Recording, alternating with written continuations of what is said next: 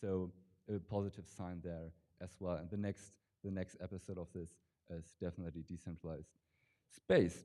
And the goal of our ecosystem building initiatives right now is really to lower the barriers of entry for anyone anywhere, either to contribute to space science or to start their own projects, find the right people, and then lift off. Additionally, MoonDAO took the first steps for the whole governance and the whole governance mechanism that we got in place, that the general public can actually vote with us for new proposals, for new projects to start. And we use this also with our current system in place to source talents from other industries and get them on board in our projects. So now I'm gonna tell you some more stuff about decentralized science and why this is really interesting for space. I mean, the problems in the academic world, they are mainly related to content distribution, collaboration between scientists worldwide, communication issues, and for sure also the low-hanging fruit, crowdfunding and incentivization. I'm mainly thinking about the technological access for people in the academic world, the accountability of intellectual property, and how we can distribute funds to put the money where our mouth is, and not, for example, give huge corporations already a more huge profit just by exploiting scientists worldwide.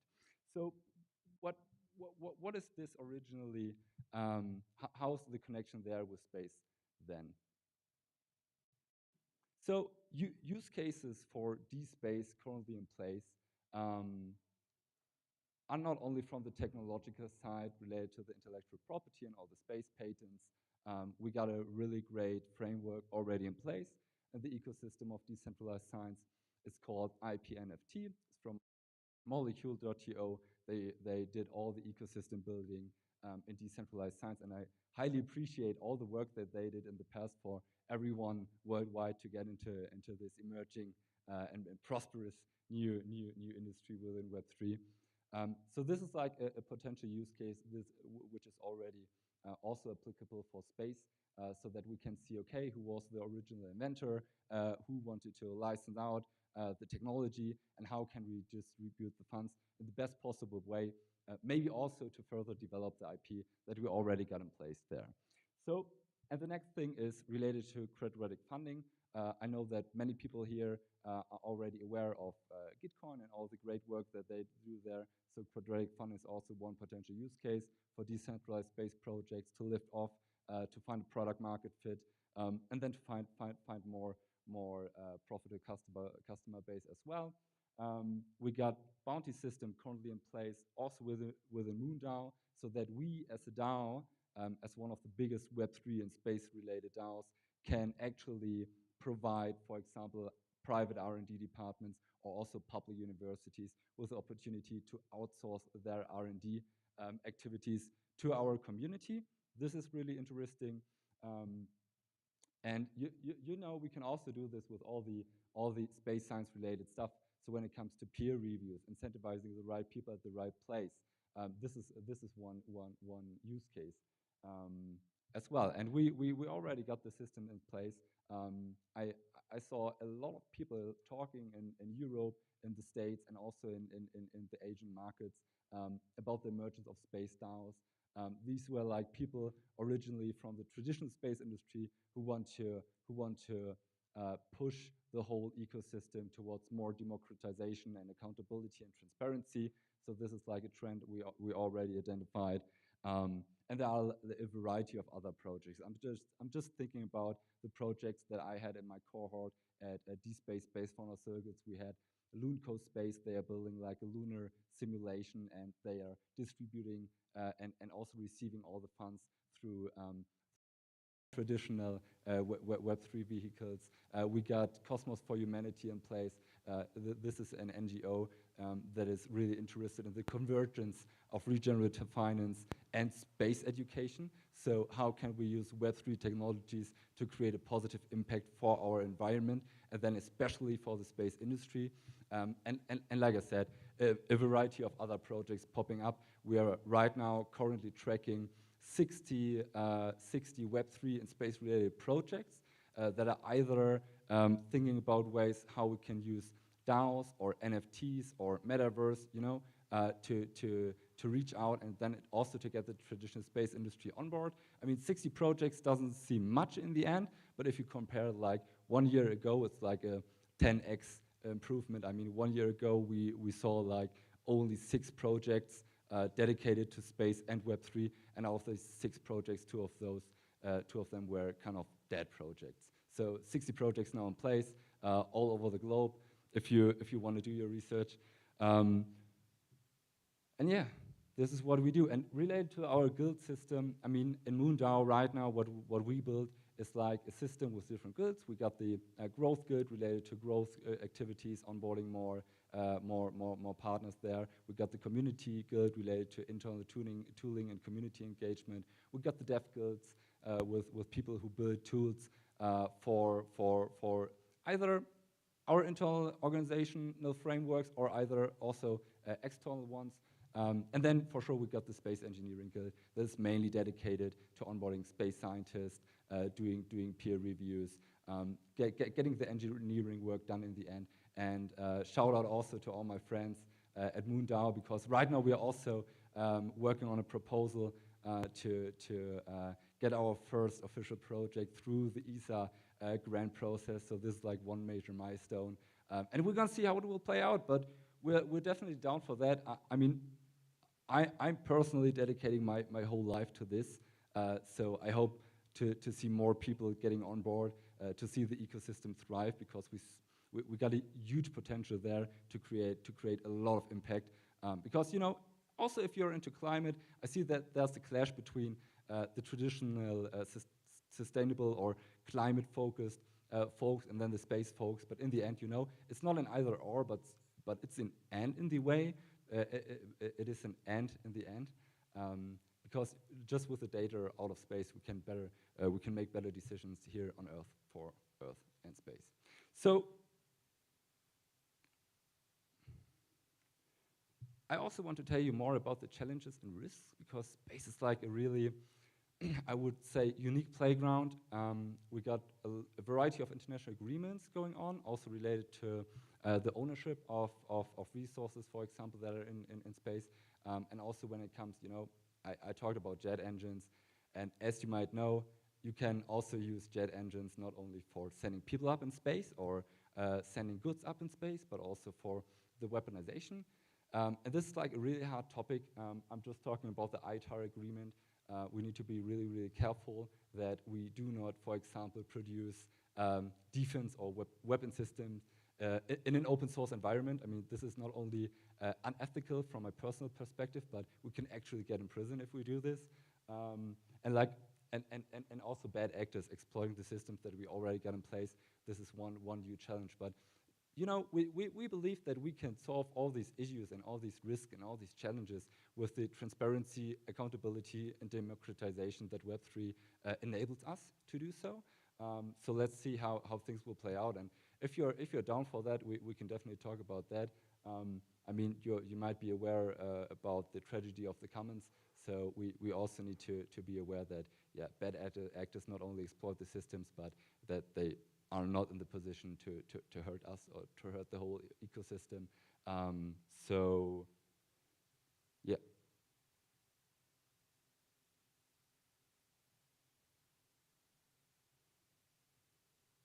Next slide, please. Okay, so yeah, I'm gonna come to my conclusion now. So, you know, in conclusion, we believe that DSpace got the potential to transform the space industry in a sustainable way as well, and by creating this Web3 startup ecosystem together with people and players from the traditional space industry and from the field of decentralized science, we can really enable anyone, anywhere to get into space, to work on your projects, to find the right people, and then to get things done. So I want to thank you all for listening to my talk today. I hope that we can drive innovation forward together. I hope that we can align all the people all around the globe together for one common goal, to save Earth and then bring humanity forward. And I love the convo with you. So feel free to reach out. Next slide, please. So thank you for listening to me. Feel free to reach out if you believe that humanity must become a multiplanetary species. I mean, just for me to get a better understanding, who believes that humanity must become a multiplanetary species? Please raise your hands. Okay, very nice, very nice. And who of you is currently working on projects related to Web3 and space tech? Please raise your hands again. Okay, a few people. So if you're interested in doing so, feel free to reach out. Next slide, please. You can scan this QR code and you can enter your email address. You're directly in our onboarding process, joining the Discord. You can reach me if you're into decentralized science, if you know great people from major R&D departments or public universities. I'm more than open to tell you everything around this. So enjoy your day, enjoy ETHDenver, enjoy DAODenver, and hopefully see you soon. Thanks a lot.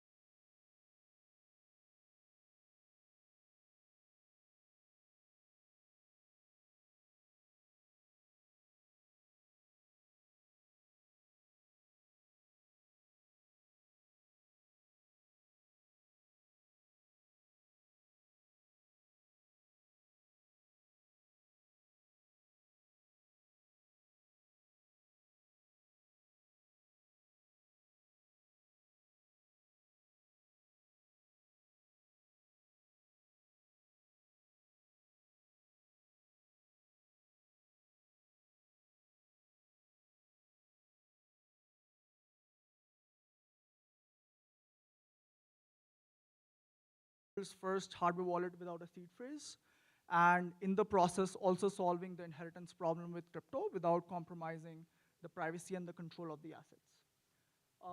And we're very fortunate to have both Orange DAO and Gnosis DAO as both partners and investors at Cypherark, and that's both of the DAOs where I'm part at currently.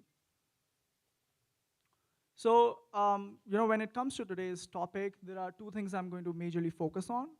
First is the different types of wallet attack vectors which sort of exist for different DAO members, and basically the best ways to avoid them.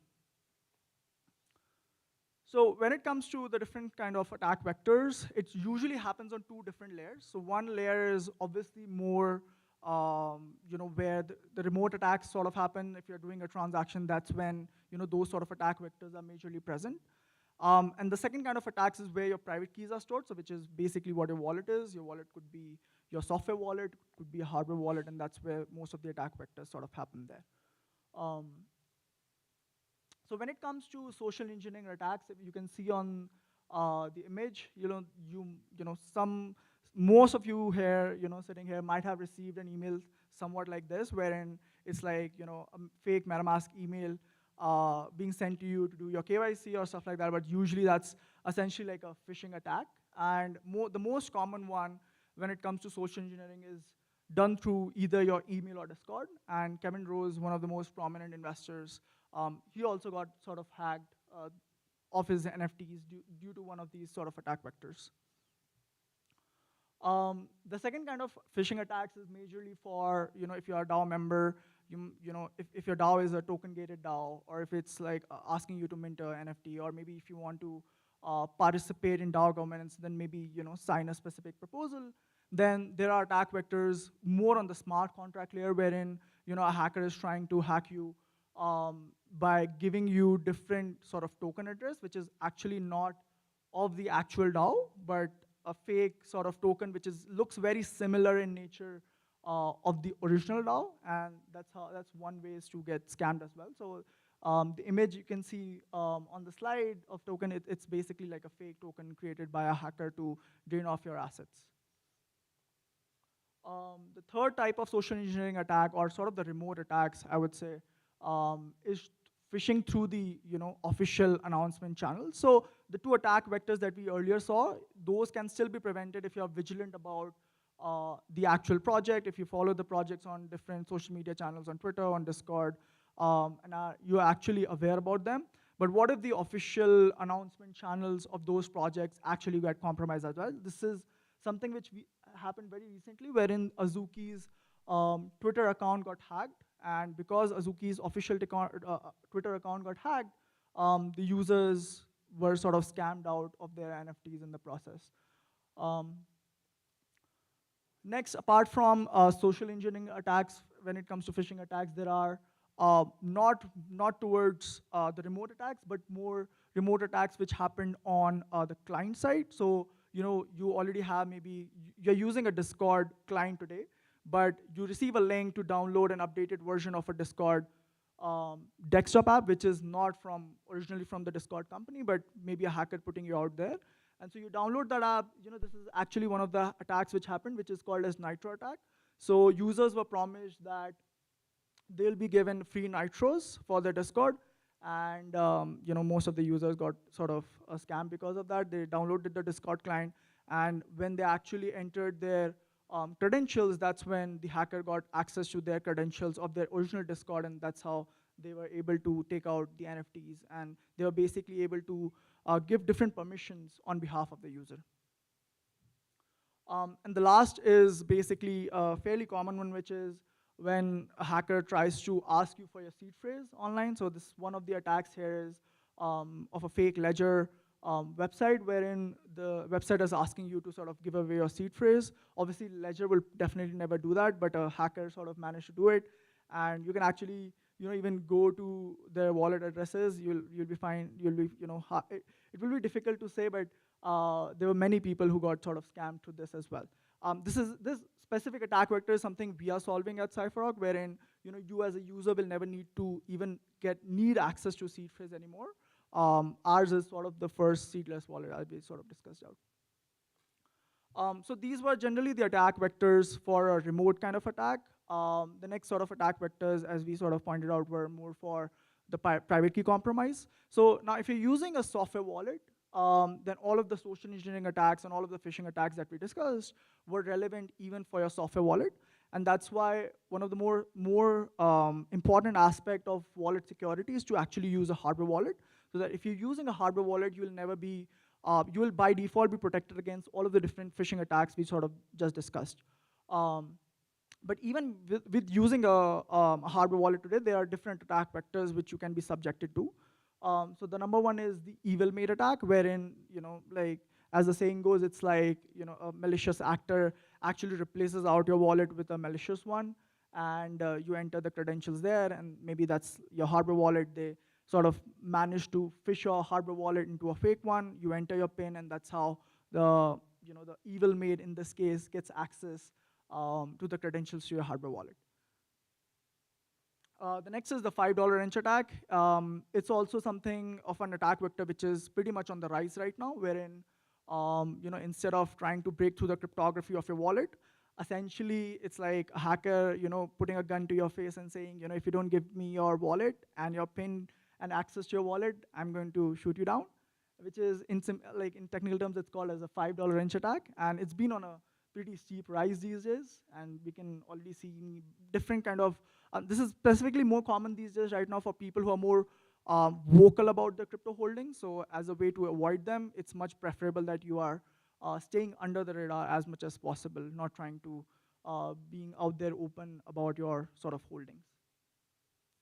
And last is more towards the loss of the funds or the theft of the funds, wherein the private key itself is lost due to human error. So that could be because maybe you forgot the password, you forgot the PIN, you maybe forgot the seed phrase where you kept it in case you needed it.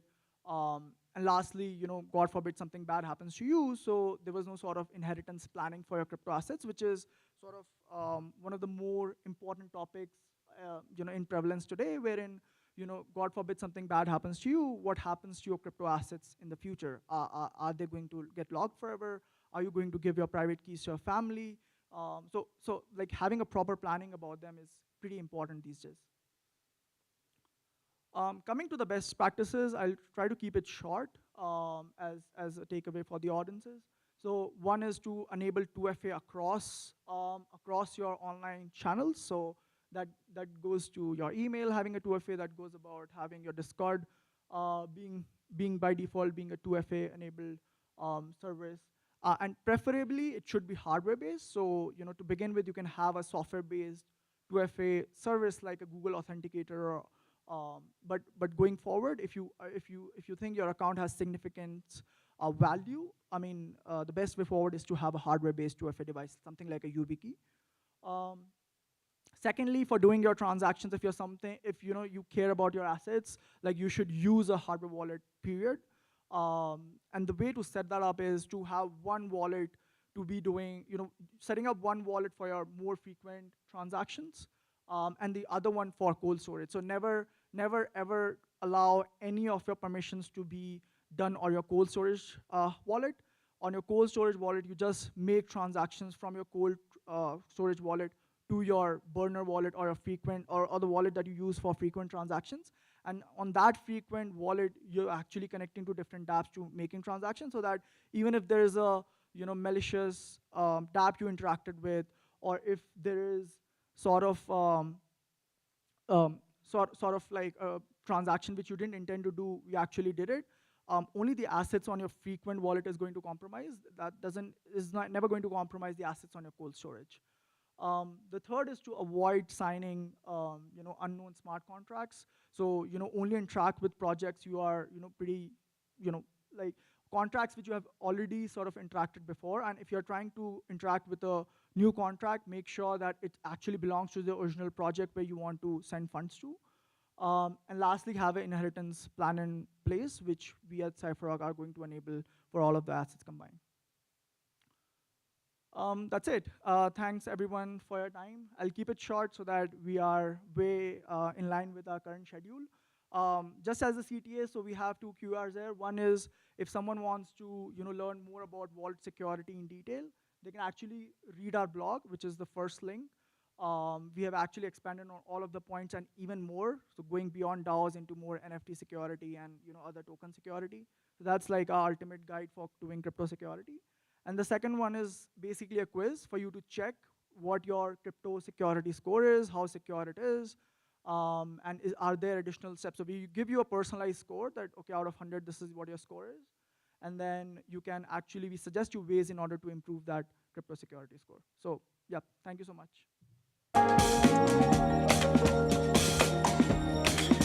Thank you, Rohan. Is Spencer Kavanaugh in the house? We have Spencer Kavanaugh. Please come on back to the soundboard.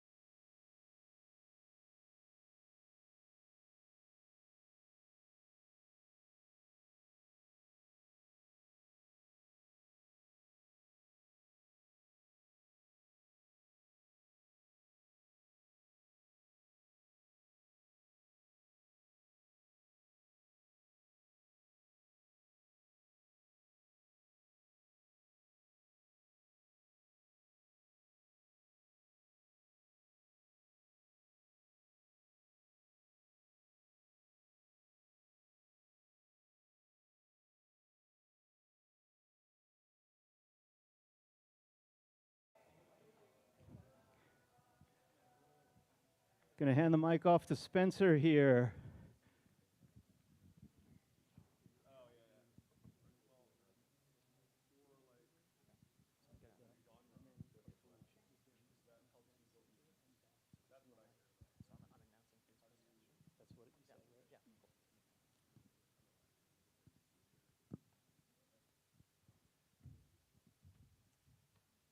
Hi, everyone. I'm Spencer Kavanaugh. I'm with Lobby 3, and that's a decentralized advocacy organization.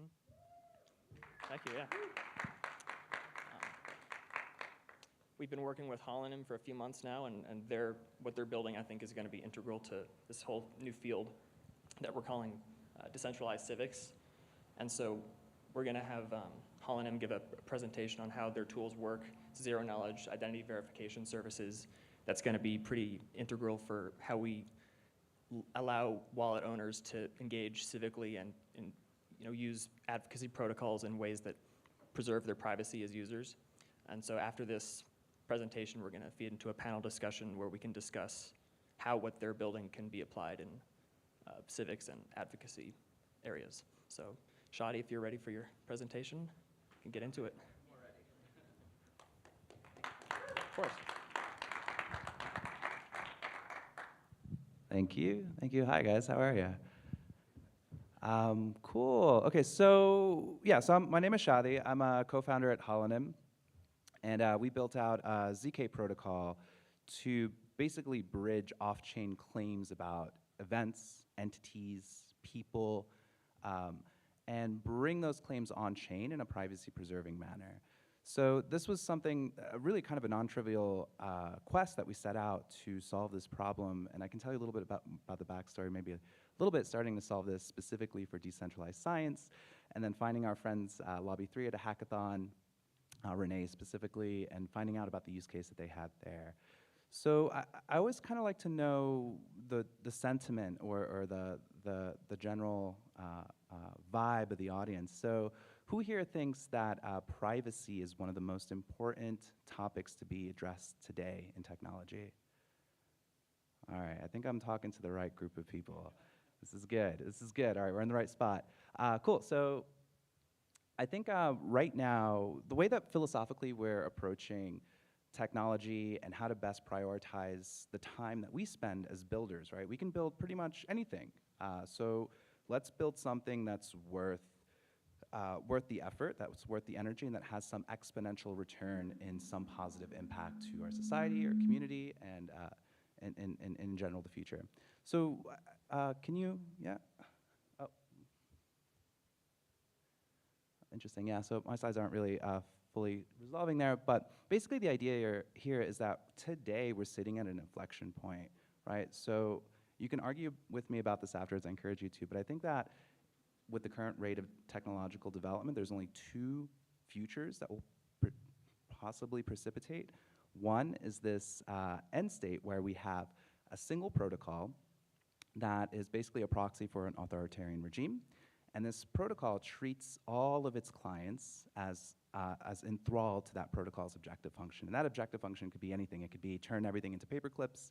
It could be to maximize the best interests of the Communist Party of some particular country. It could do whatever it's parameterized or whatever it comes to the conclusion that it should optimize for as a protocol. And so blockchains are really good at this. They make it so through automation, through structured organization of data, through the ability to tie identifiers to events and objects and identities. This makes it really, really dangerous. So on the other side of that, we have the regen future that we're all, I think, here for and rooting for, which is this self-sovereign human-computer interactive state where everyone can participate in voluntary crypto commerce globally. And I think really key to that is the power of consent and participation in technological systems. So how do we get to one versus the other? I think that's a really difficult question, but really core to that is consent. And consent can only be made through privacy as a default setting for all actions on the internet. And that's what the philosophical stance that we're building for. I think a really great illustration of this, of why we need this, is to take Constitution DAO as an example. So Constitution DAO was a bunch of crazy people on the internet that got together that thought that they could execute Nick Cage's vision of stealing the Constitution from rich people. So they were almost successful. They raised a lot of money. They were able to bring lots of people together, actually get a bid into the Sotheby's auction, which in of itself is an amazing feat, to actually be recognized by these institutional closed-off walled gardens. But the problem is that all of their actions were public on a public blockchain. And because of this, they were able to be outwitted by those that were monitoring, seeing how much money they had, and be able to outbid them. So that's one view of kind of how public blockchains can kind of defeat us in this way. The other is, yeah, I'm skipping around a little bit. Wait, can you go back? Really wish I had my clicker. Yeah, there we go. So the other thing is, take for example any DAO governance vote that's put on chain, right? So if you're looking on chain and you're looking to see who's voting on which particular contract or which execution, could be a DeFi contract, allocation of a treasury, and you see a bunch of DIDs are voting yes or no, you don't really know if those DIDs are one person, multiple people, adverse actors, you have no idea. And so you're kind of faced with a conundrum. Do you just accept this as the status quo? Or do you go and maybe KYC your users and say, I want you to hop on a Zoom call with one of our DAO members. You got to make sure you're a real person. You got to follow this really complex UX and verify that you're not a bot. So it seems to be like a one or the other trade-off, and there really is no in-between currently at the moment. And so that's what we see. Sybil attacks are really, really common all throughout Web3. This is something that Gitcoin's been tackling as their primary problem for, since almost their inception. Accountability is really limited, so if one of these DIDs does end up rug pulling your protocol or your proposal, what are you going to do about it? Unless they off-ramp somewhere and you're able to contact law enforcement and it's a jurisdiction that will care about this, then there's nothing you can really do. And lastly, privacy is black and white, and that's either you accept the status quo or you sacrifice privacy. So solving this, I think, reputation has been proposed as a solution to this, for a while now. Everyone's been pretty aware, like, okay, well, if we want to protect against bad actors, we need to calculate all the points of good behavior in the system and take away points for bad behavior, and then gate actions within the ecosystem and these permissionless autonomous systems by these positive points, right? But the thing is, it's really hard. And we've seen multiple protocols emerge, try to solve this in different ways, and I would say the problem is still pretty open. So, for example, we've seen POAP, which is an incredible protocol, but I don't know if you've ever done a POAP drop at any event, and you're like, 100 people came to your event, but somehow 1,000 POAPs were minted. Yeah.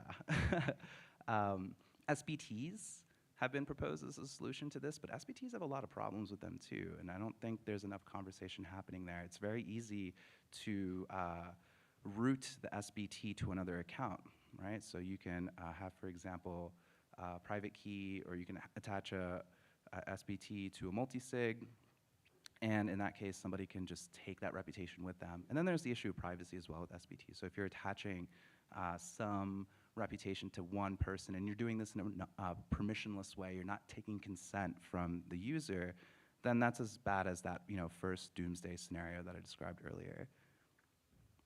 So all these issues come down to how do you maintain privacy, and that's why we built Holonym. So Holonym is, there's a bit of meaning in the term there, right? So Holonym is a term from grammar, right? It's a word that's composed of the sum of the parts. But specifically, we're taking inspiration from Nick Szabo. In '94, he published some papers, or rather blog posts, you guys should go check them out if you haven't, where he introduced smart contracts. This is before Vitalik ever put cursor to terminal and coded some of this stuff up. He really was pioneering in the space. And key to this were these individual identifiers for pseudonymous entities that interact in these voluntary participatory crypto commerce agreements on the internet. So NIMs are these individual identifying pieces of information that just tell you what you need to know about a person, object, or entity, and no more for the agreement, for the purposes of the agreement or the contract that you enter. So we created this thing called Holonym, which literally takes NIMs, which can be things like derived from valid credentials, such as a driver's license, such as biometrics, for example, through a FIDO2 cryptographic, like for biometrics, for example, on your iPhone, which is FIDO2 compliant. You can do all kinds of cool cryptographic stuff with that.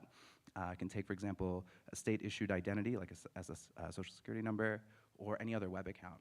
And we wrap those NIMs in a ZK cloak, you can think of it as, and put that on chain, some form of that on chain, a hash of that.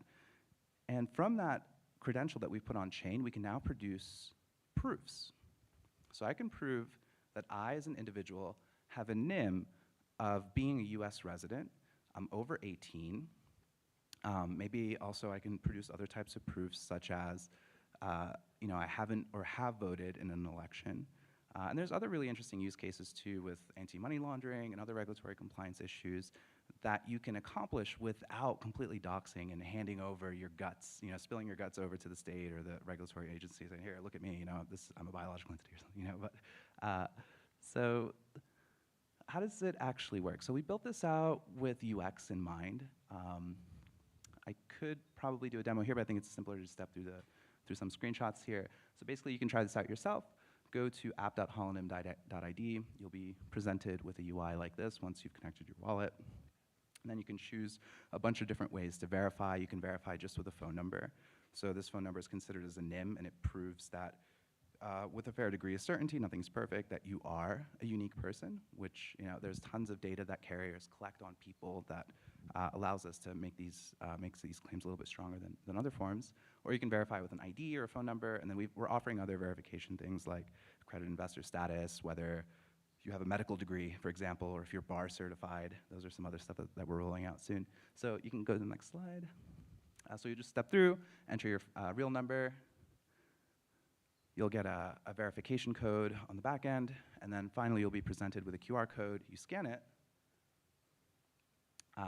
So that'll open it up on your phone. You scan your driver's license. The credentials will load. So this is where the ZK magic is happening. The credentials being hashed. Yep, the credentials being hashed. And you're generating a signature based off of that, and that's where you're creating your holo or minting your holo. You click mint your holo. You'll be added to an on-chain global Merkle tree. So you'll be injected into this identity mixer. It's like Tornado Cash, but for credentials. And so once you do that, then you can prove different things about yourself, like you're a US resident, I'm an MD, I'm bar certified. So what's really happening under the hood is we're bridging off-chain claims on-chain using minimal extraction points of information for a user. So the issuer can be any third-party arbitrary KYC provider. And what they do is they give you a credential and a cryptographic signature with something called a nullifier. And once the user receives their signed credential after it's been signed by the authority, they substitute that nullifier with their own salt and pepper. It's a way of just randomizing the information and generating a unique hash function that the issuer can't track. So they pass that information through a relayer. They never need to interact on chain with any crypto wallet. And once it's on chain through the put on chain through the relayer, nobody off chain can track that particular identity. They don't know which person they are in the mixer. And from there, they can, from any arbitrary crypto wallet address, can now produce a proof. So now they can prove from their holo that I have or haven't voted, I'm a US resident and whatnot. So who's using this? Lobby 3. I think now might be a good chance to transition, but just really quick. Lobby 3 came to us with a problem where they wanted to become an official DAO lobbying and advocacy for Web3, pro Web3 policy. However, the problem is if you're funneling funds to campaigns or if you're trying to actually be a licensed lobbyist, you have to KYC because there are laws against soliciting campaign donations from non-US nationals, non-US residents. And for lobbying, there's all sorts of regulatory requirements associated with that. So how do you prove your members are US residents and gate things like voting on treasuries to deploy funds to support a candidate in some jurisdiction without running afoul of these requirements and losing the whole credibility game before you even get started with engaging in this sort of work? So we built out the solution specifically for them in mind in the beginning, and it turned out to be pretty general. And I'll just really quickly go through this. Gitcoin's also looking at using this. We just submitted a pull request a couple months ago to make this a lot easier for verifying actors or Gitcoin grant recipients with minimal. Bright ID is really difficult, but here you can verify with the holo in just a couple minutes. Like DAOs using this to verify bar certification of their members. So they have 3,000 members. They don't know who really is a lawyer and who isn't. So how can they offer services in a verified way? We're also using this for Verse. You can check this out. It's a project in decentralized science that allows us to prove academic or educational credentials. There's a bunch of other use cases. Definitely come chat with me about it later. And I think we should be good to go there. Yeah, so this is the team behind it. It's not just me. I didn't build all this by myself. I really like to call out Nanak, who I wish could be here right now. Amos, who has COVID, can't be here either. Caleb's floating around. Doesn't like talking to people. I love Caleb, but yeah. So I'd love to transition to the panel. I'd like to welcome Gary Sheng on stage from Gitcoin.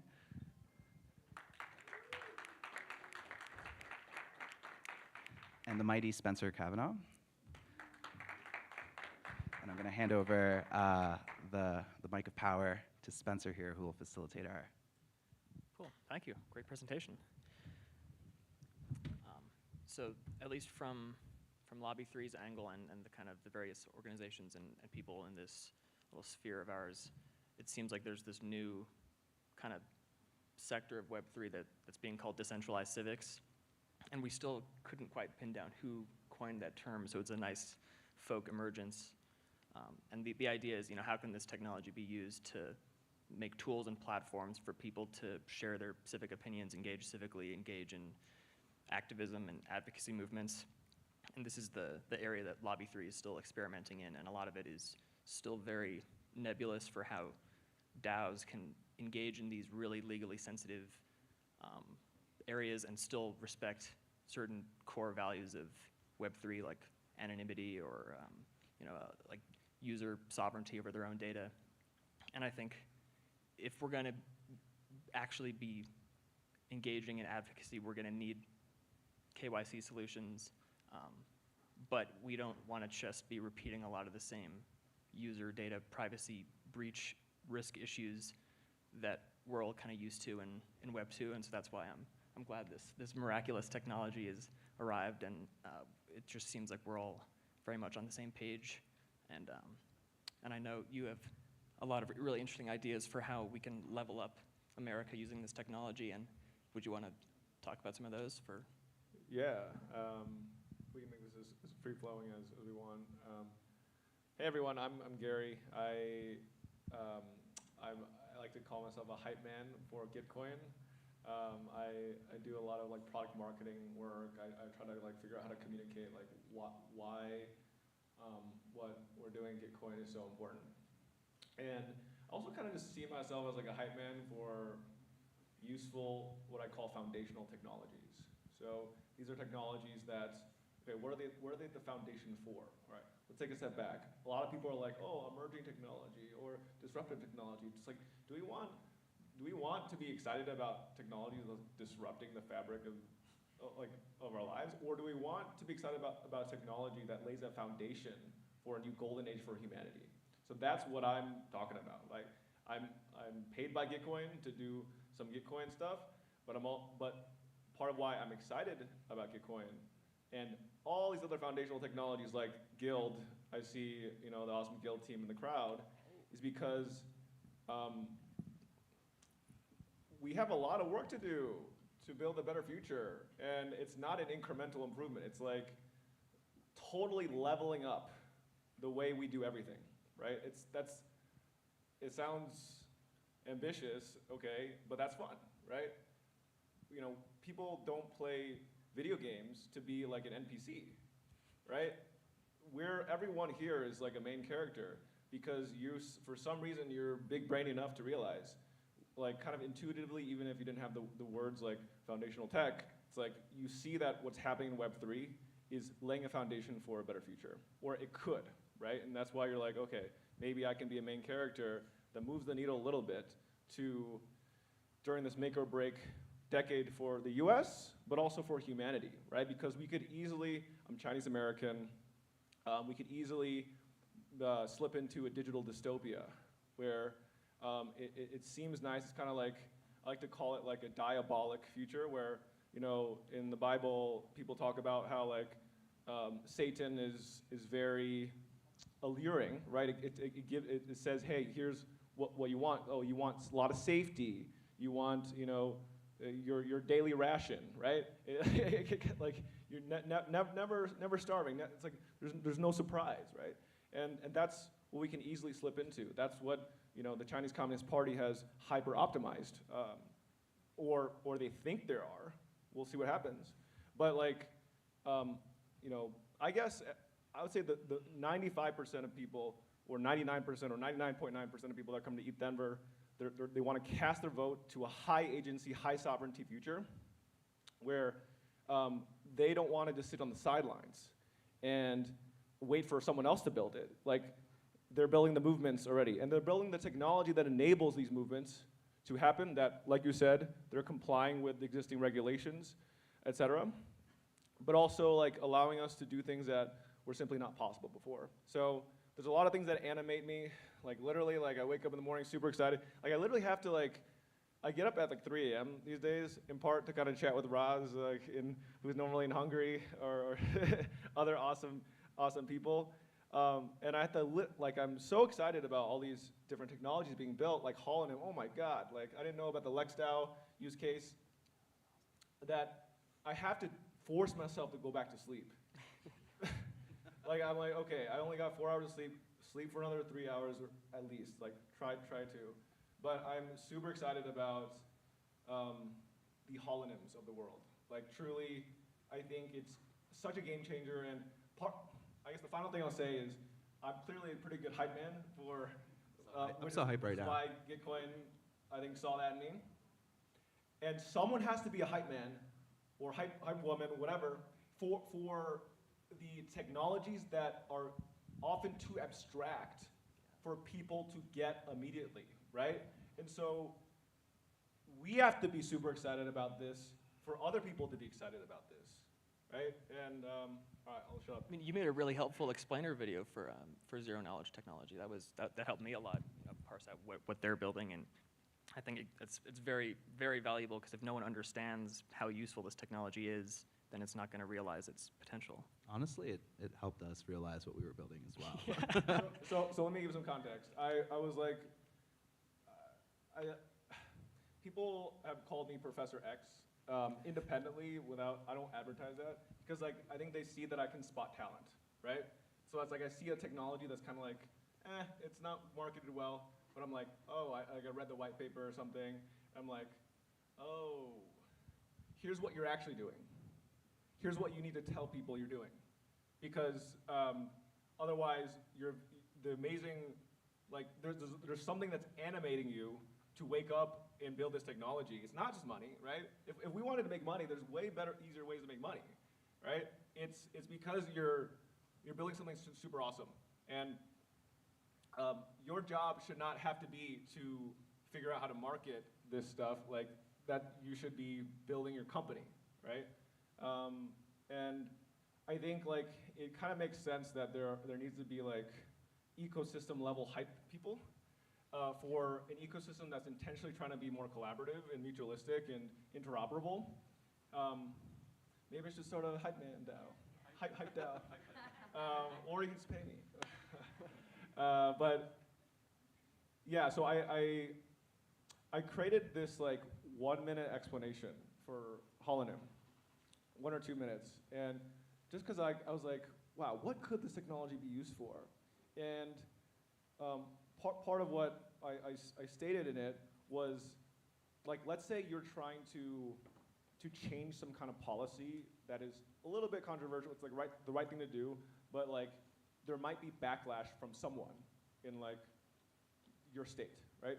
You still want to organize people, but you don't want to have like professional ramifications, because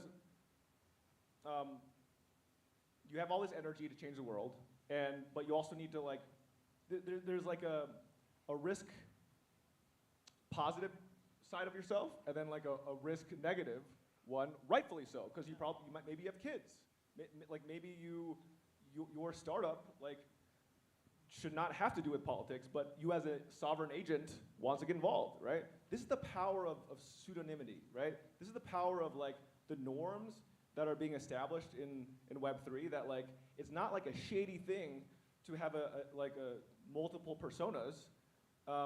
It it's essential in this time when people will use what they know about you publicly against you. And so I'm like, I know the life that I've chosen, for example, where like, I'm pretty open book. And like, the amount of scammers that have pretended to be me and like have tried to like exploit me, I get random texts all the time. Like, I know what I'm getting myself into, but I do not want anyone else to have to do that to change the world. Yeah, just to go back to, am I live? Am I here? Nope. Hello? Okay. Yeah, just to go back to this idea of pseudonymity. So pseudonymity is thought of as like kind of sketchy, right? Like, oh, like why are you trying to, are you a video game character? Are you trying to scam somebody? What's going on? But, you know, if we actually look out there, pseudonymity is pretty well established in the form of LLCs, in the form of shell corporations. It's very common for people with the right know-how, the right resources, and the right, I guess, objective function to spin out a pseudonym and raise capital, do all sorts of things. So SBF. Yeah, there we go. We don't need a better example than that, actually. It's kind of crazy. So what I find really compelling about DAOs, and I would love to hear kind of what you guys think, is that it makes the ability to coordinate and organize either as a self-sovereign individual with a particular wrapper around your agency, whether it's like your Lobby 3 wrapper where you're engaged in politics, and that's separate from your Gitcoin wrapper where you're out there, you're publicly advocating, going in real life events. So, you know, I'd be curious to know kind of how you guys think about pseudonymity in your day-to-day in terms of operations at Lobby 3 or maybe at Gitcoin. Sure, yeah. I mean, one of the things that we're learning from Lobby 3's perspective in terms of forming a legal entity for a DAO and how that can challenge some of the values of there not being a central point of power around which everything else revolves, or people being able to remain pseudonymous. Some of the legal realities that I'm just becoming introduced to myself is, say, there needs to be a responsible party for the IRS if you're going to be taxed as an entity, and all this other stuff that in certain situations you need a board of directors. In the case of Lobby 3, we're going with an unincorporated nonprofit association because I think it can have a board of directors, but it doesn't need to, so it can lend itself to progressive decentralization. I think in principle, the board of directors could dissolve itself there. But we're using Holonym and Guild, actually. It's cool that you guys are here. Right now, between Holonym, Guild, and Discord, you can zero knowledge. You could do so much. Yeah, you can already zero knowledge nationality gate a DAO right now. It's possible. We have a blog post to write about this. We do, yeah. Sure. Yeah, just to maybe give a little bit more color on that. So yeah, so totally possible right now to create a DAO where everyone can be proven to have a certain nationality. We can even go down to state residence. Later down the road, we can even have like zip codes. And so that's just one potential use case. You know, once you add on other forms of credibility or reputation, like Balaji talks, you know, a lot about how in these pseudonymous systems, you have this issue like, well, how do you bootstrap a system from scratch? Well, it'd be great if you could import the reputation of people off-chain, on-chain, but that's really hard. He calls it, it's really hard, but there's a solution, he calls it Z-Karma. So this idea then that you could wrap that credibility around with a ZK solution, that's what we're trying to do, really. So for those, you know, that... Is this like written about much, or...? A little bit. I think there's definitely a couple blog posts where he brings this up. It's been really inspirational, I think, for other folks that are thinking about DIDs and zero-knowledge identity. Alison Dutman writes about it a little bit in her Gaming the Future book. Definitely check it out. It's a great book. And she talks a lot also about this concept, which, you know, she kind of pilled me on, of voluntary cooperation. That's the only way we're going to beat the AI alignment problem that's looming on the horizon. Not to go in a different direction, but... I mean, speaking of Sybil defense, speaking of how it's becoming like zero cost to pretend to be someone, and I think it's sort of our job to explain that like you are going to have to constantly be showing a level of like government ID level of authenticity all the time. Otherwise, like well, you're probably just participating in very scammy environments. So it's like, it's kind of like a with zero knowledge, it's not like, it's beautiful because you can keep providing more layers of authenticity without compromising your privacy. And like, I guess previously, there was like this social contract with like the Web2 companies where you give up all your data in exchange for like better ads and stuff like that, more personalization in your tech. But like, what if you could get both? What if you could maintain your privacy, import your karma from the real world, have really great experiences with tech, like have AI that's giving you recommendations on how to make your life better without being like prey for people that want to use your data, like personally identifiable information against you, right?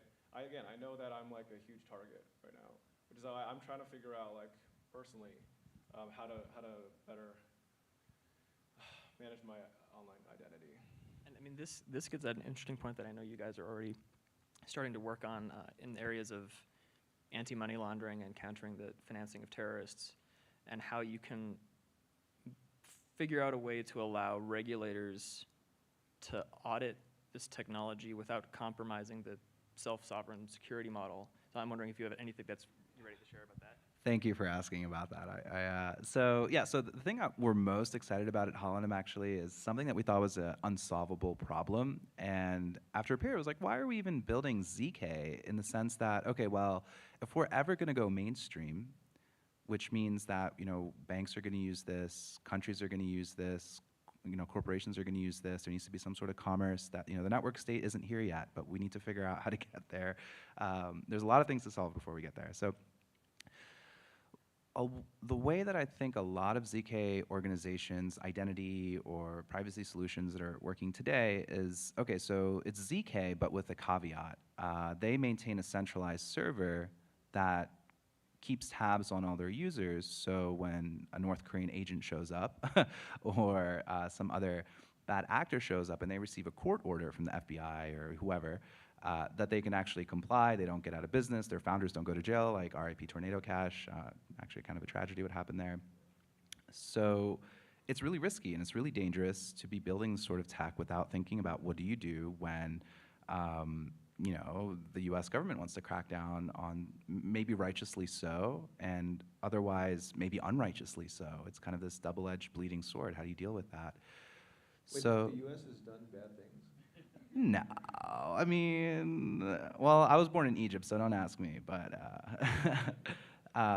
yeah, so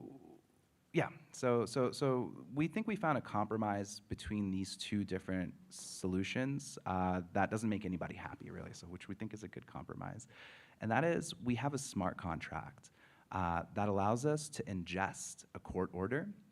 And if that court order meets some valid triggers or requirements, there could be a DAO that sits on top of this, this smart contract, a DAO of legal practitioners, of internationally practicing lawyers, right? That, or maybe don't have like a certain stake in the anyway, there's a lot to say about that. But and the idea is that once this smart contract ingests the court order and verifies it, the government, in essence, is making a public claim to audit a particular identity within the ZK Merkle tree. And so what we do is we have a public key that's sharded into multiple pieces, and the government only gets one shard of that public key. To reconstruct the rest of those shards, they need to make that public statement, go through due process, and you know that remains TBD, but you know there's really some really simple use cases we can roll out in the short term.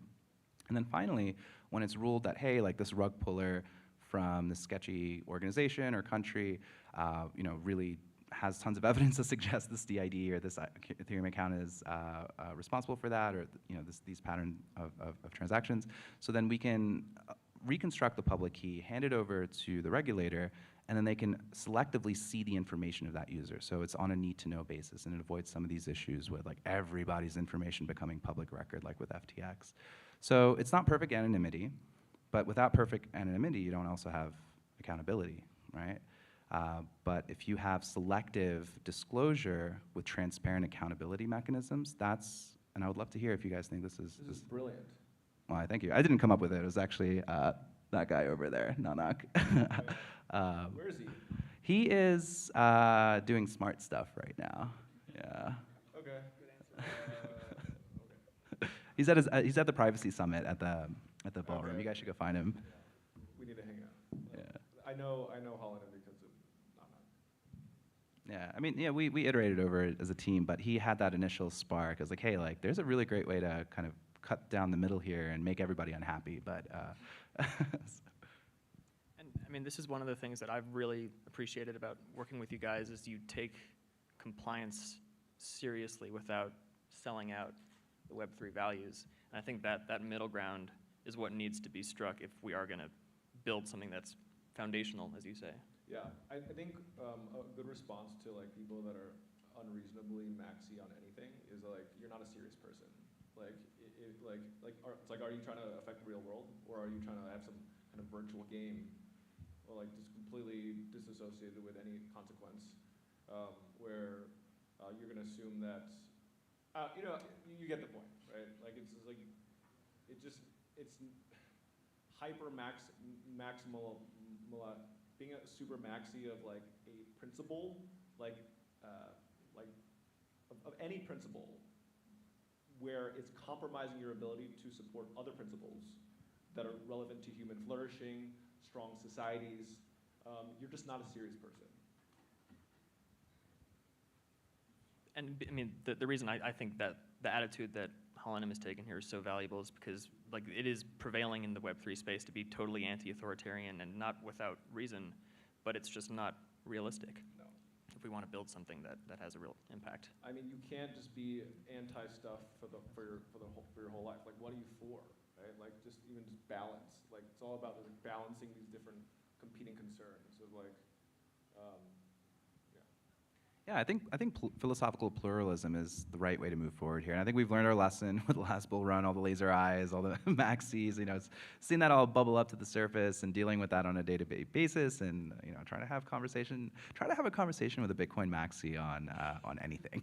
Really, I tried to describe Holonym to an OG Bitcoin person. I was like, maybe he'll invest in us. I don't know, but the conversation quickly soured. He was like, any DID is a barcode seared into your flesh. The only path forward is Bitcoin. I'm like, oh, okay, well, how can we, what? Like, okay, so how can we have regulatory compliance? We don't need regulatory compliance, the US. So, you know, it's so like in terms of, you know, there's like, how do you maintain a foot in each of these different camps and bring everyone with you, right? So you bring, you know, the folks that are out there doing really great advocacy work in traditional political circles, but they're working by the book. How does Lobby 3 mobilize those folks and build credibility and say, hey, look, you know, we can crowdfund your End Poverty campaign in Detroit before next election season by putting up a Gitcoin grant or something, or you know, combining that with Giveth, and you know, we can provide a way of soliciting proposals and what are those things called? DVox. I wanted to transition to DVox. Petitions. Yeah. Would you like to talk about DVox a little bit? Sure, yeah. Are we good on time for this other topic? I'm not getting any negative indications. Okay. Yeah, the idea for Lobby 3, the project that we're kind of gearing up to start developing now is DVox, Decentralized Voice. The idea is it can be a decentralized advocacy protocol or a petitioning protocol, if you want to think of it that way, where someone can write a message about some cause that they care about, maybe with some stated goal. They can collect signatures from other wallet addresses, and that becomes really valuable when you're now able to verify that these signatures are from a given national jurisdiction or eventually even zip code, without requiring those signatories to like publicly disclose their identity. Yeah, can I just explain the significance of what you're building? So, a big thing. So just from the need to innovate in the petition world, and that's just scratching the surface of what Spencer's vision is.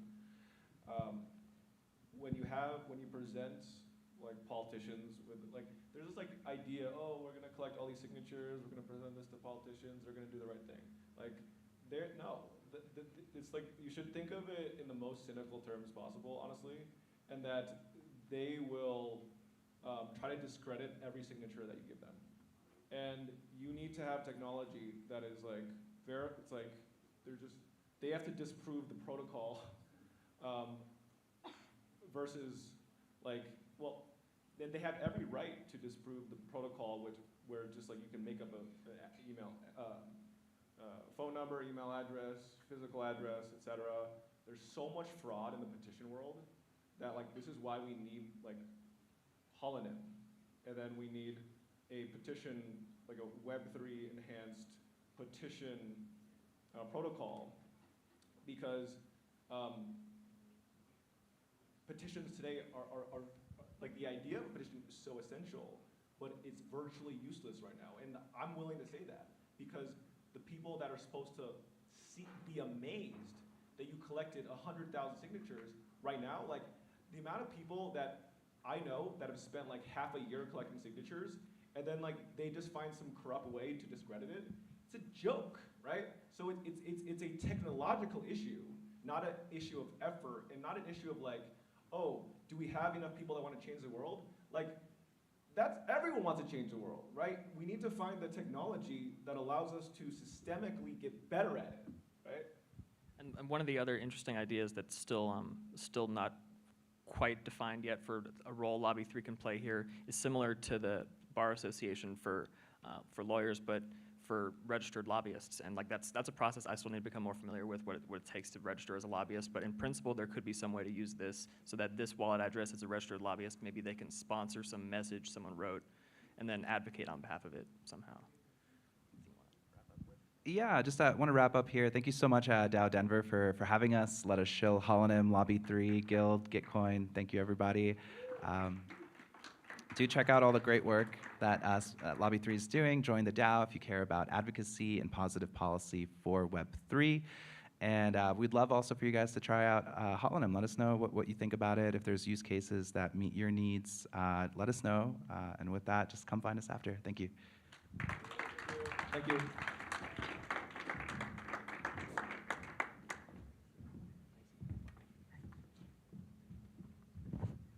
Okay, everybody, we have next speaker coming up is Vikram from DAO Lens, and wanted to let you know that DAO Lens is one of our sponsors, but they're going to give a talk that is of general interest, of course. And also want to let you know that we have it's the DAODenver City DAO Lounge next door, where probably everybody here checked in, and just if you want to talk, everybody's doing great here. We expect the room to really fill up and get over capacity as we get into the ETHDenver Build Week here. And just let people know that there's a place to go over there. Some of our sponsors have drink tickets. Become friends with them, get some free drinks.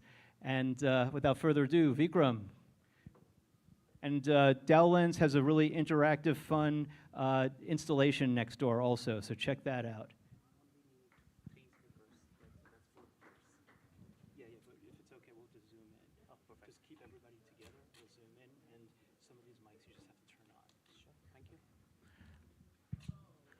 Hello, everyone. Good morning.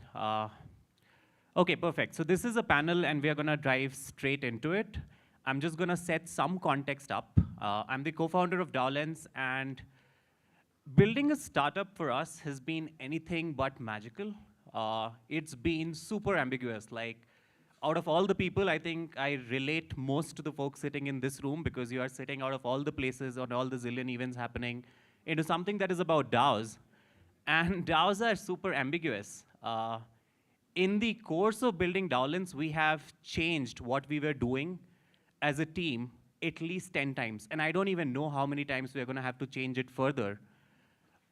This whole talk is sort of like influenced from the experiences we have had on that front. So if you see, the topic we have is DAO-to-DAO collaboration and the state of tooling. I'm going to introduce the speakers one by one, and we'll dive straight into it. So first, we're going to have on stage Eva Bailin. She is the director of Graph Foundation. Eva, you can come in. She deals a lot with data, and I can't think of anyone better for us to like have measurable outcomes. We're also going to do something in the Indian tradition. You can just take a seat, Eva. I'm going to call all the panelists, and we are going to do something which is a little traditional. My team has brought some goodies all the way from India. We'll do that right after we have introduced everyone, and then I'll pass on the mic to you as well, Eva, for your introductions. Next, we have Rekha, who's the founder of Guild.xyz. Guild is, again, the whole idea of communities working with each other, teams, groups of people, gathering with each other, collaborating with each other. That's usually happening in the form of Guild. Couldn't think of a better person. Thank you for coming here, Rekha. And lastly, we have Austin Griffith. He is the founder of Buidl and also one of the most leading developers, of phenomenal personality if you have followed his work in the Ethereum ecosystem. In fact, I love their website. When you go onto Buidl, it just says that they are empowering people to shape Web3 up. I find it very pure. So thank you, Austin, for coming here.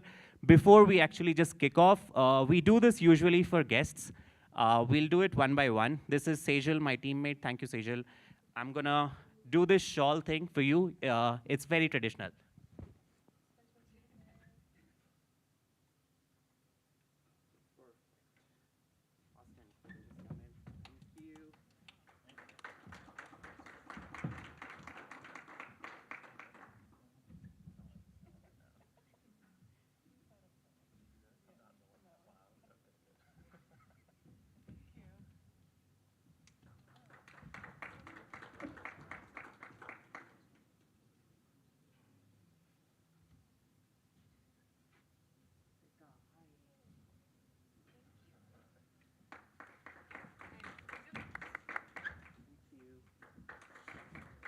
Awesome, thank you. Everyone has a mic? Can you just check yours? You may have to switch.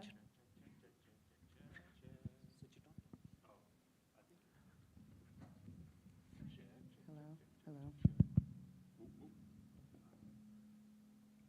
No? Maybe I'm doing it wrong. Okay, you can pull this. Check, check. Hello.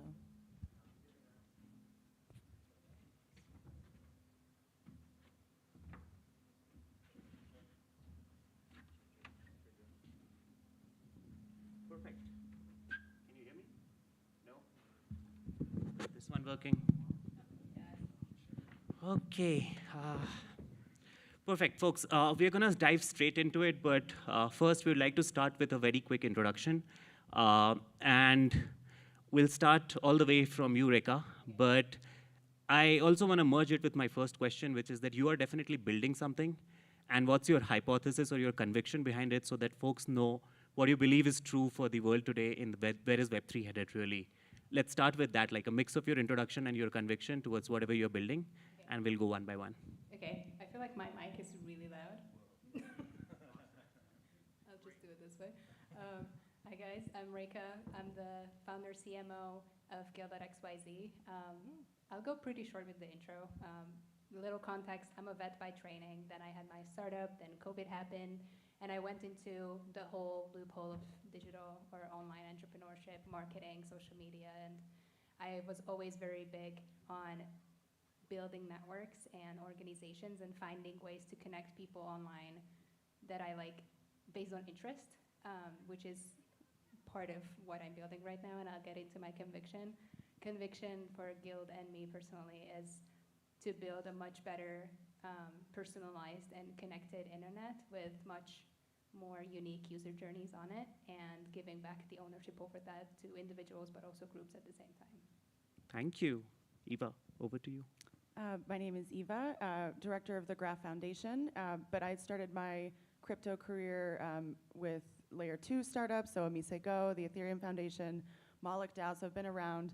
And for me, kind of tying to your first question, I had previously been a management consultant working with banks, payment companies. We were helping them rebuild their payment systems, and it occurred to me, why would we be helping centralized systems get better when we could just build decentralized systems? And what that meant to me was creating unstoppable applications, unstoppable access to things. So in the context of the graph, that means data, and being able to build any kind of application. And I think that's a lot of what we're working towards. Sounds good. Austin. What up? I'm Austin Griffith from the Build Guild. My DAO is a multi-sig. But we can get into that. My conviction is about developer onboarding and developer tooling and developer education. So my DAO is focused on funding, educating, and getting builders into the space and getting them producing awesome products. Wow. Okay. Awesome. So I'm going to derail a little bit off from whatever we had set up, but still the next question is to all of you, right? Like DAOs have a lot of networks, of course. There are people collaborating with each other. There are sub-pods. There are sub-DAOs. The evolution has been insane in terms of how people have done it. But like, what comes to your mind when you really even think of a DAO-to-DAO collaboration? Do you believe in it? Do you think it's happening? Can you give some examples? Let's start with you again, Reka. Thanks for the calling. That's good moderation.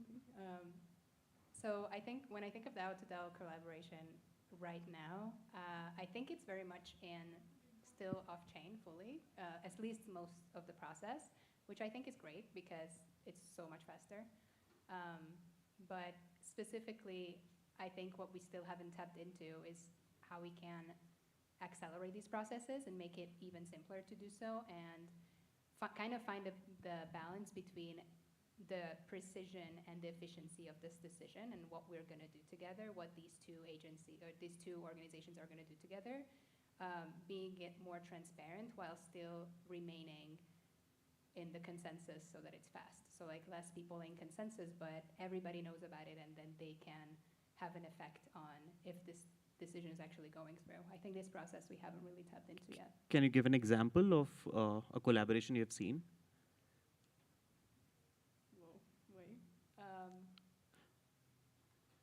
We could come back. Yeah, we could do I think a lot of partnerships, what we call partnerships in the space are like this, and they absolutely happen without involving the whole organization. It happens within a few people that are on the partnership or communication side on both sides, and then it just happens. And I think it's great, it's very efficient, but we could make this more transparent, especially in the case of DAOs where that's the whole premise. Yeah, absolutely. So just to set some context up, when I say DAO-to-DAO collaboration, we've also seen DAOs being or carrying a lot of voting power when it comes to proposals being floated down in different DAOs. And sometimes it's good because you see that, okay, it's a network of people, and it's really beautiful if you just go in and think of how groups of people who align for some different reason in an altogether different DAO is also having a say as a collective into the matters of some other groups of people, again, trying to figure out stuff, which is a DAO voting on a DAO's proposal. And voting is just one of the ways. That's not the only way in which I see collaboration happening.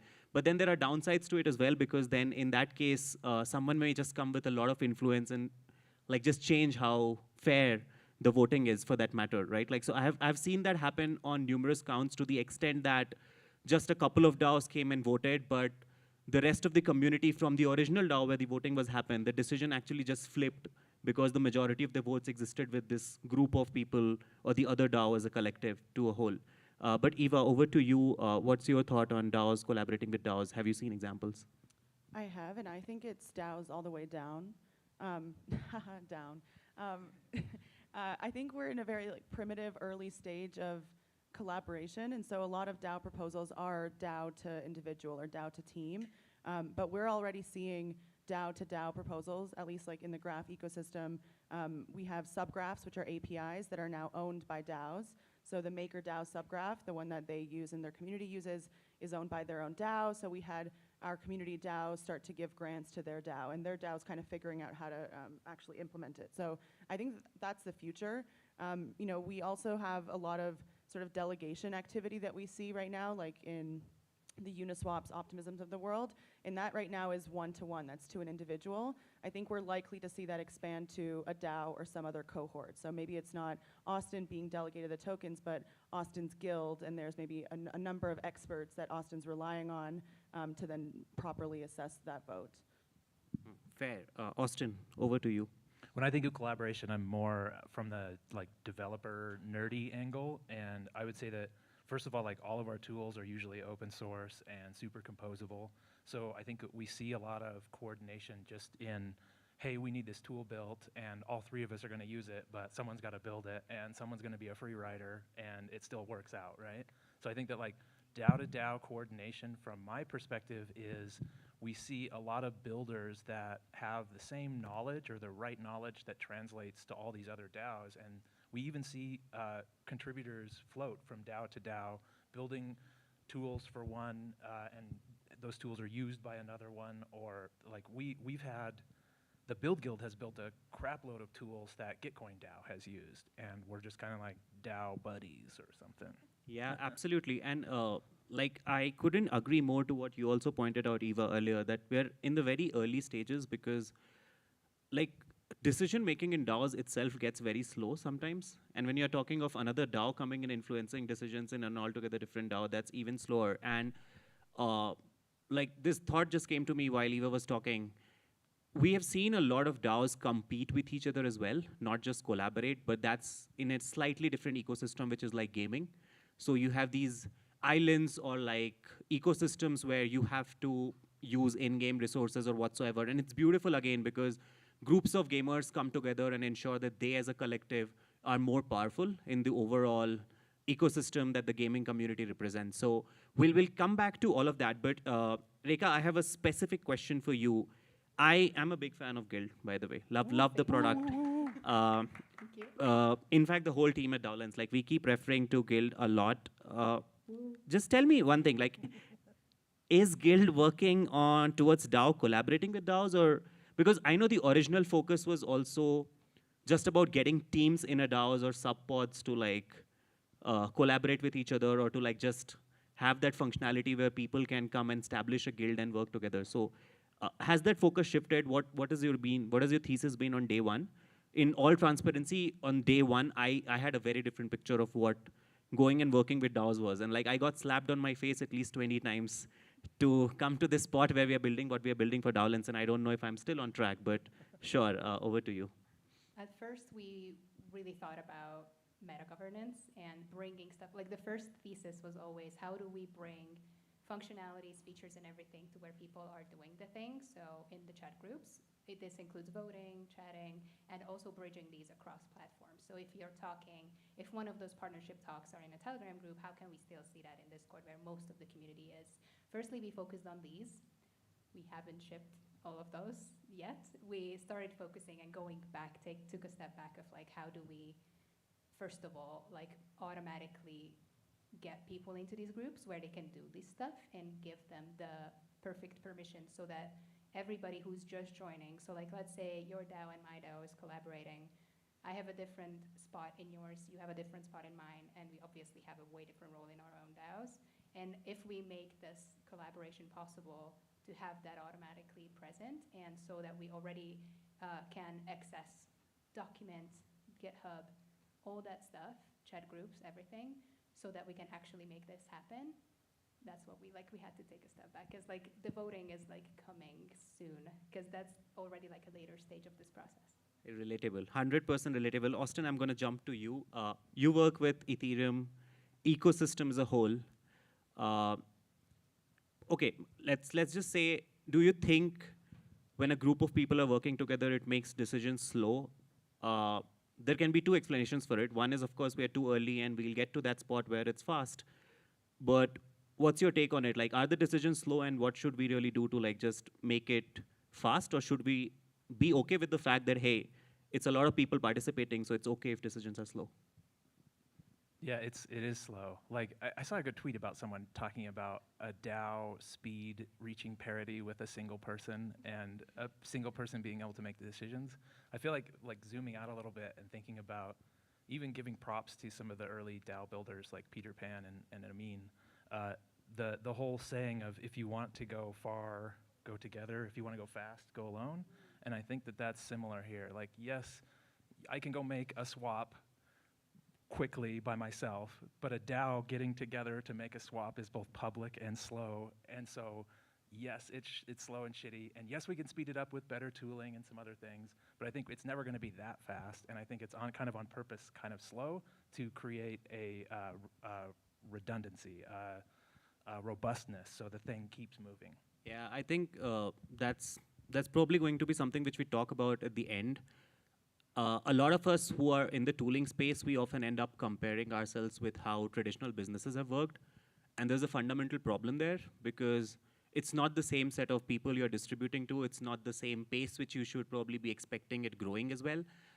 We'll come to the tooling bit as well in a bit. But Eva, one question to which I have absolutely never been able to get a good answer. And we had to actually we had to actually merge one of the tools which we built. So long back when DAOlens was when it started out, we were building something for onboarding, right? Like the idea was, hey, a developer is coming into the ecosystem, they have their own pathway of how they want to grow, and a designer is coming in, they want to grow in a very different way. How do you really hyper-personalize the journey so that that person is successful as soon as possible? And in the process also, if you can identify or weed out people who are there just not to contribute or for lurking around, right? Unfortunately, back then, most of the people, it's true to some extent today as well, were mostly hanging out on Discord. And it gets very tough measuring who's really contributing, who's not contributing. Beyond reputation, right? And reputation in its own is a world. What do you think are the markers that probably tell you that, hey, a DAO is really acting the way it should be, or that someone is a successful contributor? Are there markers? Can you even measure it? Yeah, great question. So I can share just our experience at the Graph. We have 2 sub-DAOs today. The Graph Advocates DAO, which is focused on community. That's community grants, events, everything you can think of. And the foundation, we basically delegated away our duty of community grants to this DAO. And we originally had the same question of how do we make sure that when we set this DAO, free and we give it funding, that it won't just kind of run away. And we created, unfortunately, using Web 2 tools, a very sort of thorough filtration onboarding process where to even apply to the DAO, you had to complete a mini questionnaire about your knowledge about the graph. And so even by taking that little quiz, which was such basic knowledge, it weeded out all the people who weren't there for the right reasons. Because that will happen, especially when you are a protocol that's promoting your DAO, you're going to get the scammers that think there's something like some airdrop or something associated with it. So that was really amazing because we filtered maybe 50% of the applicants who were originally half scammers out. And so you already weed out that incentive. Next, I know that I'm not part of the DAO, but I know that DAO started using various tools to track their own hours. And what happened was that worked half the time.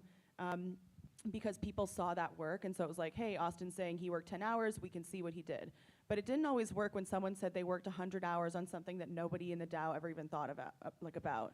And so what they started to realize is you almost have to create mini DAOs within your DAO, committees or other constructs that can kind of help funnel information, decision-making, help filter things further. So instead of someone coming to you saying, hey, I did 100 hours, maybe there was a discussion had in one subgroup about whether this was even worthwhile to be done. I will say, whether or not efficiency needs to be the goal is kind of a question. I really like what Austin said. Half the reason we're using DAOs is for a more fair, transparent system, and that takes time, right? Investigations take time, due diligence. So I think what we're striving for is more quality rather than quantity of proposals or quantity of output from a DAO. Can I just ask what you use for the forms, for the knowledge checking? For weeding out the 50% who didn't know what graph is? A type form type of situation, but then we had links that linked out. They had to take a quiz. I think that was also another type form, and then we used Notion. Okay. So it was kind of filtering first applicants, and then once there was a number of people that were passing, then they formed the DAO themselves. But it was as long as they had sort of gone through it, it was okay.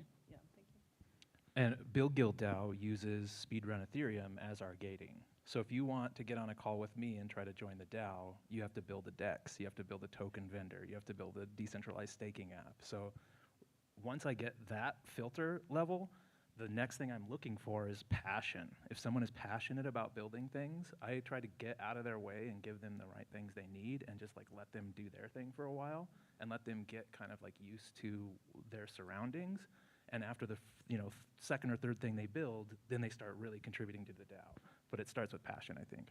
Wow. Either that or one of the models which has definitely worked in my view, I don't know if it works at an internal level, is going the Nounce route where you just make the entry barrier so high that someone is taking $400,000 to even get it into a discussion. And then I think it's safe to say that they're probably not shitting around there. But I know there are issues with even that model. So agreed with you, just Austin, 100% on it. Okay, let's switch gears because we'll otherwise never be able to touch the second side of the things, which is state of tooling. And I intentionally wanted to talk about tooling because tooling often gets looked down upon in discussions around DAOs, and that helps us do nothing because we are always probably just ending up discussing subjective things. So my first question here is sort of like to all of you. Do you think DAO tools really have a PMF problem? Rekha, you're building a tool yourself. I don't know, you call it a tool, you call it, like, I would like, correct me if I'm wrong, but do you think DAO tools have a PMF problem? And real quick, you're saying product market fit. Just saying Yes, it out product loud. market fit.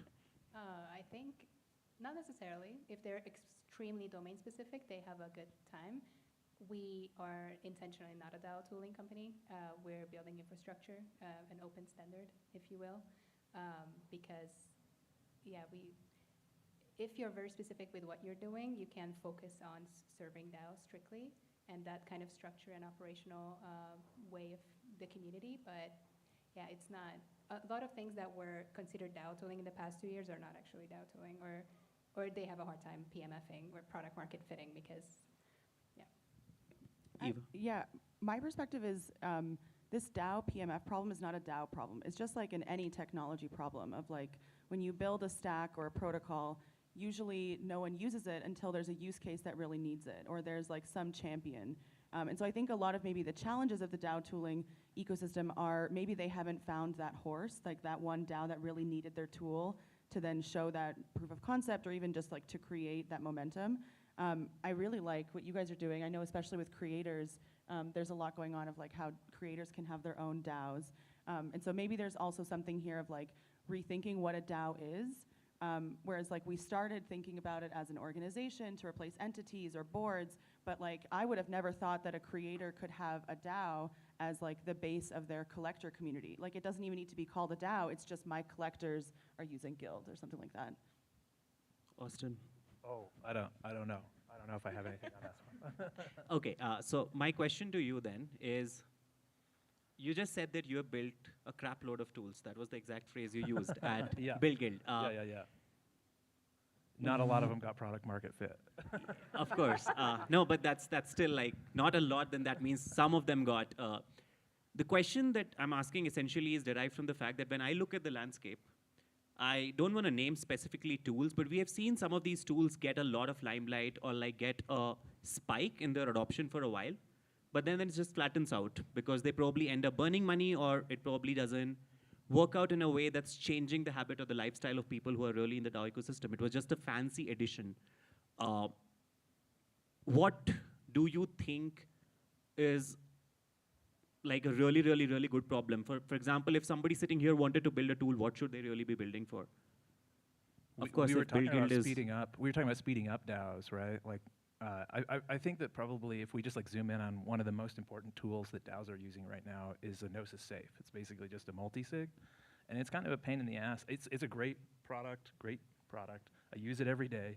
But every once in a while, I just get like super frustrated with it. I wish I could do something like deploy on multiple networks with the same address. I really love it's like a secret move when you use a Gnosis Safe to wallet connect into a Uniswap or another app, and you swap, and it's basically just like you're swapping as a person, but actually you're proposing that transaction back to the DAO. I think that's a really magic piece of UX, and I would like to see more tools built around that kind of stuff.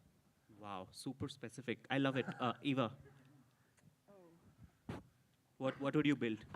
Well, I like what you'd said about speed. What did you call it? Speed run. Speed run Ethereum. Yeah. So I mean that for non-technical applications would be useful because we used Web 2 tooling. It would be cool if we could have used Web 3 tooling. And I think there's like rabbit hole-esque type of behaviors that can be mimicked here. Of like, have you passed these certain steps or have you passed this certain criteria that doesn't need to be arbitered by one company, but it's just that as a filtration process for people entering DAOs and contributing.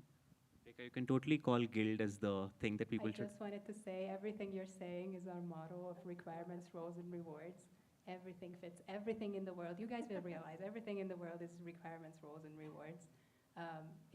We need the system to plug all of this in to like make all of this happen.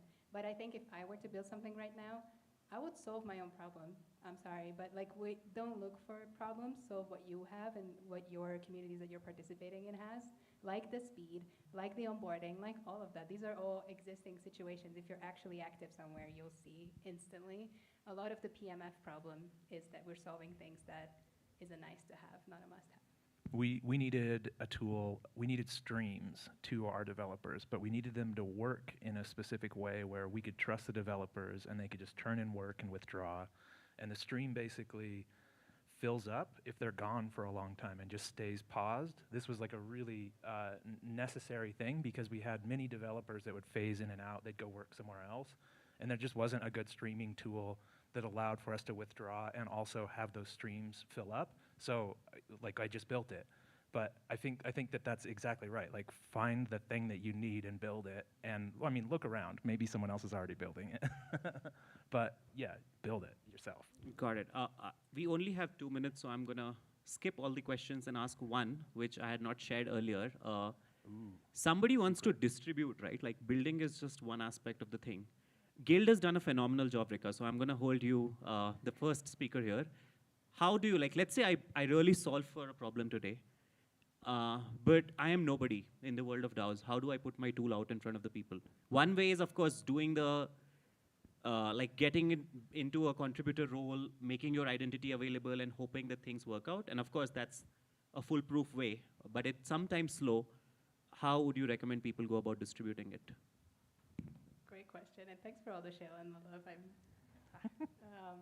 What we have done, and I can also advise others to do so, is find, even if it's 10 people initially, talk with a lot of people in DMs and ask about their problems and tell them about what you're building and modify what you're building based on that, and then this network effect will absolutely multiply. How many people? How many people did you talk to? You don't want to know. My co-founder Robert, who's also here, and we talked to. We have more than 1,000-something DMs per week. Still, even though we're in like growth stage now, but we still do it. That's core to what we're doing, because that's how you know if what you're doing is needed and well done.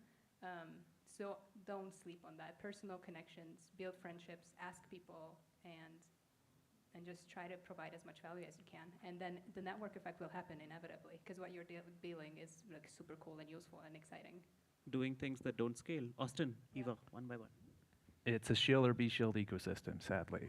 And so I think that there is a challenge for any new tool builder to get their tool in front of people.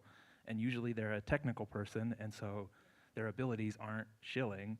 And I think that's just a really hard thing to do, but it's something, I'm in so many nerds DMs, and I'm like, this is great, this thing that you've built, but you need to develop a Twitter reputation, you need to follow people, you need to be tweeting about this, you need to be reaching out to other people one-on-one. And I think that just like, that's so hard for so many nerds to do that, and it's just like, I say it all the time, like shill or be shilled. Like, if you don't get your tool out there, someone's gonna build a shittier version, and people are gonna start using that. So think of that. Talk to other nerds. It's more comfortable. Like, that's your audience, apparently, so like, it's great. Got it. Learn the soft skills. Eva. I would say in that case, partner with a non-technical person at a hackathon, and then ship it. At a hackathon. Okay. Awesome. Perfect. Folks, we'll have to wrap up here, but I hope all of you had fun. Thank you so much for coming here. I know we have a lot of questions which we couldn't discuss, so hopefully we get together again for some discussion like this. And it was a pleasure having you. That's it. Thank you. Great moderation, Vikram. Thank you. Thank you. Big hand for Vikram and the panel on DAO to DAO collaboration and the state of tooling today. And again, Vikram and the team from DAO Lens are next door. They've got an interactive installation, and not everybody should absolutely stay for this next panel. And you know, where you did registration, there's always a place to go to chat and connect deeper with the people that were on the panel, with the speakers. So invite everybody to take advantage of that. Next up, we have human connection and belonging in the coordination. And we have Amber Brandner, Gary Shang, Rachel Rose. Come on up. And Russell Ballard. Gloria coming up. We got Gary. We got Russell. This is crew. I think we're going to need a bigger boat. Oh, space. What's up, Russell? How are you doing? I was like, I love it. I was like, Check, check. I was like, I gotta make sure the bracket has a line. Check. Yeah. Do you have? There's. Should we bring more chairs? No, we're good, we're good. I want you out of the light. Out of the light. That way. Just for my filming, because light is bad. Go to the left. My left? Yeah, I want a gap in the middle. Go to that way. There we go. We're actually going to do a synchronized dance up here, so that's why. You can scoot over a little bit, Russ. Cool. Okay, cool. I still have to get my. Oh yeah. Check. Sure. I Check. use it all How's the this time, mic? Like all the stuff that we gotta deal with it. So I'm like, y'all get your shit because I'm like all your tokens, everything has to get added onto it. So we'll see. Like, why do you use a Web3? Hello, hello. It's okay. Check, check. Oh, check. It's dead? Yeah. Adrian. Is it the Me? button that's below? Scoot over. Okay, you scoot. Is that good? More? Sorry, guys. Okay, we're good. Welcome. Hello. Welcome, everybody. So, yeah, I'm super excited to be here today and to be able to have this crew come together. And it's all about human connection in the coordination. And we talk a lot about mycelium networks and all the ways that, you know, we're decentralized and coordinating, but it comes down to that we're actually finding each other. Like, as human beings, everything that we do beyond that stems from the place of our why and stems from, like, what it is that we align with other human beings on. So when we are only concerned with the technical aspects of things and not why we're doing them, I think that we miss the mark. We have the danger of a technology creating patterns and creating a world that we're actually trying to evolve from if we do that unconsciously. And I think that it's the accountability of co-creators and allyship and just a beautiful network of humans that believe in things that you also believe in and an alignment towards that North Star together. That really is what's going to shape Web3 in being something that disrupts and evolves us. So, that's what I feel. My name is Amber Bradner. I work with Camp Social, and you can follow any of the QR codes. I made it super simple for slides. That people love QR codes. So I work with Camp Social, and I've been in this space for a bit now. Super excited to be in Camp Social because it's all around us finding each other and self-organizing as individuals and communities.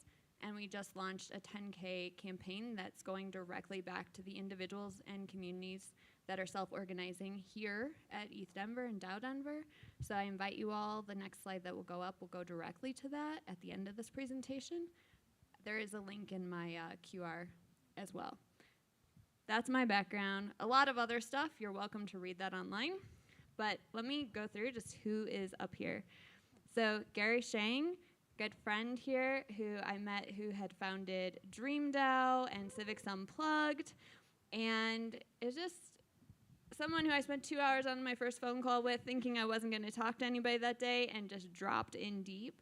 And currently with Gitcoin and has Level Up America and Homefront and is just doing so much around the language, the story, and like how we actually come together and the dangers of the things that we're not noticing as well. We have Rachel from Opolis, who's super passionate about DAOs and the decentralized workforce and empowering people with benefits. Got Gloria up here from Supermodular, previously Gitcoin, and is just like an amazing human being with a kind heart that is a super organizer who's doing all the work for Shelling Point coming up. And mother. Mom. Yeah. And a mom. builder. A mom and a first. builder. Yeah. And has been in this space for quite a while. Yeah, 5 years. 5 years. And Russell Ballard, one of the stewards of a 40-acre DAO and a chief vibe officer, proof of vibes. So every time that anything feels real good, I send him a picture, and he's like, yeah, the vibes are on. So he'll be your vibe validator. And he's working to help bring more people of color and more diversity into the Web3 space, and doing that in a very actual way around the planet. So thank you all for being here.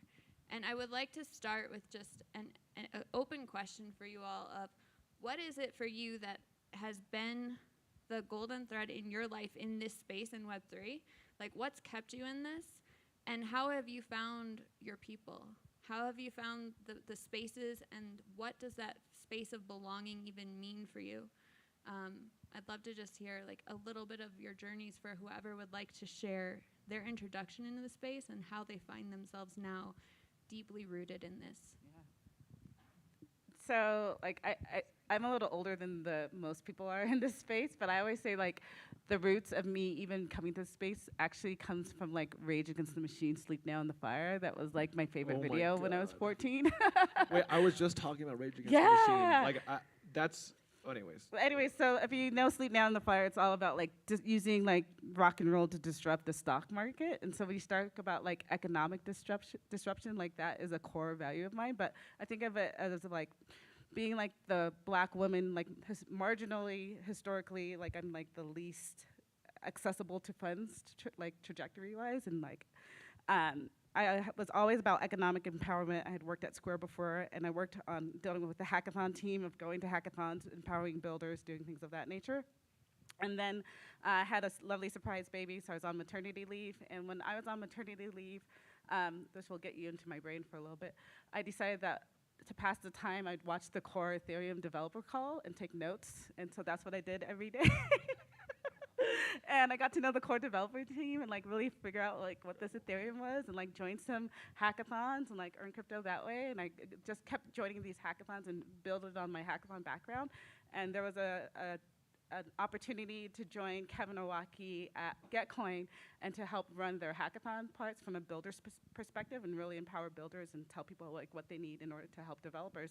And so I joined then, and at that time I was employee number, like, 8. We were just spinning out of Consensus. We were just launching a token. We were just launching a DAO. So it was, like, all of this stuff. And I am the builder focus of, like, I can build, like, stuff on crypto, but, like, all this DAO stuff that people were talking about was, like, all over my head. And so I kind of had to learn at the same time that we were all building. And I was like, okay, this is awesome. These whole secondary, like, systems that we can now use to build on and empower people that don't want to play in the traditional games or weren't being, like, rewarded in a traditional, like, way from banking or whatever, now have a secondary way to play. And that was, like, extremely powerful for me as a woman and a minority to sit there and be like, you don't have to play into the current system that you're being penalized from. You can play into another thing. And I was like, okay, yes, let's build this system and empower people in this way. And I was all about the builders who are building those systems, either the DAO tools, the ecosystems, anything, the education, like, boosting that up and making it as thriving as possible. And so that's been my mission ever since I've been into the space, is really, like, how can we empower builders? How can we get more people? How can more people understand it in a way, either in their language or in a way that they understand it as well? So, like, if I have to have a hackathon, it has to be, like, in Korean, which we've done, or in Chinese, which we've done, or even in Spanish, which we've done. I will always host it and always set it up so that people are empowered, but it will happen the way that they need to have their knowledge. So it's really important to me. Can I just point out that Gloria knows, like, 50 languages? I know 5. but like, just Gloria's talent and commitment for empowering all kinds of people is just, like, unrivaled, really. Thank you. I appreciate that. Yeah. But that's how I got in this space. I guess I could follow up. For me, getting into this space, I remember pandemic, trying to find something to do, and I fell into a YouTube rabbit hole, and I was watching this podcast, and I heard Mark Cuban talk about, like, DeFi, believe it or not. And he's like, if I can go back and learn anything, like, I would go look into DeFi, and I Googled it, and then I realized there's a whole economic system being built right underneath our noses that most people don't know about. And then I just, just really OD'd and become obsessed with it. And then launched 40 Acres DAO because I seen that there was a space for it, that, you know, people of color needed a space where we feel comfortable and can communicate with one another in a way that we understand, right, in our vernacular and things and colloquialisms or whatnot. And so from there, I realized that building really is the vibe.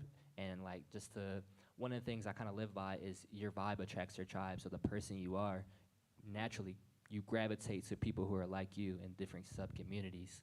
And so then launched the Proof of Vibes protocol, and then just continue to come to events and connect with like-minded individuals. So that's been the, you know, major plus for me. Anytime I come to these, being able to talk to other people that understand the language, right, and not feel weirded out talking about liquidity or smart contracts and all these other nuances that my everyday friends would just look at me like I'm speaking an alien language. Awesome. Well, I just want to start with immense gratitude for everyone I'm on stage here with right now. Like, these are some really brilliant folks. Please connect with them after. Your IQ will go up every time you talk to these humans, I promise. For me, my why, what my roots are. This is a really loaded question for me. But I would say also during the pandemic, I had a very introspective period of really trying to hone in on my identity and what I will do to contribute to a better world. And I discovered something called Ikigai. Now this is it's the Japanese philosophy for finding your life's purpose. And I found this Venn diagram, and your life's purpose intersects in between what you love, what you can get paid for, what the world needs, and what you're good at. So I thought about this long and hard, and it's actually changed for me, weirdly. It's been a pretty fluid process for me. I made the decision to start my own business when the pandemic started, and I decided to make a business that focused on regenerative practices. So that is giving back to people and giving back to the planet. So I started a juice company where I would help people do cleansing. I give them cleansing packages. I use zero plastic in my products. I believe in doing good things for the earth and using recycled materials, glass and things like that. And what I would do is use some of these proceeds to help with nonprofit organizations, doing ocean cleanups. And I always just felt the vibe of like wanting to give back to our planet and wanting to sustain during our time here. Then I discovered DAOs and Web3. I met with people like Gary. I met with people like Amber. We had like, I think also like a 2-hour phone call one day that almost didn't happen, but I'm so glad that it did. Gary invited me into this group. It's like Alchemist DAO. Yeah. And oh my God, just so many amazing people in there. We were talking about Kiss the Ground, that documentary about like regenerating the soil. And we just had so many things in common. So at the end of the day, I feel like the real answer for my why is human coordination, human connection. I don't have a technical background, but I like to problem solve and bring people together that can solve these pressing problems that our world is facing, like hierarchical organizational structures, extracting value from individuals. That's a big reason why I love Opolis and why I'm so rooted in this mission of self-sovereignty and democratizing employment. I believe that we should tap into each human's potential, right, and uplift them, and do good things for our world. I'm going to be talking about regenerative employment at Shelling Point. So yeah, I think regenerating the world and offering a path for humans to follow their higher path, that is my why.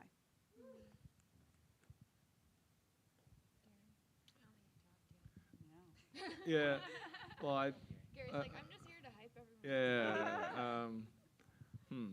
Well, I think why it's helpful to not just talk about like technology, but also others. What else is there? And I guess a big part of what drew me to Web3 was coming to ETHDenver last year. It was like an unreal experience where I met people like Gloria. I don't know, where did we meet? I don't know. Maybe it was later, but like, and this is a non-advertisement or an advertisement for Shelling Point, which is what truly blew my mind, which Gloria organized with some others, that brought together all these people that were just super idealistic about what the future could be. And but it's like optimist, idealist, realist at the same time, right? It's like this really interesting combination of people that have lots of belief that we can do so much better as humanity, and then they're actually like building shit. And that's like, I did not know like that there was even a gathering point for people like that. I mean, I've been so the default is just to be surrounded by people that think that everyone knows that the game that we're invited to play, or not invited, compulsorily forced to play, is not working. But the question is, who's going to build another game or a meta game that enables anyone to create the game that they want, right? And that's really what it didn't, like, the realization about the power of Web3 didn't come to me like overnight. Like, I'm still kind of realizing new things about all the potential. But you can sort of see Web3 as like a game engine for us to build whatever game we want. And just however civilization, thank you for the nods, very validating.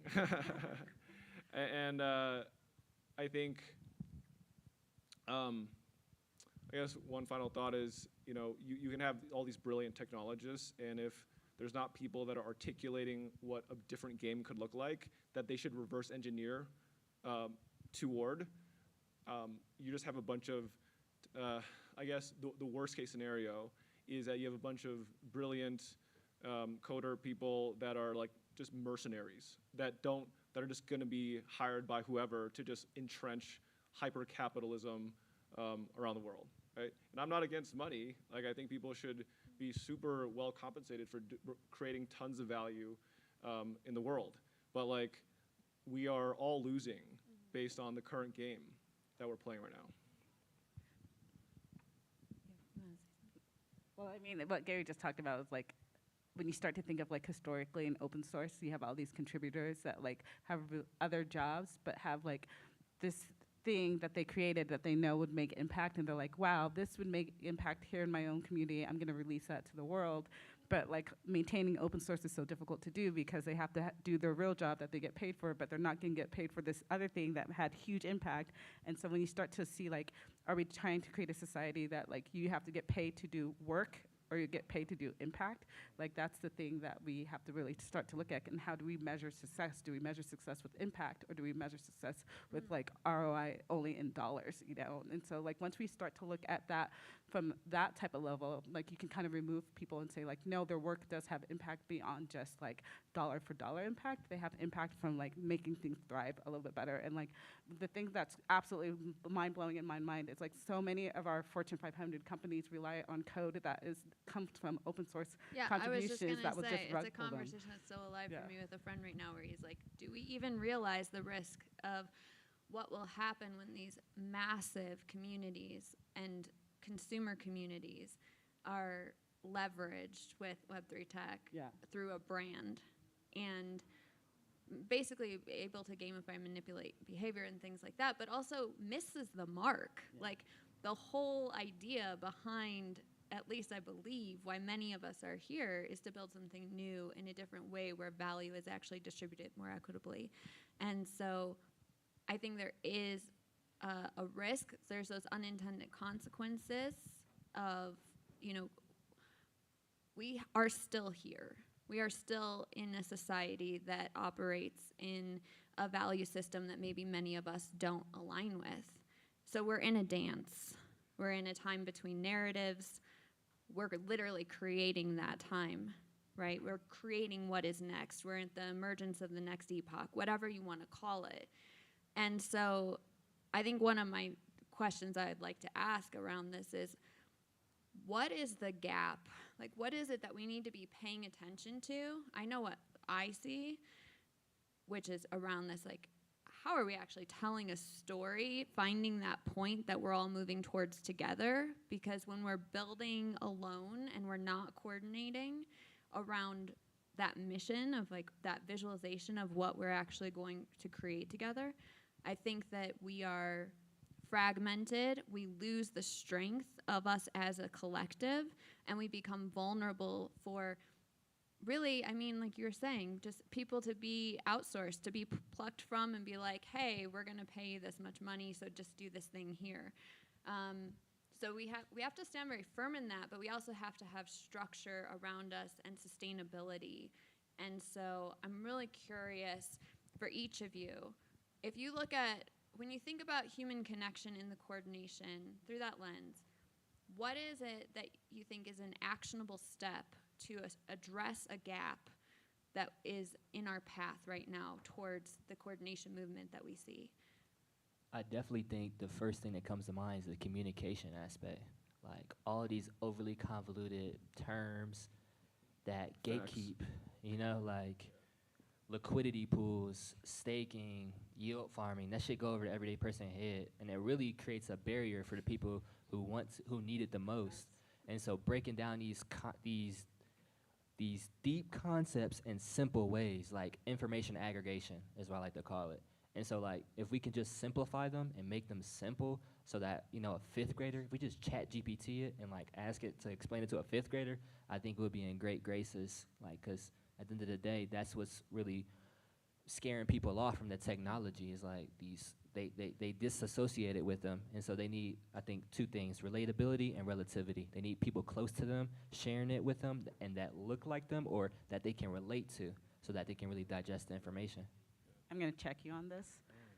The concept itself is really not that deep. There's a lot of communities that have the concepts in a different term or different like text. So it's like if you can speak a language and their language and let people know their language and like hear back their concepts to it, because like a liquidity pool is the same thing as like a, I think it's called like a susu, and like and where it's just like there's a lot of these communities that have these concepts that have been like already excluded from money for a long time, and they've created these other concepts, and they're like, oh, you're just talking about this, and so being able to sit there and break it down at a like conceptual level is really important. But the other side of it is like we really need to like listen with two ears and have one mouth, where you have to listen to other communities and let them be able to like talk back to it. So I always say like, you know, we have all these conferences, we have all these talks that are always in like English. If we had it in another language and really let people be empowered to learn within their language, then they can bring the technology from their perspective and see like how it can be used and how it could be. So I think there's that side of it. Yeah. Okay. So something I want to comment on, I love what Russ was saying. I think a couple things that we need moving forward, right? Better coordination, better communication, simplification, and building bridges to onboard new people from the Web 2 world, and not even just Web 2, people who aren't familiar with Web 3 or DAOs. We need to simplify things. Actually, one of my friends in this room has told me the marketing for Apple, right? It's so dumbed down that it's genius. It's like a universal language that everyone can speak. It's something that's attractive that everyone can understand. I think in Web3 and in DAOs, we have all this vernacular that can be a bit off-putting and intimidating to someone who's not familiarized. So communication, simplification, and collaboration, I think those are the three main things that we need. And another thing that came to mind when Amber was speaking too was learning from our failures. Like a lot of projects, unfortunately, you know, now in the bear market, we're seeing a lot of projects that have dried up, who haven't done proper treasury management, risk assessment, or even better yet, providing utility or solving a problem. I think we need to create more projects that we actually need, that will provide a utility, that will help us progress in this space, and we need to simplify these things, have better communication and better coordination.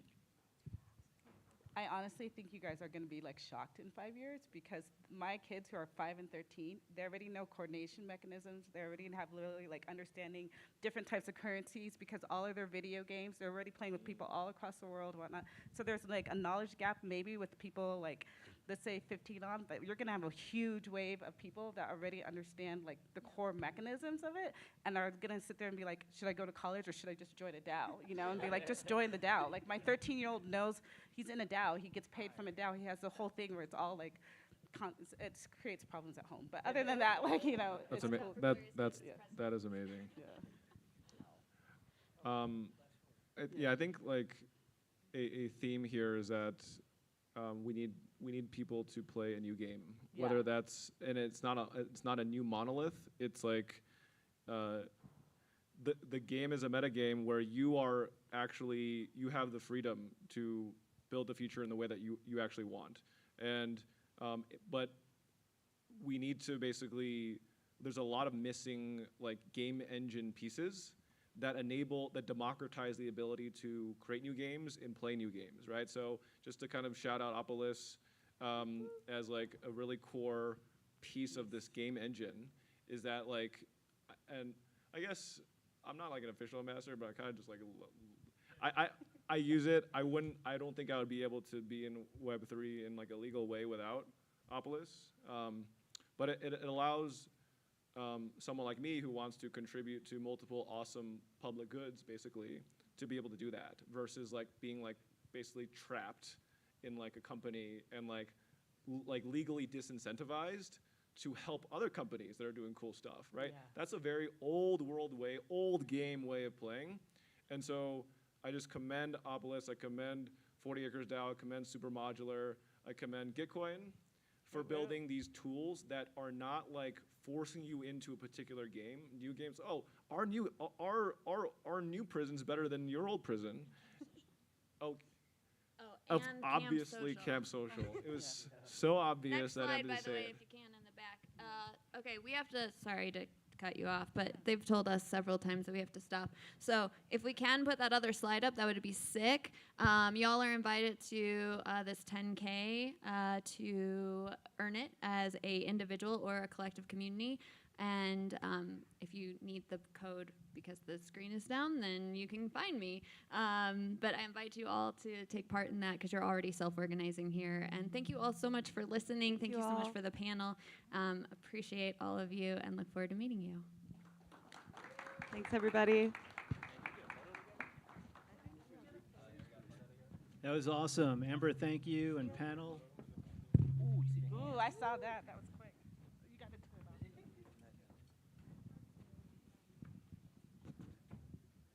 Next up. Have to power the mic while we're doing the selfie. I should photobomb this, shouldn't I?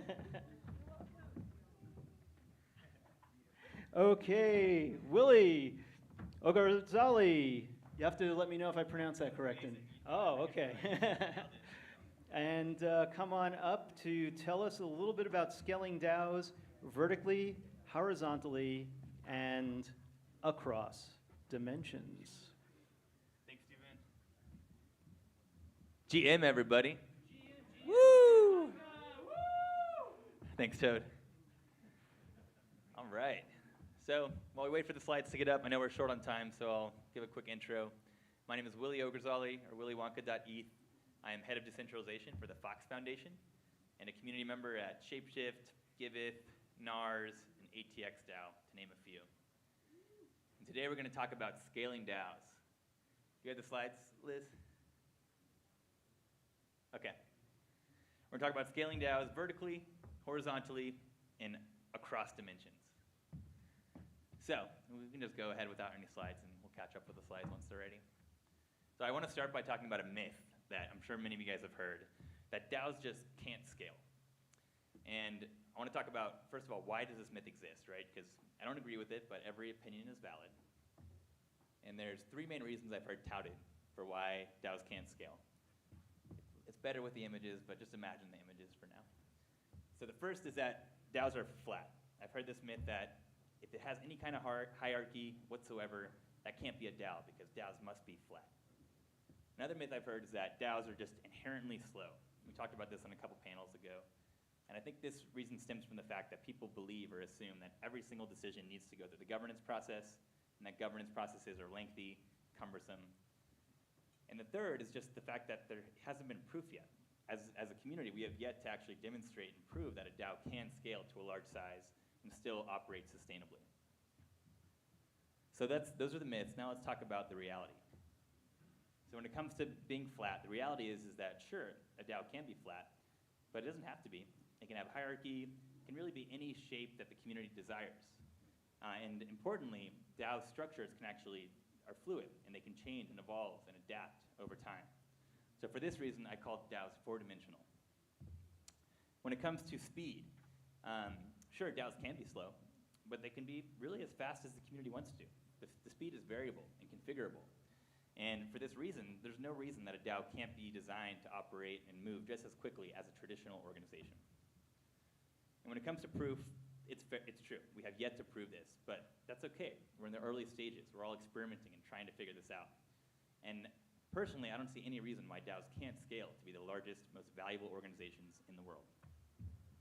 Okay, do we have slides? All right. Here, I'll run through. You guys can see some of these pretty slides, some of the animations we missed. Okay. There's the myths. There's the reality. Okay. So now, the animations aren't there, but that's okay. You can just imagine this. So if we agree that DAOs can scale, the next question is, should DAOs scale? And the answer, of course, is that it depends. Some DAOs might desire, the community might prefer to stay very small and limit the size that it can grow to, or even limit the amount of human involvement and try to minimize coordination. But on the other side, there's DAOs that want to scale. Shapeshift and Giveth are perfect examples of this. And of course, there's everything in between. So some people believe that DAOs shouldn't scale at all, and I disagree with this. I think there's a whole spectrum of DAOs and everything in between. But if you do want to keep your DAO small, CollabLand is a great tool. Anjali is going to be on a panel afterwards. She'll talk more about this, but it's a great way to actually token gate, and so you can actually effectively cap the size of your DAO. And also bonding curves are something I just want to quickly highlight as a really powerful protocol for any DAO that wants to have a transferable governance token, but have low liquidity and make their token available to buy or sell in a low liquidity environment. Bonding curves are a great way to achieve that. But that's all we're going to talk about today about not scaling. The rest of the presentation is focused on how the heck do we scale. We're going to talk about 3 ways: vertically, horizontally, and across dimensions.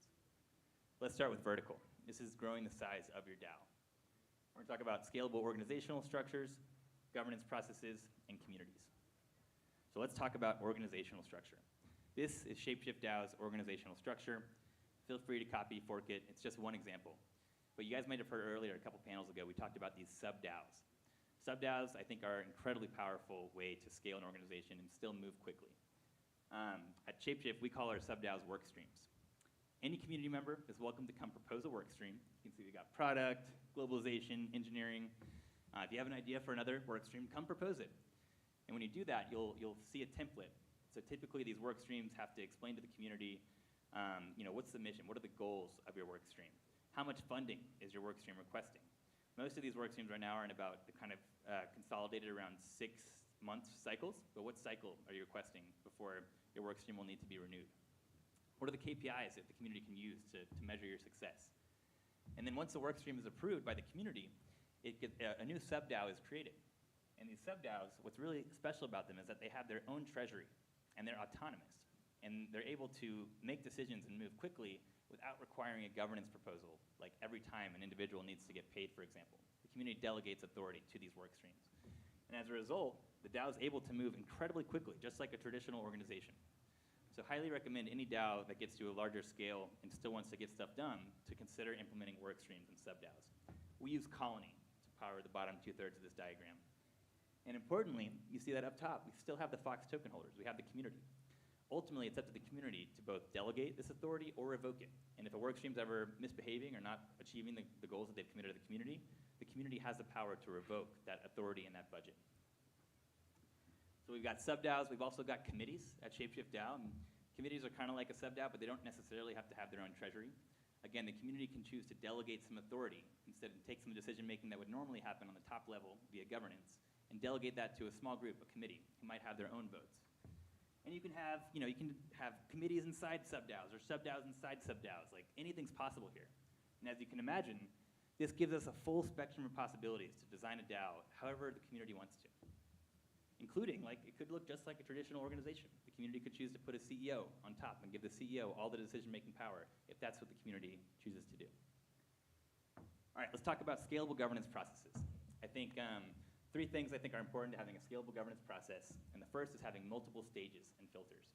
So when DAO starts, they might just have one level where every decision goes up to governance. But at Shapeshift DAO, we have 3 stages. We have incubation, ideation, and then the final vote. And the first stage, incubation, I highly recommend making it very low barrier to entry. So instead of requiring a whole templated proposal, make it really easy for people to just post their idea and plant that seed and get the discussion started. And if you have work streams, encourage the community to post their incubation or whatever that first stage is to the forum or the category for that work stream. Because the work stream, ideally, they're the subject matter experts, and they're going to have the best idea. And that first stage is a great time to do some due diligence, figure out okay, is this a viable proposal? Is this actually possible? Or is there some weird thing that would make this not possible? Figure that out in the early stages.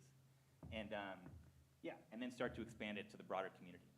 And by the time it gets up to the final stage of governance, you should have a proposal that's ready to execute.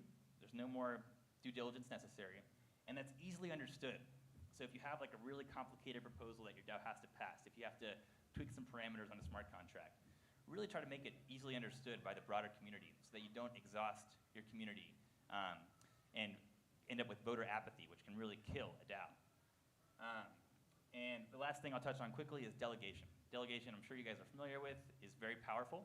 It's the ability for an individual token holder to delegate their voting power to somebody else. But it's much easier said than done.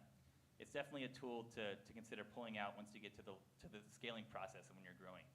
I think ENS, DAO, Gitcoin, Optimism are examples of communities that have done this well. But in order for delegation to really work, you need to have a group of individuals that has earned trust and a reputation with the community, so that the individual token holder can make an informed decision and like know who should they delegate their voting power to. And so for this reason, having a good user experience is key. If anyone's looking for like a cool tool to build, it'd be cool to kind of build like delegation out of the box so that DAOs could easily spin up this like voter profiles and stuff, delegate profiles to make it easy. But again, it's really hard to do. So like Giveth and Shapeshift, we both support delegation, but we haven't really crafted the user experience around it to make it work really well. But once we get to scale, it's definitely something that's on both of these communities' radars. All right, also highly recommend having a TLDR for your governance process. This is Shapeshift's. Feel free to fork anything, by the way, that Shapeshift or Giveth DAO, any of these DAOs are doing, it's all open source. Feel free to copy it and tweak it. We just ask that if you find an improvement that you share it with us. All right, let's talk about scalable communities. I think that there's two ingredients to having a scalable community. First ingredient, of course, is dank memes. I don't just mean like the cartoons with the jokes and stuff, those are great, but I'm talking about one step higher than that. Like, why does your DAO exist? Why should I, as a potential community member who's scrolling Twitter, like why should I care? Why would I want to get involved? Really important to nail that meme. Like some great examples, Gitcoin funding open source public goods, Giveth rewarding those who give, really clear memes. And when you have that clear meme, people all around the world who align with that mission hear that and they're like, oh, cool, this is the community that I want to be a part of. The first step, nail those memes. Second step, have a great community experience. So once somebody hears about your meme and they jump into your Discord, what's their experience like? How quickly can they find whatever it is that they seek? Can they contribute and get rewarded? This is so key. If you can just nail those first two pieces of like having dank memes and enabling anyone who aligns with that mission to come get involved and add value and then get rewarded with governance tokens, that's the ticket right there. That's like the fly wheel ready to scale. Other important things, when a community member joins your community, like how quickly are they connecting and forming relationships with other community members? This is so powerful when you can have these bonds being formed between community members. How quickly are they learning? Are they earning? Are they growing? And rule number one, are they having fun? Can't emphasize this enough. We have a ton of fun at Shapeshift and Giveth DAO. All right, real quick, we'll talk about horizontal scaling. DAO to DAO is a great way to do this, and I think this is where like scaling across dimensions can really come into play. Raid Guild and General Magic are two DAOs that are focused on user experience, building protocols, building applications. So if that's not a core competency of your DAO, you have the option to, do you want to build that core competency in-house? Do you want to scale vertically? Or perhaps you want to stay small and just reach out to other DAOs across dimensions. We have DAOs that are like created by the communities of builders. And every DAO is so unique, and the ability to just like interact with these different DAOs that are focused on these core competencies is how your DAO can scale across dimensions. Also, DAO to business, it's fine. Like a DAO can hire a centralized agency to do some development work for them. There's nothing wrong with that. Fiverr is a great tool where you can go find individuals to do tasks for super cheap. The challenge with some of these is that you have to pay with fiat, and that can be hard for DAOs, but the decentralized Fiverrs are coming, and I want to shout out Share as a project working on the decentralized Fiverr.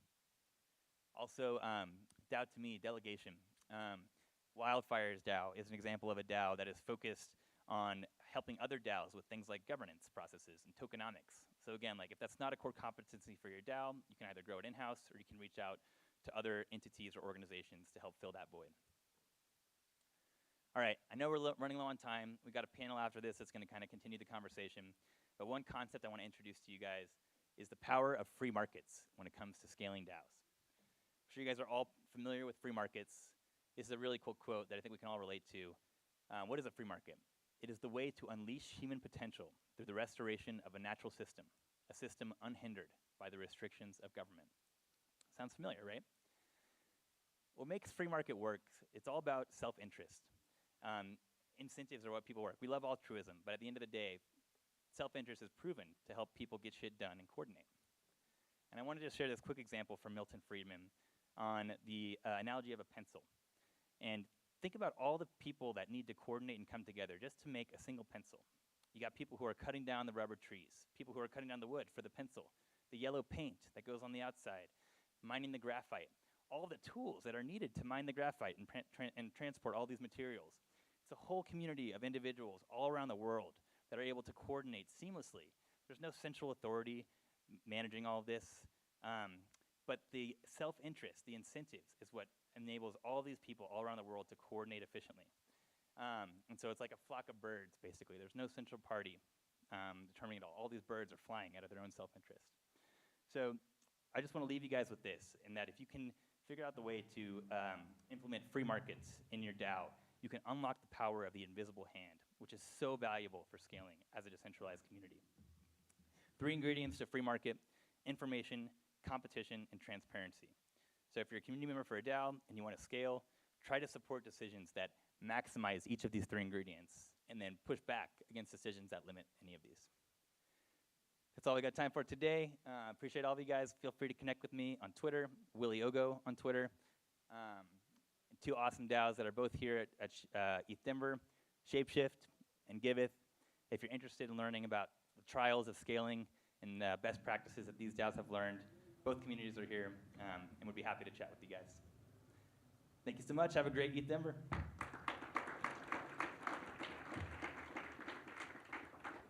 Thank you, Willie. Let's bring up Oleg and company.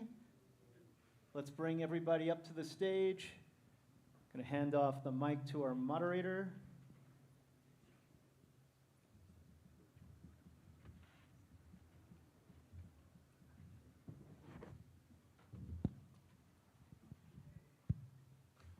Hi, guys.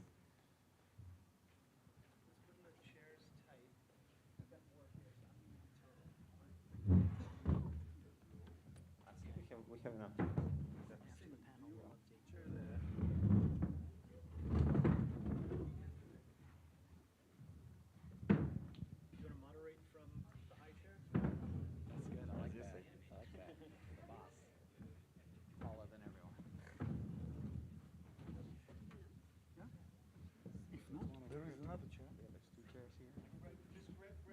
Grab a seat, and if not enough, we'll put another chair.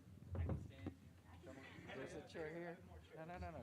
Come on in. We got more chairs coming. How many more do we need?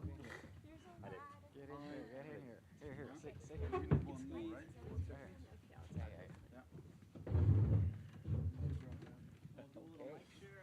All right. What a pleasure to moderate such densely populated panel. And actually, it's great to start the afternoon with such a bright topic of thinking how we get to 100 million or kind of more members. I'm Arsenio, I run G1 Ventures. We invest early stage. And it's really great to have this. I'll do my best to actually extract as much as I can out of this great panel. So if you guys can start introducing yourself. Hi. I'll go ahead first. My name is Melody. I live in Singapore. I'm originally from China. I co-founded a company called Spartan Group. So we are an Asia-based fund, advisory, and also venture building group. Yeah, very excited to be here. I've worked with many founders in the past, including Oleg here. So yeah, excited to be talking about DAOs today.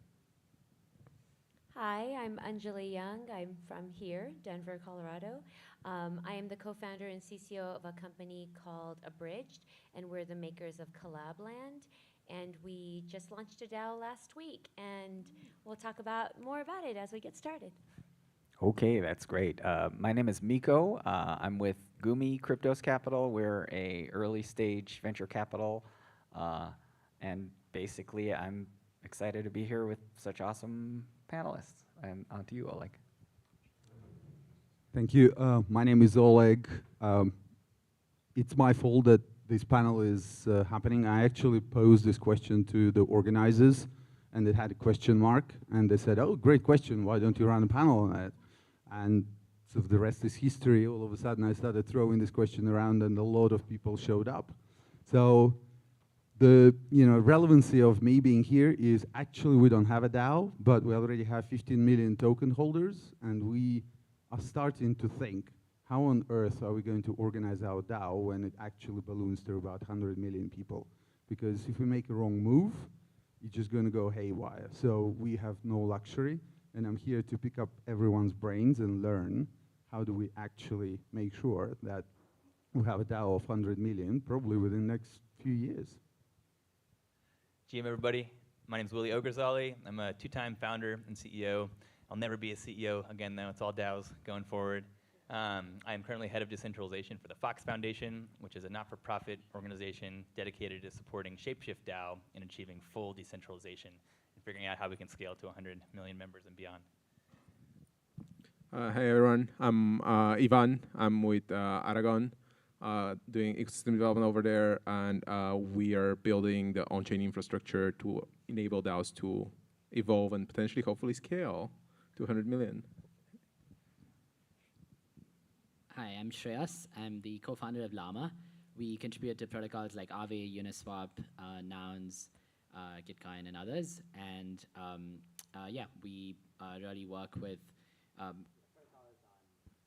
upgrades, treasury management, and various things that can kind of improve their on-chain governance process. Okay, great. So to warm up, let's start with a simple question. So what actually makes a DAO successful, and can you give an examples of really successful DAOs to build on of what was previously said, that there is a choice of really making the DAO small, making the DAO large, but those who made it large and who have a potential to be even larger, what is it that makes them successful? Ivan, I think you've seen quite a few DAOs, so if you can start. So I don't think there is a DAO where we can say like that's the final form. There are different projects that are successful at different things. I think the concept of delegate, obviously Maker as like one of the longest running DAOs is a big source of inspiration for a lot of projects that came after. They're facing their own challenges. I think like what makes a DAO successful based, I'm stealing Will's presentation, but like having like a sticky meme is an essential element of early coordination around like what are we doing together, because ultimately the DAO is like a bunch of agents that are doing something together.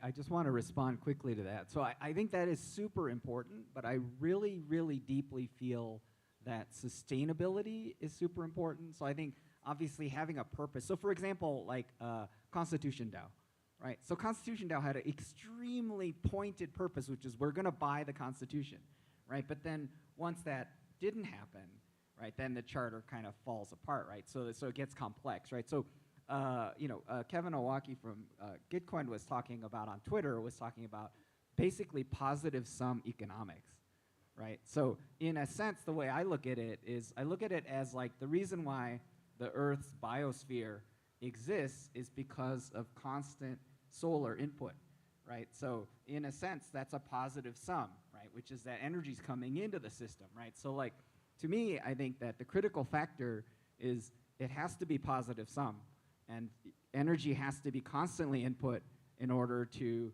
keep it alive and keep it thriving and actually keep incentives, right? Because if it becomes zero sum, as soon as it becomes zero sum, then it's pay to win, right? And it effectively, even if you're incorporating like much more complex like quadratic voting, it's still zero sum. So like, you can't escape zero sum or negative sum over a period of time. To respond to that, one is I love the idea of an ephemeral DAO.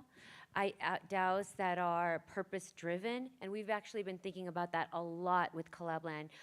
Just to tell you some of the background of what we're thinking about is like, when do we have a DAO? Why do we have a DAO? And the process of the DAO is less important than the purpose of the DAO. And so for us, we had to get to a point where we're like, now there's a reason for the DAO. There's a purpose to have a DAO. We want the contribution of the community, and this is why we're going to have a DAO. Now, even taking a step back into like, how do DAOs become successful? What does it mean to be a successful DAO? bringing this concept of community governance even. Like, I think we need to take a step back and to try to introduce people to that concept even before they get into a DAO. Is what is this? What are DAOs trying to do? What is the purpose? What are we trying to accomplish? Well, we're trying to allow leadership to emerge slowly through the ranks of interested people. Like, for example, you're saying you have 100 million people. Well, yeah, but not everyone's going to participate in the same way, and you don't even want everybody to participate in the same way. Yeah. What a DAO is doing is allowing fluidity of leadership, which means not everybody at the top is making the decision and knows what to do at all times, but you have to give people that want to participate an opportunity to rise through the ranks. And so really this concept of having an open floor that's not based on race or religion or pedigree or who your parents are, but just with your own contribution and interest and skill level to be able to move into positions of leadership within the organization, like, that's not something that's been possible before. And so what we're trying to do is teach people about a whole new way of being. And so that's really the hardest part, is to try to get people to understand that concept. And that's really the biggest challenge here, I think. And another one is to sorry to sound a bit cynical, is to get SEC off your back. I have met so many projects. You ask, I mean, because all projects are started by 1 or 2 people, and they all started as a centralized team, even though they have a vision and a goal to become a community-led or community-involved project. That's everybody's like dream. Community take over a lot of the responsibilities, right? And I've talked to so many founders. I mean, when you ask them, like, one of the reasons why they want to start a DAO is like, oh, then it's not a security for my token, right? Because everybody participate and have an active role in the DAO, which unfortunately in the US, yeah, like for a successful DAO to continue to work and survive, and the people from the DAO with the founding team don't get into trouble, then you do need to build that DAO. So if successfully implemented, and hopefully then you're not a security. Happy to speak to that just a little bit. Since we're in Colorado, we, Collabland, are a Colorado digital co-op. And so when you join the DAO, you become a member of the co-op. And so, and the way we're doing it, it's kind of a progressive decentralization where, no, they're not taking over the responsibilities of running the entire infrastructure of the product that supports over 43,000 communities right now, but we're moving in our company is moving into more of a service agreement. So now we have like a 2-year service agreement, and then it can be renewable by the DAO. So we're not just saying, let it all go, now the community decides. That's just not reasonable. I don't think that having a DAO means lack of leadership. It means, for us at least, the way we're doing it as a Colorado digital co-op is a progressive decentralization. So I think there are different approaches that people can take. I mean, the one we're taking is government sanctioned, and we're the 3rd largest DAO now that is joining this Colorado digital co-op format, which was ETHDenver, Opolis, and then now Collabland DAO. So there are ways. You just have to learn the regulatory landscape of where you're living and how you want to proceed. For us, all of our founders are American, and most of the people that we would want to participate that are in our communities are American. And so for us, doing an offshore foundation just didn't feel like it made sense with our belief system. So yeah. And how big is Collab? Yeah, so right now we're still in the middle of our token claiming, which is, in order to claim a token, then you have to have been a participant in the network. And so you claim your tokens, and then you can join the DAO. At the last time I looked, and we started last Thursday, our token claim just started last Thursday. As of 2 days ago, we had over 30,000 people in our DAO. So let's see. And this is all brand new people. And so we're not speaking to people that have already been in DAOs. It's like teaching DAO 101 to a whole new group of people, which is just so exciting. But yeah, we're at about 30,000 right now. It's great. Such a pleasure to talk to passionate people. Just the things evolving, because that's exactly one of the topics I wanted to kind of unpack, the legal structure and the fact that we're here in Denver. What Opolis is doing is what you mentioned. It's just exactly one of the very few legal structure that I've seen that can actually kind of navigate between all the kind of minefields. Yeah, and we're doing a panel on that during the main, during the main conference as well, which is how to create a DAO using the Colorado Digital Co-op structure. Our lawyers are going to be there. We have all the partners that we worked with and how that works. And being in Colorado, like, we do want to get that out in front of people so they can see, like, you don't just have to do an offshore foundation. There are opportunities for Americans that want to create a DAO structure. Not only Colorado, but also Wyoming, and there's a couple of other ones as well. I wanted to hear Shreyas, because you work with some of the biggest scale DAOs already, right? What is your observation? What works and what doesn't? What do we need to reinvent completely? Yeah, I think Aave is actually a good example where, so one thing we've not spoken much about is that, the heart of what makes DAOs interesting is smart contracts, and the fact that smart contracts actually encode these key things of membership and ownership and your treasury and how they all relate to each other and how they relate to the protocol. And Aave is a good example because the lending protocol has very clear ways to involve community members, in the sense that there's a specific, with the lending protocol, you need to add new assets to Aave, you need to update risk parameters to Aave, you have a safety module, which is the insurance fund, and you need to decide how to allocate the insurance fund. You need to decide how to allocate the treasury, and all those decisions are decisions that can't be encoded into the protocol because they evolve over time and they change, and so you need kind of humans to get involved through governance. And so that's why Aave actually has an extremely effective, good, like, decentralized community, because there are specific things that they want specific specialized stakeholders to do, whether it's risk experts or treasury experts or specific sort of governance participants, that a lot of other protocols may not have those things encoded as clearly, and so it's not clear what the community should do, and therefore the community does nothing. With Aave, on the other hand, it's clear what the community should do, which is the community should work on risk parameter updates and adding assets and allocating the treasury, and is getting paid by the treasury to do that.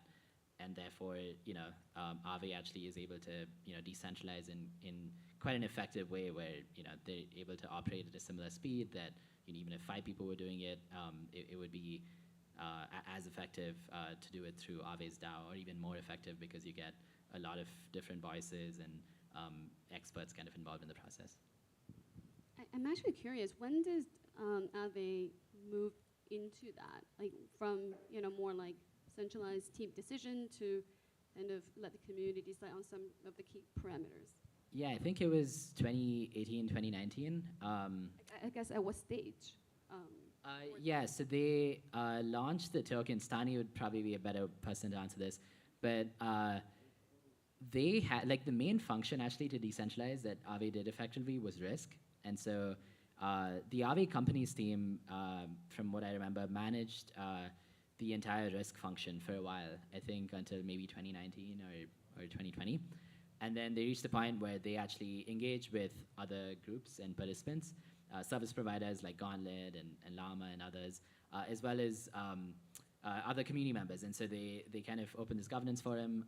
It also comes from the top. Like, I think Stani and others at Aave have a very good sense of community and ways that they kind of engage with different participants. So yeah, I think you can't have the, you can't have a, or at least with Aave, you didn't have the DAO kind of build a lending protocol. What you had the DAO do is maintain the protocol, manage and grow the project, manage upgrades, manage listing new assets, manage kind of the decision of which chains to deploy to, the auditing of how you do that, whether Aave v3 should be specifically a new deployment or it should just be an upgrade. So all those things, I think after post 2019, 2020, like the community slowly did more, and at this point, yeah, like it's almost like you have the Aave companies team, which feels like as much a contributor to the DAO as as Llama or Gauntlet or these other groups, and so they've done it pretty well. Of course, they have like an outside influence because they are the original creators of the protocol, but yeah, I think over the last 2 years they've really done a good job with that. I did want to talk a little bit to what Shreyas was talking about with respect to kind of giving community members stuff to do, right? So, we're a seed stage investor in YGG, the Yield Guild, right? And they're really kind of at the beginning of this essentially play and earn kind of Web3 gaming world, right? So obviously their membership has something to do, which is, earn yield in-game, and that membership is probably 250,000 or so members. So it's a sizable DAO, including many sub-DAOs that are geographic in nature. But I think the thing that is also something interesting you alluded to is sort of the smart contract layer, right? Because I really wanted to riff off of stuff Anjali's working on, really with the tool chain, right? Because beyond smart contracts, there's an entire kind of DAO tools layer that kind of lowers the cost of coordination, especially when it comes to sort of like, I guess, more newbie members, right? So, lowering the cost of coordination and also providing a lot of clear input as to what, users should do, like sweat economy, for example. It's really clear what the members and users should do, right? They should break a sweat. So, so I do think engagement, clarity, but also I think tools. So I will be actually having a DAO tools panel, so just to shout that out at around 5 today here. But, tooling, I think, is a mechanism, like Collabland, for example, that just like radically lowers the cost of coordination, which I think is a huge issue for expanding the total number of people that can participate. Absolutely. And, last year at ETHDenver, we were talking about how these NFT communities who are using Collabland are DAO-like. And so it's almost like, do the tools kind of dictate the behavior? And Collabland started as a DAO tool. We created Collabland for our own DAO. And it was, how do we get everyone that is a member of our DAO into a community together and then kick them out if they sell their share? And so we started off as a DAO tool, NFT community started using us, and then started behaving in DAO-like ways. And so it's absolutely true that you can create the tool, and then the community that's shaped and formed from it will follow along with the initial intention of the tools themselves. So now moving into a DAO ourselves actually feels very natural, because now all these NFT communities, and right now we have 43,000 communities, but the amount of people we touch through connected wallets is, we have 8.2 million wallet connections, but there are over 90 million people in these communities that are just lurking and waiting to be activated. And so having this DAO, inviting them all into a DAO, we're really kind of bringing that everyone into this space, which is like what we think we're doing is special and wonderful and an opportunity. And so we want to be able to spread that message out. So I think it's very exciting for us to be thinking about the next 100 million DAO members and what we can do to like make it even easier to spread this ethos of DAOs. Because once we get people starting to think about what DAO is, then they're going to come up with their own ideas. I think it was Willie that was saying that we're not at the final form yet. We are not by a million years right now. Let's just put the message out there and give people the inspiration to want to create. So that's a very good topic. So DAO is such a rich field, so we can go into any kind of avenue and spend, I guess, hours. So just to make it more practical for people who want to build scalable, like multi-million user DAOs, what is it that they should be focusing right now? Yeah, I have some thoughts on this. I think we were actually chatting about this a bit. Yeah, I think there's a core assumption with on-chain governance, especially, that everyone is adopted, which is coin voting, and one token, one vote, and everyone has the same vote, and everyone operates over the same sort of set of what do you call it, admin functions or ways that change the protocol, right?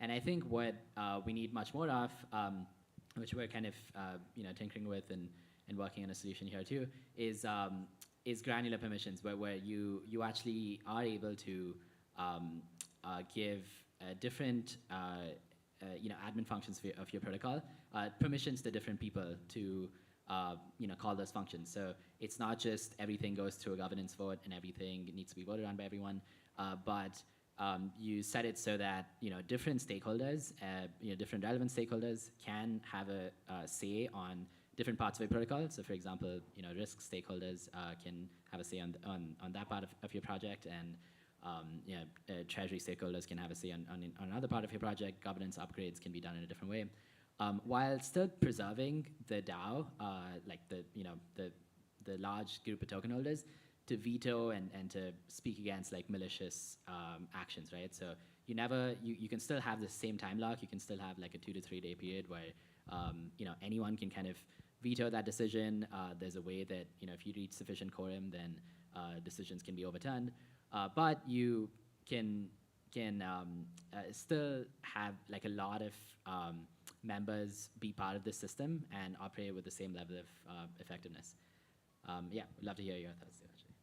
Yeah, so I think working off that, having the community do different things and making sure that these things can evolve over time and can still benefit from the security guarantees that like operating on chain gives is very important. So starting off with at least some sort of a product market fit product or protocol, and then gradually engaging community groups with specific roles that they have, and being able to maintain the rules of the game on chain. I think one of the scary things, and I'm a little bit ultra conservative on this topic, is really protocol software updates, right? Like for example, I think the case study that I would love to cite now is basically the Oasis wormhole reverse hack.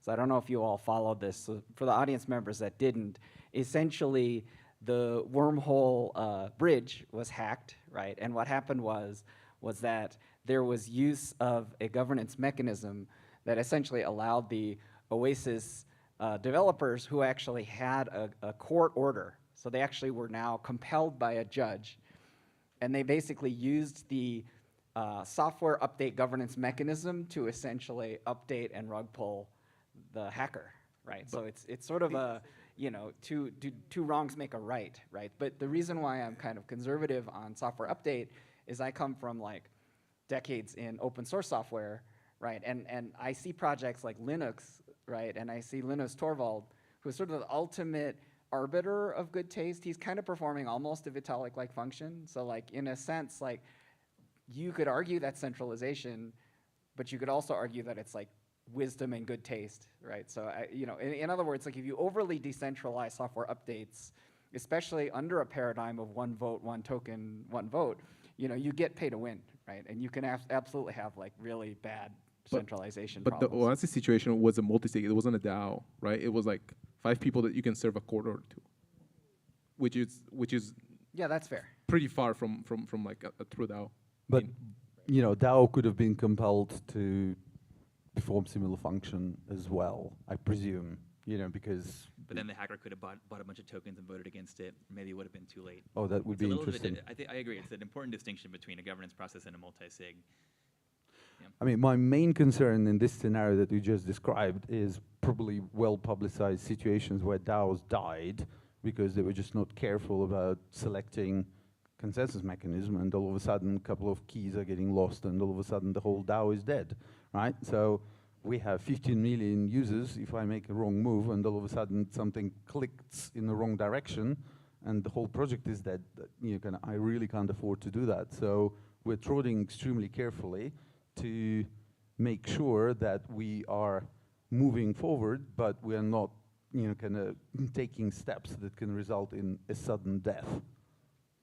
Yeah. So one of the hallmarks of DAOs is being unstoppable organizations, right? So one of the ways I would measure if a DAO is, can the current core team walk away and this product, protocol, community continue existing and being productive in pursuing whatever core meme they coordinate around, right? So it's removing points of failure. I think about it very similarly. Like, does the community have the ability to actually execute transactions on the treasury, or is there a middleman? Is there a multi-sig? And multi-sigs, as long as you're transparent about it, there's nothing inherently wrong. But certainly I hope that by the time we get to a DAO with 100 million members, that those 100 million members aren't placing all their trust in a small group that can rug the entire DAO. Yeah, real quick, I want to weigh in on this. How do we scale to 100 million? I talked in the last talk about, if we're talking about vertical scaling, you got to have scalable governance process, you got to have scalable organizational structure, and you got to have scalable communities.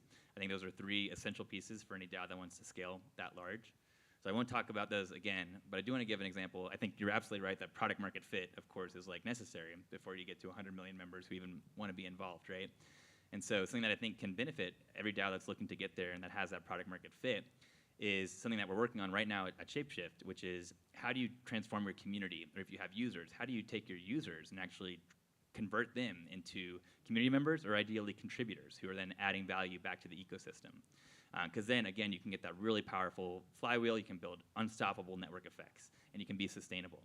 So at Shapeshift, this will be going live in the next few months, but we want to reward users who generate revenue for the DAO by like trading, buying or selling, earning yield, all these things that our users want to do, by rewarding them with Fox tokens, with governance tokens and ownership. And that's a simple piece, but we think that that's necessary to getting to a large scale and to being able to compete. Like if our vision is to be the ultimate interface to the decentralized universe, and we think that that interface is going to be community owned, that's a very special advantage we have where we can actually, compared to some of our competitors that are privately owned and don't have a governance token, it's a benefit we have and an opportunity to reward our users with governance tokens and ideally then incentivize them to contribute and add value back to the network. That's, I think, a critical piece that can enable DAOs to scale to 100 million and beyond.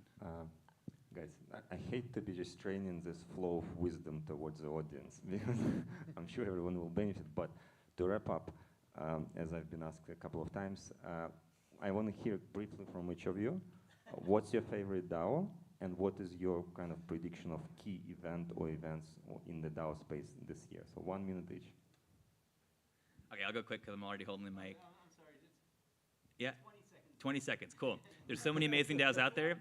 Like, I'm tempted to say Giveth because Giveth is saving the world, but I'm obviously going to show Shapeshift because Shapeshift's vision is to help empower all these DAOs and enable these DAOs to get mass adoption, basically. So instead of trying to solve one problem, like a lot of these DAOs are, how can we build the ultimate interface to the decentralized universe so that the masses can actually access all these amazing DAOs and contribute? Because each of these DAOs is working on something absolutely amazing.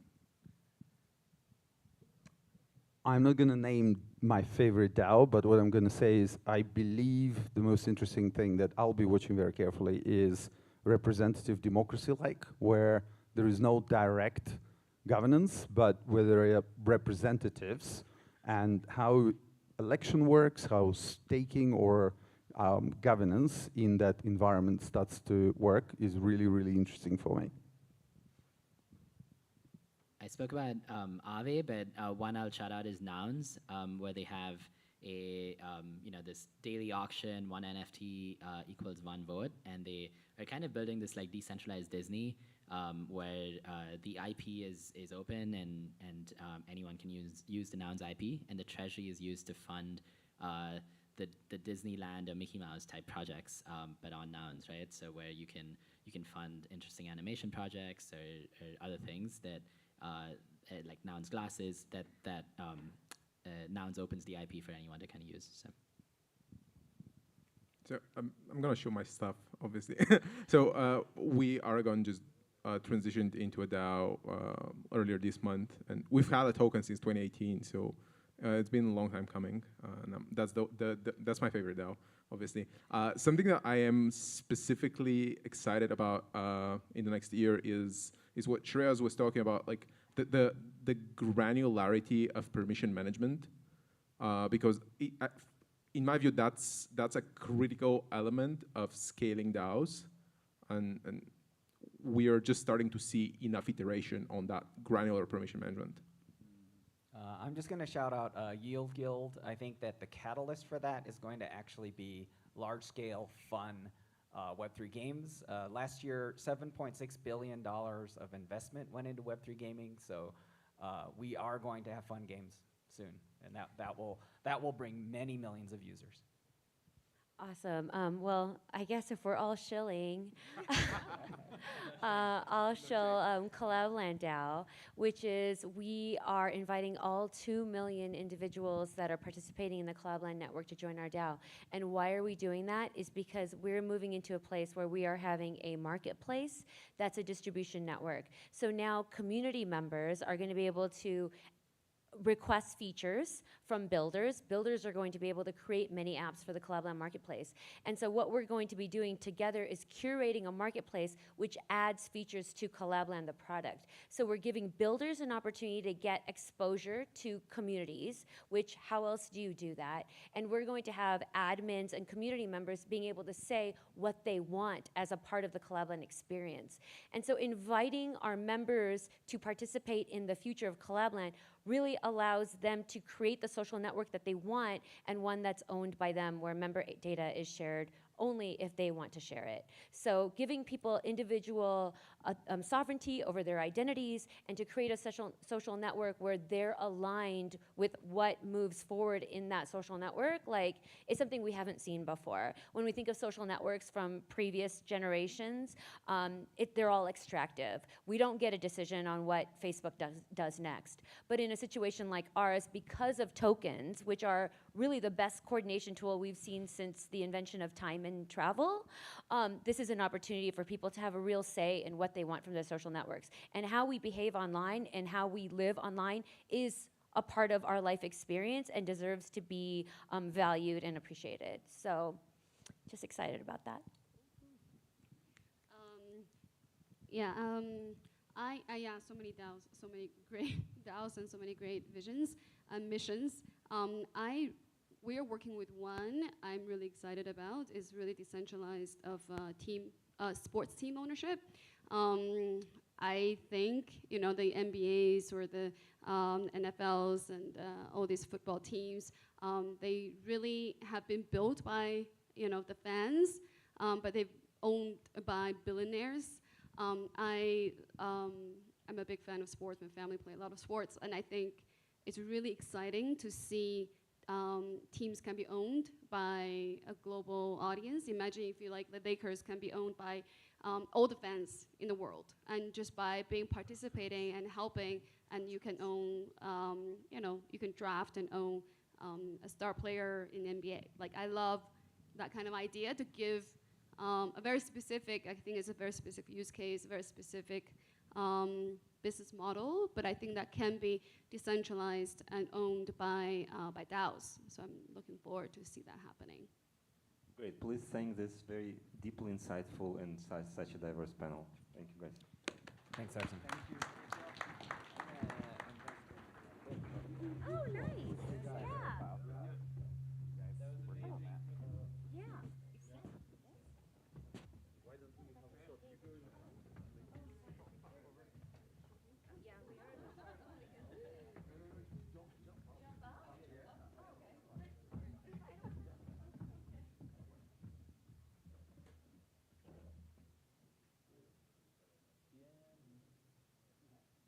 Slides in.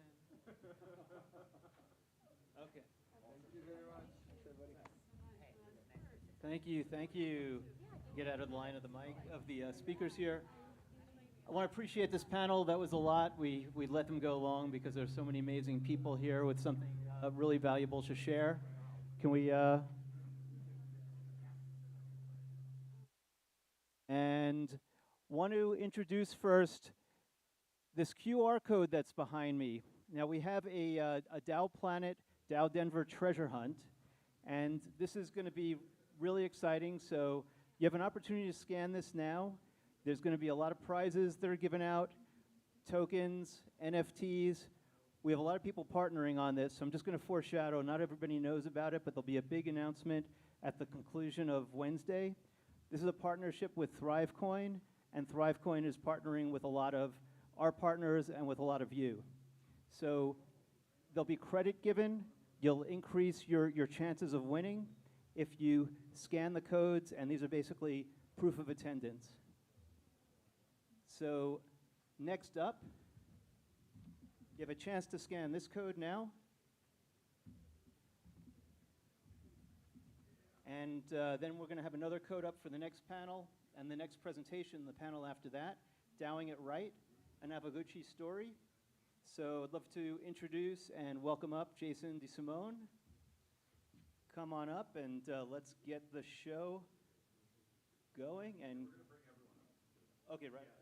Okay, cool. How many people? 7, I think, total. Okay. 6 and myself. Got it. Yeah. Do you want to be? do one in the dark here. Yeah, yeah. Cool. Thank you so much.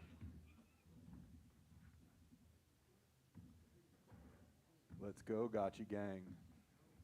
Come on up.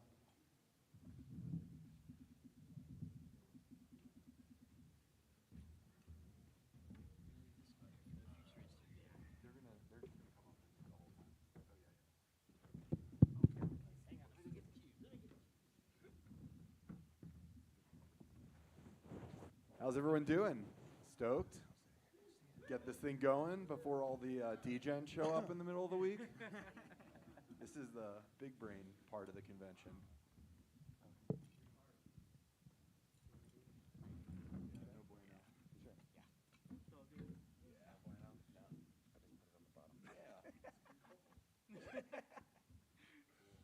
Improvise.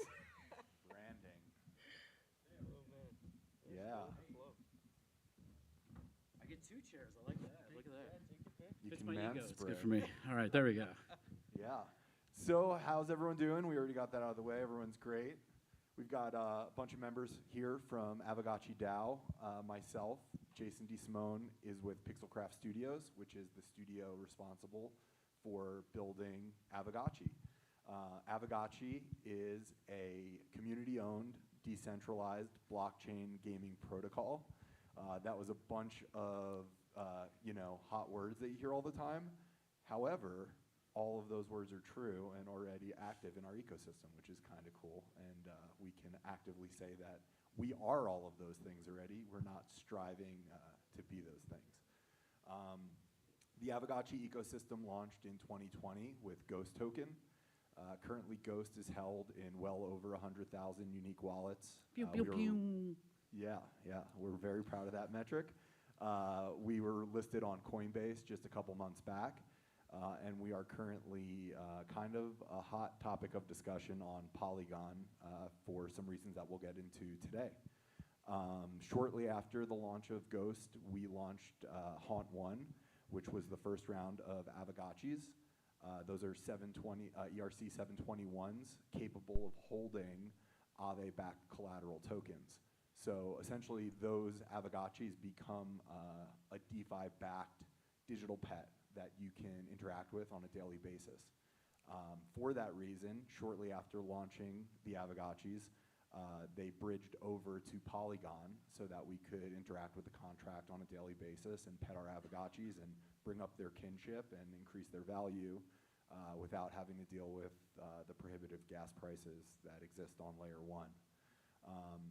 So that's kind of the quick overview of Advocacy as an ecosystem. It's been a long journey, and Pixelcraft has proudly continued to ship updates to the protocol on a weekly basis. But what we're here to discuss today is how we have come to the decisions that are made about this project through a DAO structure, and how we have really put into effect community governance in a way that is quantifiable through not only the deliverables that we've created in the Gotchiverse, but also just through the simple metrics of our DAO activity. We're the second most active DAO on Snapshot behind Aave. Pew, pew, pew. Yeah, a humble bunch, but we are there. We are active. We are voting weekly. Over 100 people in our DAO calls on Sunday mornings, which are 6 a.m. Pacific time. So that alone is pretty impressive. Yeah. It's not my favorite thing, but. You strike me as a morning person until that meeting, and then I'm like, no, this is not for him. Yeah, not at all. But yeah, that's kind of really the 1,000-foot view of Advocacy and a little bit about our governance. But what's really cool is we have representatives here from different departments of our DAO that can kind of speak to their individual, how they contribute to the community, how they interact with myself and the members at Pixelcraft, how they interact with the DAO as a whole. This entire trip was funded through the DAO, so there was core props that went up. It was voted on. The budget was put up for the community to evaluate. Metrics were presented. So we're really seeing community governance in action through Advocacy, and it's something that we're really, really proud of. not only building what we think is a wonderful protocol for other people to come on and build on, but really laying the groundwork for that protocol to be governed and developed through the community that does choose to partake. So I'd love to first introduce Hefe, who's the head of our DAO, for lack of a better, right? No, I can fill you in. Cool. Yeah, definitely. Yeah, so I'm Hefe. I'm the Advocacy DAO community ambassador. I've done some work helping projects with project management in the DAO, getting good ideas funded, leveraging my connections in the DAO, working with people that have ideas, that have potential, they just don't have the capital to get there. And of course, being built on the Advocacy protocol. So began my journey there, and now, like you say, I host the Sunday DAO calls regularly, and it's been an incredible experience hosting these discussions on active proposals, live forum discussions that might be going on, and generally just having really good discussion and debate around maybe even contentious topics. It's been, and it can be quite entertaining at times, I try my best to make that happen. Yeah, No Future does a That's good what I job. Yeah, you do a good job. You clip all the little things and disseminate information after these meetings. So my key role, I would say, is to keep the DAO informed of what's being discussed and what's coming down the pipeline in terms of asks of proposals for potential grants that we might want to disperse. So that's my key role there at Advocacy DAO, and I've been doing that for quite some time. Been an OG Advocacy member, and have learned a lot about not only DeFi but the greater crypto space, and about DAO specifically through my experience. So yeah, just really glad to be here, and I'm going to keep hosting these meetings. They are quite early for me. I wake up at 5 a.m. every morning on a Sunday, so it takes a certain kind of person, I'm sure, to be able to do that. And to disseminate the information without seeming groggy or like it's 5 a.m. Yeah. You do well. You need the coffee. It's essential. Yeah. Absolutely. Definitely. All right. Let's see if I can get this one on. Can I get this one on? Can I We'll get pass this you one one. on? How about this one? How about this one? You just got more VP power in There your you mic, go. so I'm go just for it. gonna jump right into it, guys. Guys, my name's Mike Callium. I'm also one of the DAO community members. I'm one of the 9 DAO directors, co-founder of something called GMI Friends, which I'm proud to say everybody on here, besides Jason, Pixelcraft are excluded, but we work closely with them. But this is the kind of the community collective of creators. We have our friend Smokescreens over here, the Living Gotchi. These things don't get out too far in the wild. It's hard to get them off chain, but this one did find a way to make it happen. Yeah, people keep thinking we're running a parking lot, so we got to be careful when we're out there with this. Exactly. And so we are just a group of individuals that are very passionate about this project. Something that spoke to me, I came into the project a little bit after deployment. I was something that was called Haunt 2, kind of a second generation deployment. Timelines are not super relevant. What was important is that I saw a whole bunch of individuals that were really committed to a project for different reasons and for different exposures. So what we have here is a panel that best represents those individual interests, as Jason was saying, semi-departments within that. And so I just wanted to take the opportunity to kind of curate this panel, show some examples of our DAO members in action, what inspires them, what has activated in them, how do they spend their time inside the Advocacy DAO. And so that's my part of it. As I mentioned, GMI Friends, co-founder. I spend my full time inside of the crypto space as a community manager at a protocol called Nori. We're reversing climate change with carbon removal marketplaces on Polygon. I see some hands up. But this is where I spend all of the little bit of free time that I have. And so this is what it's like when you see passion in action and you really get committed to it. So we'll start right here. This is my good friend Tim, known as T-Bird. He has done something very unique that none of us have the opportunity to do. None of us are small business owners that are offering benefits to NFT holders within our community. And so his business existed before Advocacy. His business may exist after Advocacy. We hope not. They'll both still be there. But he is somebody that saw an opportunity to create a synergy between in real life opportunities and digital communities. And so, Tim, do you want to speak a little bit to that? What is the name of your, yeah, you can take this, yeah, there you go, there you go. What is it like to operate a business? How did this come to be? When did you decide to offer these benefits? What kind of perks do you offer to Advocacy that show up in front of your business? What kind of business is it? Yeah, thank you, Hefe. I'm T-Bird. I run a sailboat charter. It's kind of random. It's a very, something that doesn't really feed into Web3 that well, but I do advertise on my website to people that are non-crypto native or just looking out to come sailing to throw them in, give them an Advocacy discount. And they're like, oh, what's that? I know what Bitcoin is. I know what Ethereum is. I get 10% off to go sailing with this guy for that. But if I have Avogacci, I get 50%. What is this, you know? So that's my kind of, I got into Avogacci when it was just a white paper and on the pre-sale, and it was my very first NFT project to get into. My very first experience with DAOs and Discords, and the entire rabbit hole has been basically Avogacci for me. You said yesterday that Advocacy was the very first Discord community you ever joined, right? Yeah, the first Web3 Discord. I had been, you know, in some trading, financial Discords and stuff, but I really was looking for a way to save my money that I was making with the business and also from not drinking, and put that into my Avogacci piggy banks and watch that grow and be part of the community, and everybody's voice is really heard. I had no prior experience, and I spent just months and months listening, you know, afraid to really speak out and afraid to really like come into my own space, but providing that, you know, these constant community calls and open opportunities to come up and speak your minds. You know, it's intimidating. You have a lot of really dedicated and passionate people about Avogacci working on it together, and just to come in as relatively unexperienced. I didn't know what MetaMask was. I was just trying to find out how you bought a token before pre-sale, before it went on Coinbase, and I found out about the Ghost token, and I was lucky to get in to the ecosystem early and meet a lot of really solid people that are in many other communities as well. I feel like Avogacci is just one community that many of our members are in. So it's a good stepping stone for other people if they want to learn about gaming. I love video games.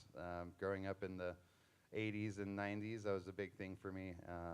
And I think just having that passion and be able to onboard people who maybe not into video games, but they see the potential of that.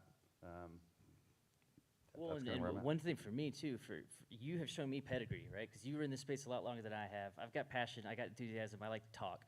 But you have shown me, like, this, even this trip, we've only been here a few days, and I have to say big shout out to ImCon, Metacartel, that whole legacy system that was all pre-me.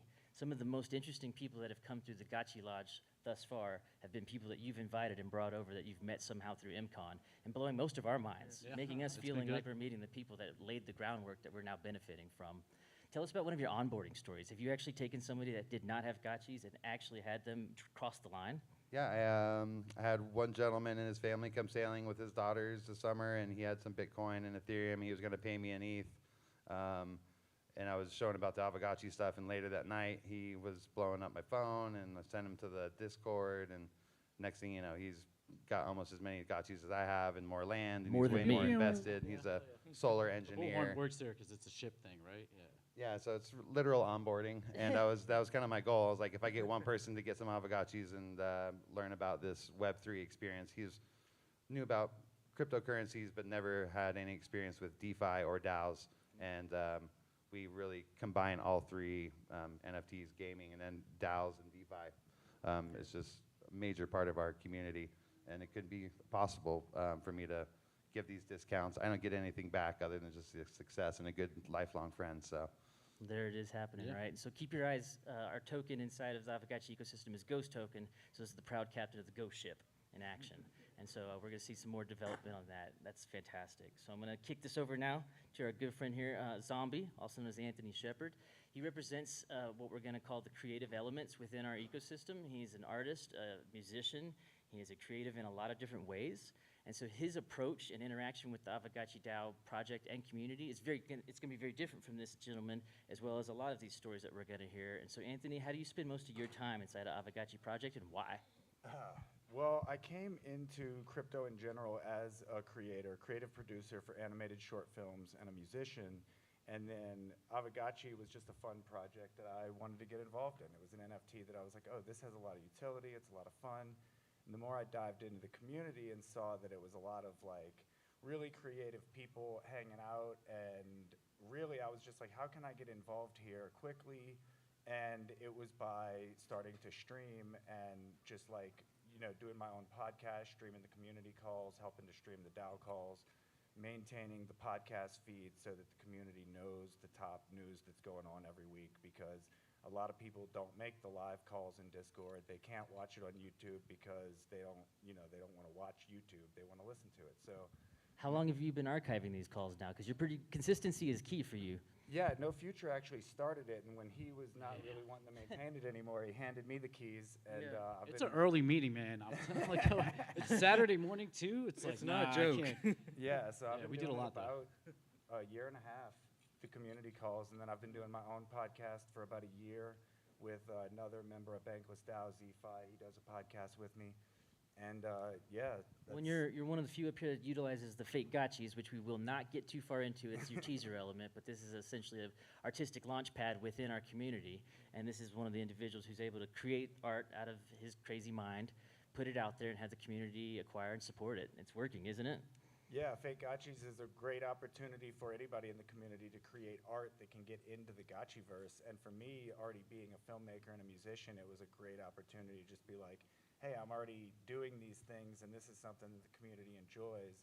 So I've already got a lot of my own projects, but being able to do it kind of with someone else's IP and somebody else's characters and have other people tap into that energy is really powerful. And another big thing I've been doing for the community lately is I'm very active in the Lens community. So anybody at Avagachi that's really trying to get tapped into Lens will reach out to me and say, hey, get me in there, and I'll onboard them and get them involved. And, you know, I mean, I love T-Bird's work on Lens, and, you know. We got a little spoiled with Lens too, right? So the Avagachi community was targeted by Lens as an early access community, and so we were given the opportunity to mint handles and onboard to Lens like last June? July. It was really early. It was early. No one understood what it was for. We didn't know what to do there, but we hung out. And so we've been holding ground there for a long time. And I think probably some of the most interesting use cases of Lens, which we've also become big fans of, and every last one of us is deploying there as another platform. One thing that I like about Zombie, each one of you guys inspired me in so many different ways, which is why I stick around. I met Zombie in early Polygon ecosystem DAO days. I saw him roaming the halls of Bankless DAO. So I saw him representing inside of some of the DAO communities that I took as early inspirations. And for him to end up with me on this stage inside of GMI Friends for Avagachi DAO, it means something is going well here. It's so true, yeah. Like, I mean, what was that, like April of 21, we're like diving into every DAO. I keep running into this guy in every Discord channel, and next thing you know, we're building together, so. I wasn't getting left behind. Let's move on, Hefe. Hefe, you've got a long story too, you know, and you were able to give us kind of that front intro, and you are essentially what I'll call the face of the DAO. When people think of Avagachi DAO, it's this gentleman that they Newly think revealed face. It's just very recent that we've I'm a fresh face. He didn't have that face before. Yeah, before he was his Avagachi. So. Yeah, a truly undoxed Anon leader for well over a year within the community that people were able to realize is a level-headed voice of reason, very fair, very balanced, and that is difficult to do inside of digital communities where you can kick, ban, and mute. And so I'm just curious, how is it that you've survived and thrived within this digital management style? Yeah, and up until now, it really was just a voice, the voice of reason, because I wasn't actually doxed. Nobody knew what I looked like. I was a PFP. We had a betting pool going. Nobody hit it. I said he had no face. I lost. Yeah, you know, had a PFP, joined Discord because of Avagachi. I wasn't really all in on Twitter and, you know, any sort of Discord before Avagachi. And so got into that. I thought the character was kind of cute, and the way that, you know, they get summoned, the mechanics of the whole thing. I think you touched on the utility. That was attractive to me.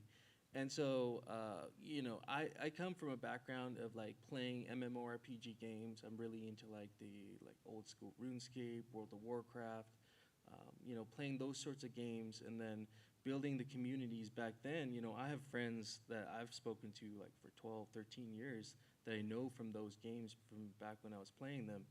And just feeling that community building around a Web 2 game, I'm like, this is amazing to see this happen in a Web 3 game, and then have Web 3 like DAO infrastructure underpinning it to allow for like healthy facilitation of like good decision making.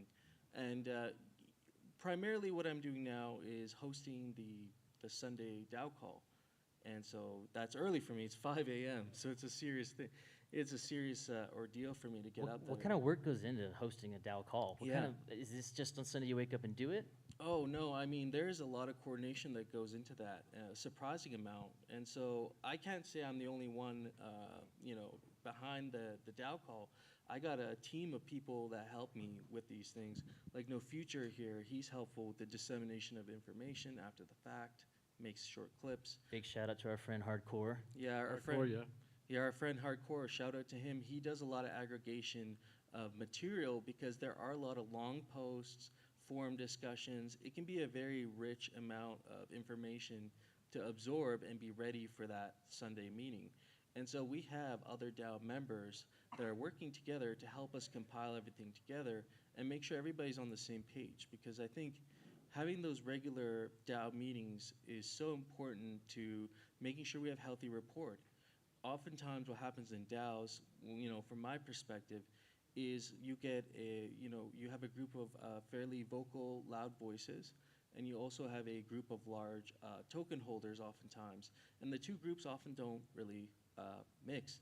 And that can create, resentment. It can create, bad vibes in the DAO. It can get very political. It can get very Yeah, political, very heated. And you realize there's money involved. It's like, oh wait, people Yeah. have like their own agendas and stuff. But we've come together, I think, in great ways to, neutralize that and still get things done. And like this trip Yeah. right here, we're here Yeah. for Gotchi, from ETHDenver, Gotchi Lodge 2023. We Yeah. have a lodge that we're doing video Yeah. and all this stuff in. The DAO paid for that. We had to go to Yeah. the DAO, go and convince our detractors, like lobbying Yeah. people, like, hey, we want to do this. Let's do it in real life Mhm. activation, and we got it done. It's getting Yeah. done. Actually, and, that's a great example. It's beautiful, yeah. And so Took work, though. the Sunday discussions are a great relief valve for all this tension that does build up in text. Text is a lower form of communication than voice, and even higher would be video and being face to face with everybody. And so having a chance to do that once a week is a great release valve on any tension or anything that was overlooked in a discussion, or to even address specific community opinions, regardless of your voting power. Your voting power is not correlated to these meetings. So you could be holding one ghost token and still be able to get up on stage and really make a case for your proposal. And sometimes that in itself can be extremely valuable, because you may influence a large token holder who was initially against your proposal and now is on your side because you were able to make that great argument. And so I think it's a really essential piece of the way Aavegotchi DAO functions. A lot of our development, and I'll kick it over to you, is actually mutable. So, a lot of the smart contracts can be changed if the DAO votes through a proposal on Snapshot to change something. And some of these decisions can be quite large. Like we might get to it today, is turning off our bonding curve. And so I'll let McCallum Well, kick it I over just to want to you make there, sure that I sir. give you credit. Your Yeah. commitment to an unbiased, level-headed opinion and making sure that all voices can have space inside of this DAO is unparalleled. It's what brought people like me into the project. It's what saw me as an opportunity to show up without the background, without the expertise, without the legacy or the bags, and still feel like I could step up and participate. And to be here right now, it means, again, that it's working. And so let's move on right now to No Futuristics. No Futuristics is a two-part story. I really like this. This is Influencer Gone Governor. And so the Aavegotchi DAO Directors is a new spin-up. There are now 9 Aavegotchi DAO Directors. The foundation's forming to help kind of safekeep the treasury and be the last bastion of defense from DAO decision enactment or enablement. And No Futuristic is able to speak to that process and what led him an initial coverage of the Aavegotchi project to now being one of the 9 Aavegotchi DAO directors. Yeah, I started out as an ambassador. I run Music City Gotchi Gang. It's one of the first YouTube channels for Aavegotchi. It was originally a Facebook group, and then I got locked out of Facebook, so we went to YouTube, and I started creating content. I basically run GotchiNews.network. I try to cover the happenings of the DAO and of the protocol in general. So, I mean, we talk about letting out your feelings. I live stream pretty much every day, morning and evening, letting out my feelings, letting people know how I felt about DAO governance. So I provide that point of view, which is great. And now I'm a DAO director for the Aavegotchi DAO Foundation. And I was joking with Mike Callium because he's also a director. There's 2 of us here. We're both probably going to run to be either Prez, Vice Prez, or Treasury. So at one point, we might not be able to get on the same plane together, because if we both win, this is going to be dangerous. So it's right, for me, like, we talk about what Aavegotchi DAO is doing right, and I think it's 2 things. I think it's the focus on community, because through community, you can keep decentralization happening.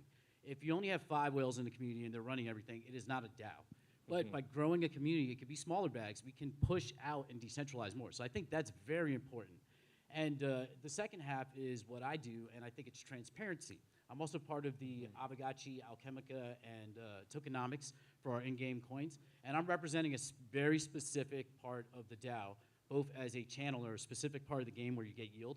I'm representing them as well as being the news network that wants to make sure that if you're part of the DAO, you get to see everything we're talking about. So you know there's no backdoor deals, everything's transparent. So those two things, community, transparency, that's what matters. And I think Avagachi does that very well. And it allows me to kind of get on camera and say stupid things, so it's a lot of fun for me. A very important need inside of any DAO community or any project period is the dissemination of information. Knowledge is power. Yeah.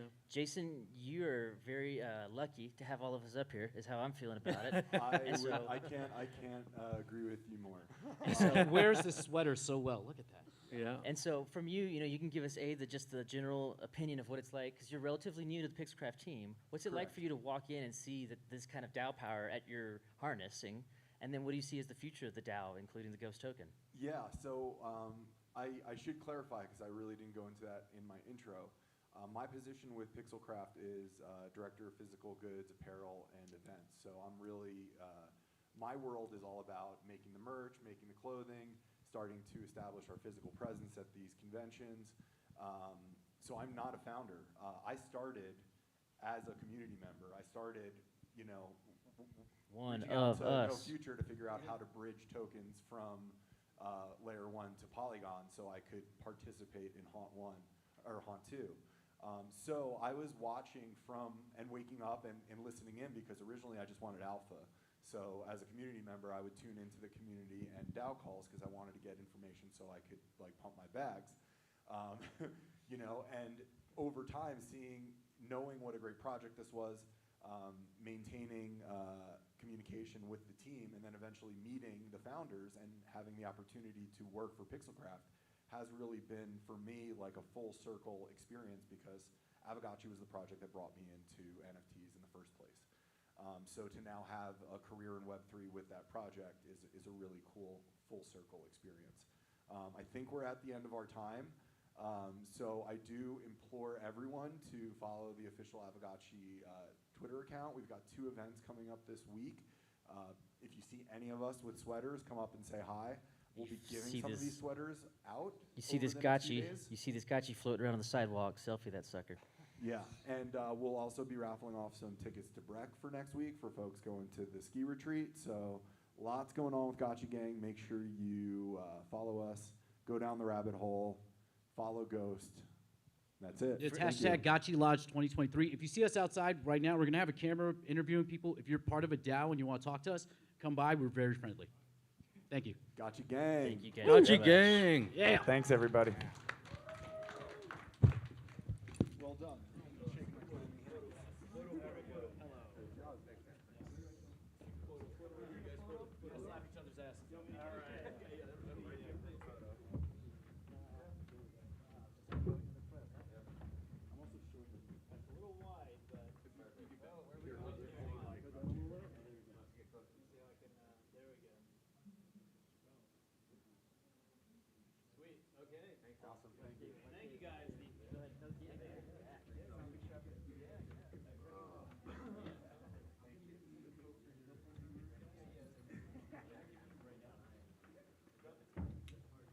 So thank you, Avagachi team. That was amazing. Now we're going to throw up that QR code. So now each panel is going to have a QR code. This is part of the scavenger hunt, giving away lots of great prizes, big announcements, end of the week. So give you a moment while we cue the next guest, and I'm going to hand the mic over to my friend, Mr. Adam, the Thriller, Miller, and Goldie. Thank you. Hey, I'm just up here because I have the pleasure of introducing our next speaker named Anna. Anna's been a good friend of mine in Web3 for the past year or so. She studied things like democracy in school, political stuff, and so now she applies what she learned from the world of traditional politics to the world of DAOs and vice versa. It's very interesting. She also runs her own Web3 design firm, builds oracles. Without further ado, here's Anna. Thank you so much for having me. What's up, DAODenver? Thank you so much, Adam, for a nice introduction. As Adam mentioned, I do web design and branding. I run my own firm called Oracle Designs, but I also have a passion for political science and governance, and that's what I'm here to talk about and nerd out with you all about. How many of you have heard DAOs being described as a more democratic way to govern communities or resources? Amazing, quite a lot of you. And that's actually how I first learned about DAOs, and I got into the space because a lot of people were throwing things like constitutions and democracy, and it was really interesting to me as someone studying political science. And so I was trying to figure out what is DAO governance about. Here are kind of two goals for today's presentation. My first goal is to hopefully understand the intuition, why we're drawing parallels between DAO governance and kind of political democratic systems. And then the second goal is to question the limitations that political analogy brings and see if there's anything we should consider and rethink in the way we approach DAO governance. So what is democracy? Democracy is a system that is defined by everyone having an equal power in governance. I think a lot of us in Web3 space share that kind of believe in equality and respect for individual freedoms, and that is the reason why democratic analogy really resonates with us. There's kind of two main types of democracies. There's a direct democracy and representative democracies that we'll touch on.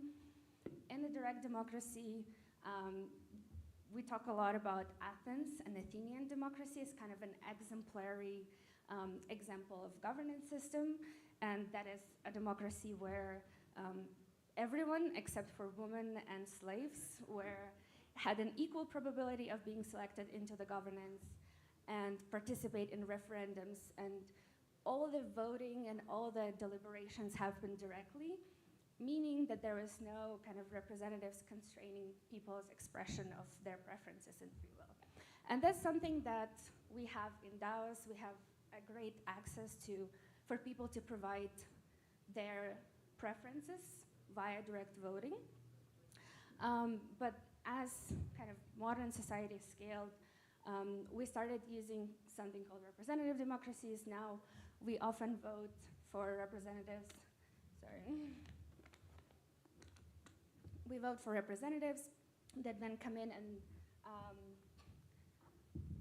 represent our decisions in deliberations. This created two big problems. First is the problem of representation, is how accurate people who are being elected are able to share the interest of the people they're representing. And then the second is the accountability challenge. So in America, for example, you have to wait for a few years to kick people out of the office if they're not sharing your preferences correctly. Something that we have in DAOs that is much cooler is because of the technology, we are able to create a transition of power that is much more smooth. With things like delegated voting, you can give away the governance power to people who could represent you in different areas differently, people from different functional areas of expertise. And then you can also take away that power at any point. You can veto their decisions, you can retract the voting power. So essentially, DAOs are, you can say in a way, superior to how the modern kind of representative democracies operate. Why are we having this conversation then? Is DAO governance perfect? And I think a lot of people would answer no.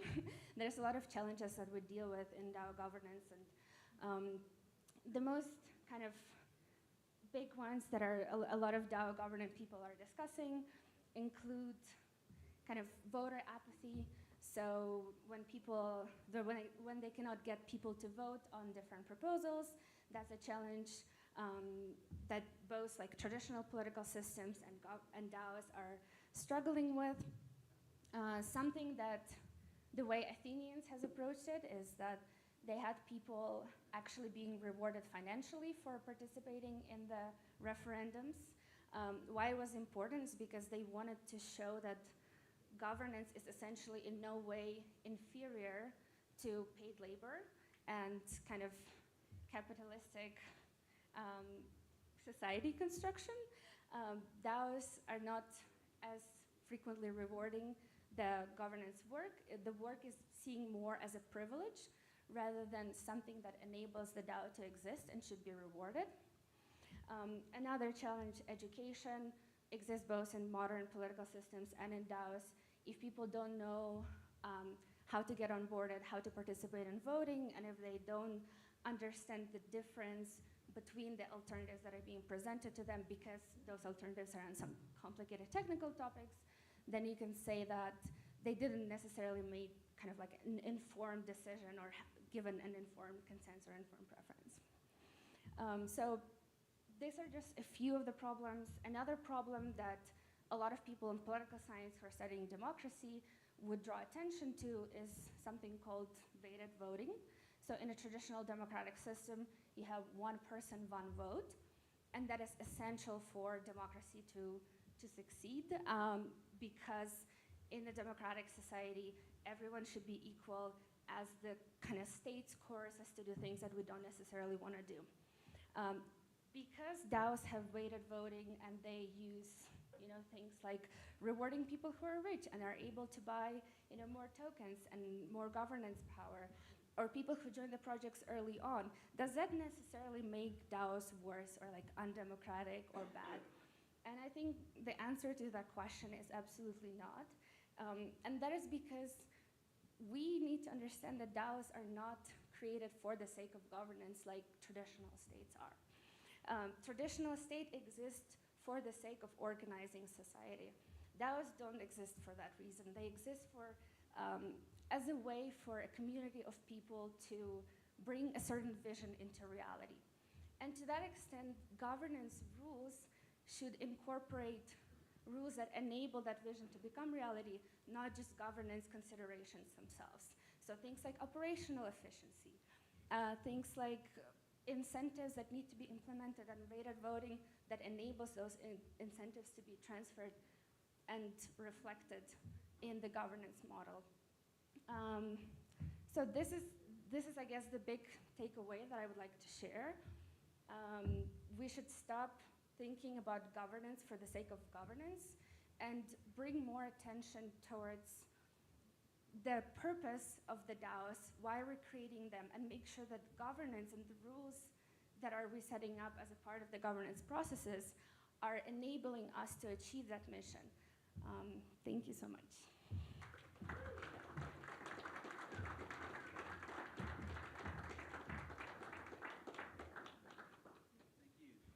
Thank you, Anna. Thank you for your work and your studies and tying this governance to political systems.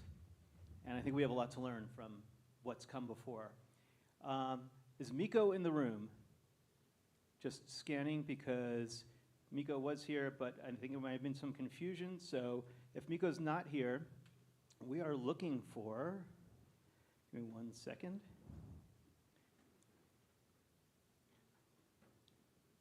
Breaking Up with Your DAO, Jordan Gray. Is Jordan here? Okay.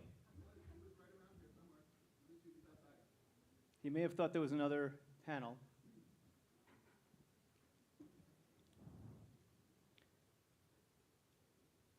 But we have to make up some time, so we'll be able to juggle around. Nathan Phillips. Nathan, we're going to put you on the hot seat. Okay. Now, if we can find Jordan or we find Miko, then we can just juggle back. You ready? Yeah. First, we have, well, not that barcode, not that QR code, I don't think.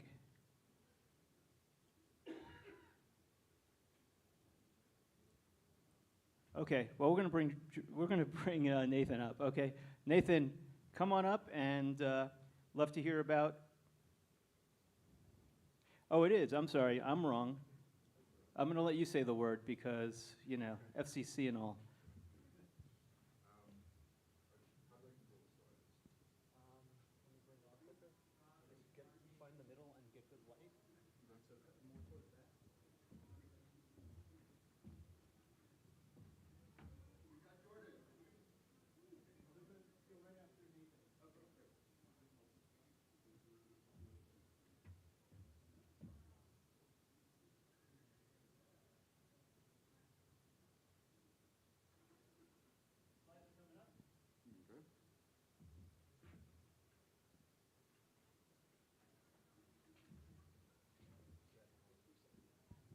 And I'm juggling the schedule, so we have some live adjustments to the schedule, so we should be catching up to ourselves, and the schedule should be correct moving forward.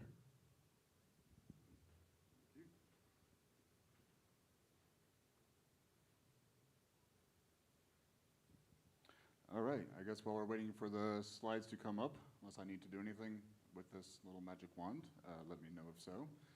My name is Nathan Phillips. My project is called Celium. I've been working on it for about 2 months. I've been full-time in Web3 for about 2 years, and the title of my talk today is Unfucking Decentralization. I have some strong opinions. It's the unofficial mission statement, if you will, of Celium.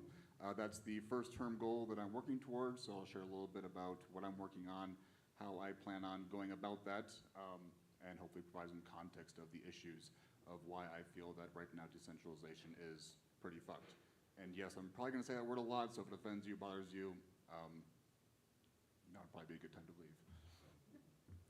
And in that, I want to first state that I'm not saying that decentralization is fucked because of the tools, because of the people, because of the vibes, because of the projects, because of the DAOs. Those are all amazing. There are some serious issues going on right now that we all need to address. I think we've fallen into some very common problems that we all are aware of, and unless we all together address them, then we're going to run into some serious issues.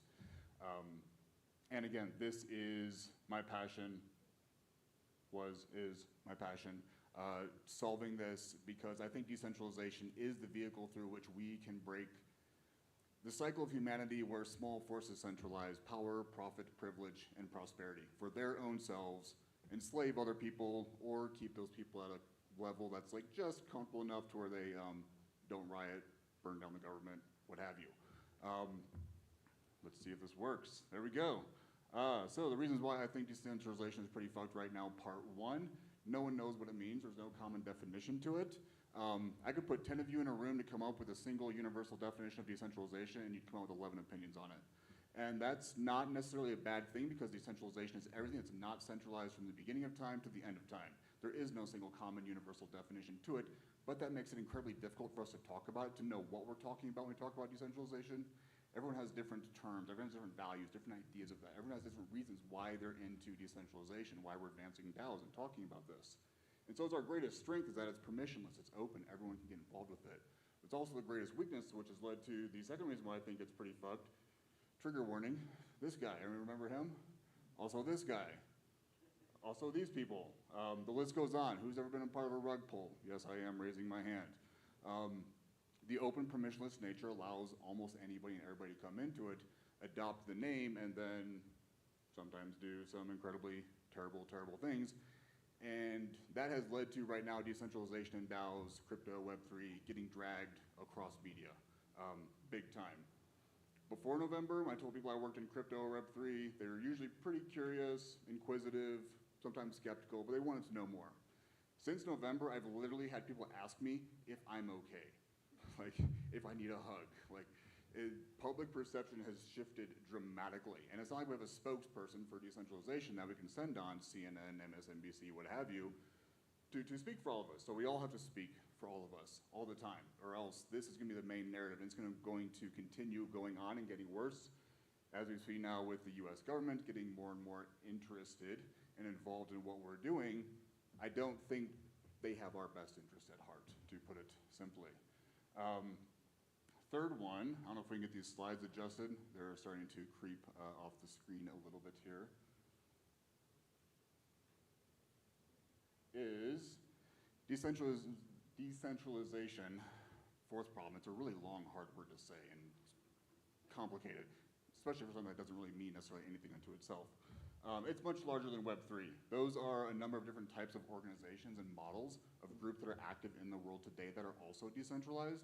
Web3 is kind of like the headline act. We're the rock star at the top of the billing when it comes to decentralization right now. But there's a lot of good people out there doing a lot of good work through decentralized models, decentralized organizations. And I think that I see this as a major problem because if Web3 gets taken down, if we are not able to get ahead of potential legislation, regulation issues, if we can't unfuck decentralization, there's a lot of other decentralized groups out there, a lot of good work that could get dragged down potentially through this, and I think that would be devastating, potentially, for humanity, at least a very, very big negative. So, my opinions on how we unfuck decentralization, I'm going to speak this explicitly from the terms of a customer experience. At an earlier panel, someone mentioned how Apple's marketing is brilliant because it's so simple. I agree, but the first brilliance, I think, of Apple and Steve Jobs was he looked around at the PC market, the ugly gray boxes, the spaghetti wires coming out the back, the clunky user interfaces, and he's like, that's technology moving forward. And he said, as he has said, customer experience comes first, and you work backwards from there. So I want to look at 3 opinions I have on how we unfuck decentralization, and look at it from the lens of the customer experience first. And I would say customer experience, I'm referring to people who aren't into Web3, which is about 90-something% of the world. People don't understand it. People who aren't here right now this deep, like, is the vast, vast majority of the world. And so, first one is being blatantly and brutally honest with ourselves, coming up with language for ourselves that we can communicate the nuances and the specificities of Web3 and decentralization to each other. I love talking about decentralization. I do it all day, but I'm also kind of tired of spending the same 30, 60 minutes telling people why I'm into decentralization, how I got into it, and it's all great. And I'm not tired of it because I don't love it. I'm tired of it because I want to get to the next thing. Like, that's time I could be using on the next step, building the next project, so on and so forth. We got to simplify, get down to easier ways that are from a non-Web3 value-driven perspective first. Speaking not about tooling, about technology, speaking about the values, the reasons why we're in Web3, the reason why decentralization is so important. And what I'm working on to this end is something called glyphs. Unfortunately, that link is not working right now. My good friend who I paid too little to build that wasn't able to get it up by today. But what it will be, hopefully in the next week or so, is a very basic test that you can go on and assess your values across these 8 values right here, 4 sets of values that have inherent conflicts with each other, and come out with a unique shape of how your values, which is more important, which might be less important, where your trade-offs are. And so this is my glyph right here. So if someone asks why I'm in decentralization, I could say I'm an IMTP. I think decentralization is good for advancing impact, building mutualistic values in society, increasing transparency, and driving purpose. So kind of like Myers-Briggs. People who are really into Myers-Briggs are like really into it. When you say you're an ENTJ or whatever, like worlds unlock in their heads, and they know how to interact with you on certain levels, and they can team build off of that, strengths, weaknesses, synergies, or not. And so I'm not saying this is the end-all be-all. It's beta as hell, but I think what excites me about this is that it's an example of how simple communicating these nuances and these really complicated matters, how simple it can be. And hopefully this, well, not hopefully, it will be an open source platform so that anybody can create their test, different tests. And this will mint out as a JPEG to download because not everybody's into Web3. They don't have wallets. It will be a free NFT or premium ones because I like to eat food and have a roof over my head. So second way that I am approaching this of how we unfuck decentralization is being honest with others. And these are 2, I think, key points of that is having a living constitution for DAOs. I use the word constitution for lack of a better term because we often talk about democracy and direct democracy, as the last talk did. But having a simple, clear way for people who don't get it, who don't know it, can understand it pretty directly, pretty easily. Some DAOs do it well, a lot of DAOs don't. And you gotta connect those dots, again, in terminology that people who don't understand Web3, tech, tooling, so on and so forth, can understand it and they can get it. So I know we've all been there where you've gone to a Discord and you can spend an hour, 2 hours, 3 hours, maybe more, learning the ins and outs, learning that Banana Biscuit 69 on Discord is Broken Bicycle 420 over on the proposal platform, and you gotta track all these conversations, and if you dare leave for a week or 2, good luck, you gotta start almost all over again. So having this accessibility for people who don't know that, who don't have the time for that, but who want to get into it, make it interesting, or get into these interesting projects and ideas, have that really simple, user-friendly, customer-first experience so that they can just get into a DAO and understand it and know where they can get in. know like what the time to engagement is. How long do they need to invest before they can start engaging with a DAO? How long from there until they're going to get a return on their investment? How much time is all of that? Is it 2 hours, 10, 40, before they might get 1 token, 2 tokens? What are those tokens worth? Making that really clear to people will increase their ability to engage. And the way I'm addressing this, if you'll apologize the terrible graphic up there, I do have 2 pilot projects going, a large refi DAO and a large DeFi DAO. Didn't get permission to share their names, so I'm not going to, but you know who they are. Basically audits, even though it's kind of a scary word, auditing the soft layers, the social layers of a DAO. The off-chain activities, kind of like the CerTIC for the social layers, if you will. And coming up with a SWOT report, a roadmap, and then sort of the skeleton of that living constitution for a DAO. Of here's how membership works, from onboarding to full engagement. Here's what the treasury looks like. Here's how it's distributed. Here's the risk. Here's the risk of contagion. All those different elements that go into decentralization other than like the smart contracts in the code, because you do not want me looking at that, trust me. They're coming up with this information, not to rank, not to qualify, not to grade, not to score, just to have it public and transparent so that someone can look at the DAO and see where it is at whatever point of decentralization, from progressive to sufficient to full, whatever it may be. Making that clear and simple for anybody to understand that, and hopefully then, you know, if Gary Gensler pops in your Discord and wants to know how things are going, you can show it to him, and hopefully Gary will fuck off at that point. Third way is finding our blind spots. These are 2 common systems traps that humans always fall into. The tragedy of the commons, we're all aware of what that is, what that means, I would assume, but no one's individually responsible for decentralization. Again, there's no spokesperson for decentralization. But at the same time, we're all spokespeople for decentralization. So we're all in it, but when last November happens, and now the mainstream media is just dragging us all over the place, we all have to step up, we all have to take action, because there is no person that is singularly responsible for it. And dependency, I've seen this now coming into play since November as well. Calls for the government to get better regulation, to create legislation, to give us guidance. And they're going to, that is inevitable, but we shouldn't step back and let them take the lead on that. We have to be on the front foot. Moving forward by being honest with ourselves about where we're at, what we're doing, how we get to a better place, how we can work together, how we can help together, and being honest with other people outside of the DAOs and outside of decentralization, so they can understand what we're doing. They can understand how it's aligned on values that they already hold. People who believe in mutualism, people who believe in transparent organizational models, people who believe in community-driven projects. There's far more of those out there that are in Web3 right now, and they're already aligned on these values.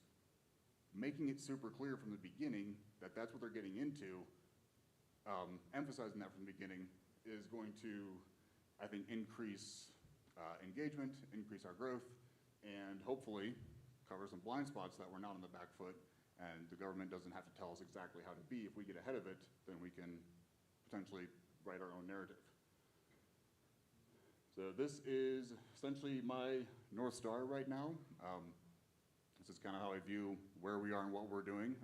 Slightly ragtag band of warriors marching against these big evil forces that have kind of controlled history and the narrative. Again, as I said at the beginning, I think decentralization is the vehicle to change that narrative of small forces centralizing power, privilege, profit, and prosperity, using it for themselves, to acquire more of that, to continue using it for themselves, and just letting the rest of the people fall by the wayside or not matter so much. This is how we can change that.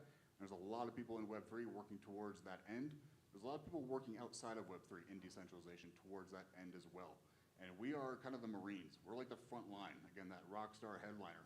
If we fall, if we get taken down, it could take down a lot of other organizations as well. And so we, I think, are all responsible to be honest with ourselves, others, and keep looking for those blind spots of how could trip up, are tripping up, might trip up again in the future, and try to prevent that from happening. Because we have I think we're at a really unique point in time, and it's our responsibility to take care of that.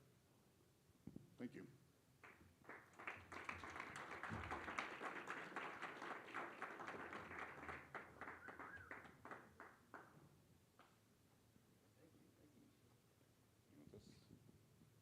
Jordan, come on up.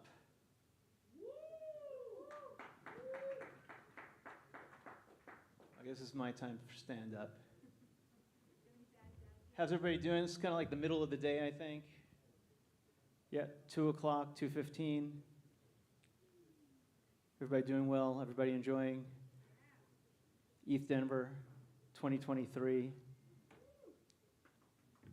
This is going to be the ETHDenver without the COVID. Okay, let me hand off the mic, and here we go. Appreciate it. Thanks, Steve. And we'll have slides up in a minute. But yeah, first, I'm going to give a short presentation on this topic, and then we're going to have a panel up here with some great people who have a lot of experience in it. And that topic is breaking up with your DAO. So we've been talking a lot about the exciting things that can happen. Oh, a clicker. That's fun.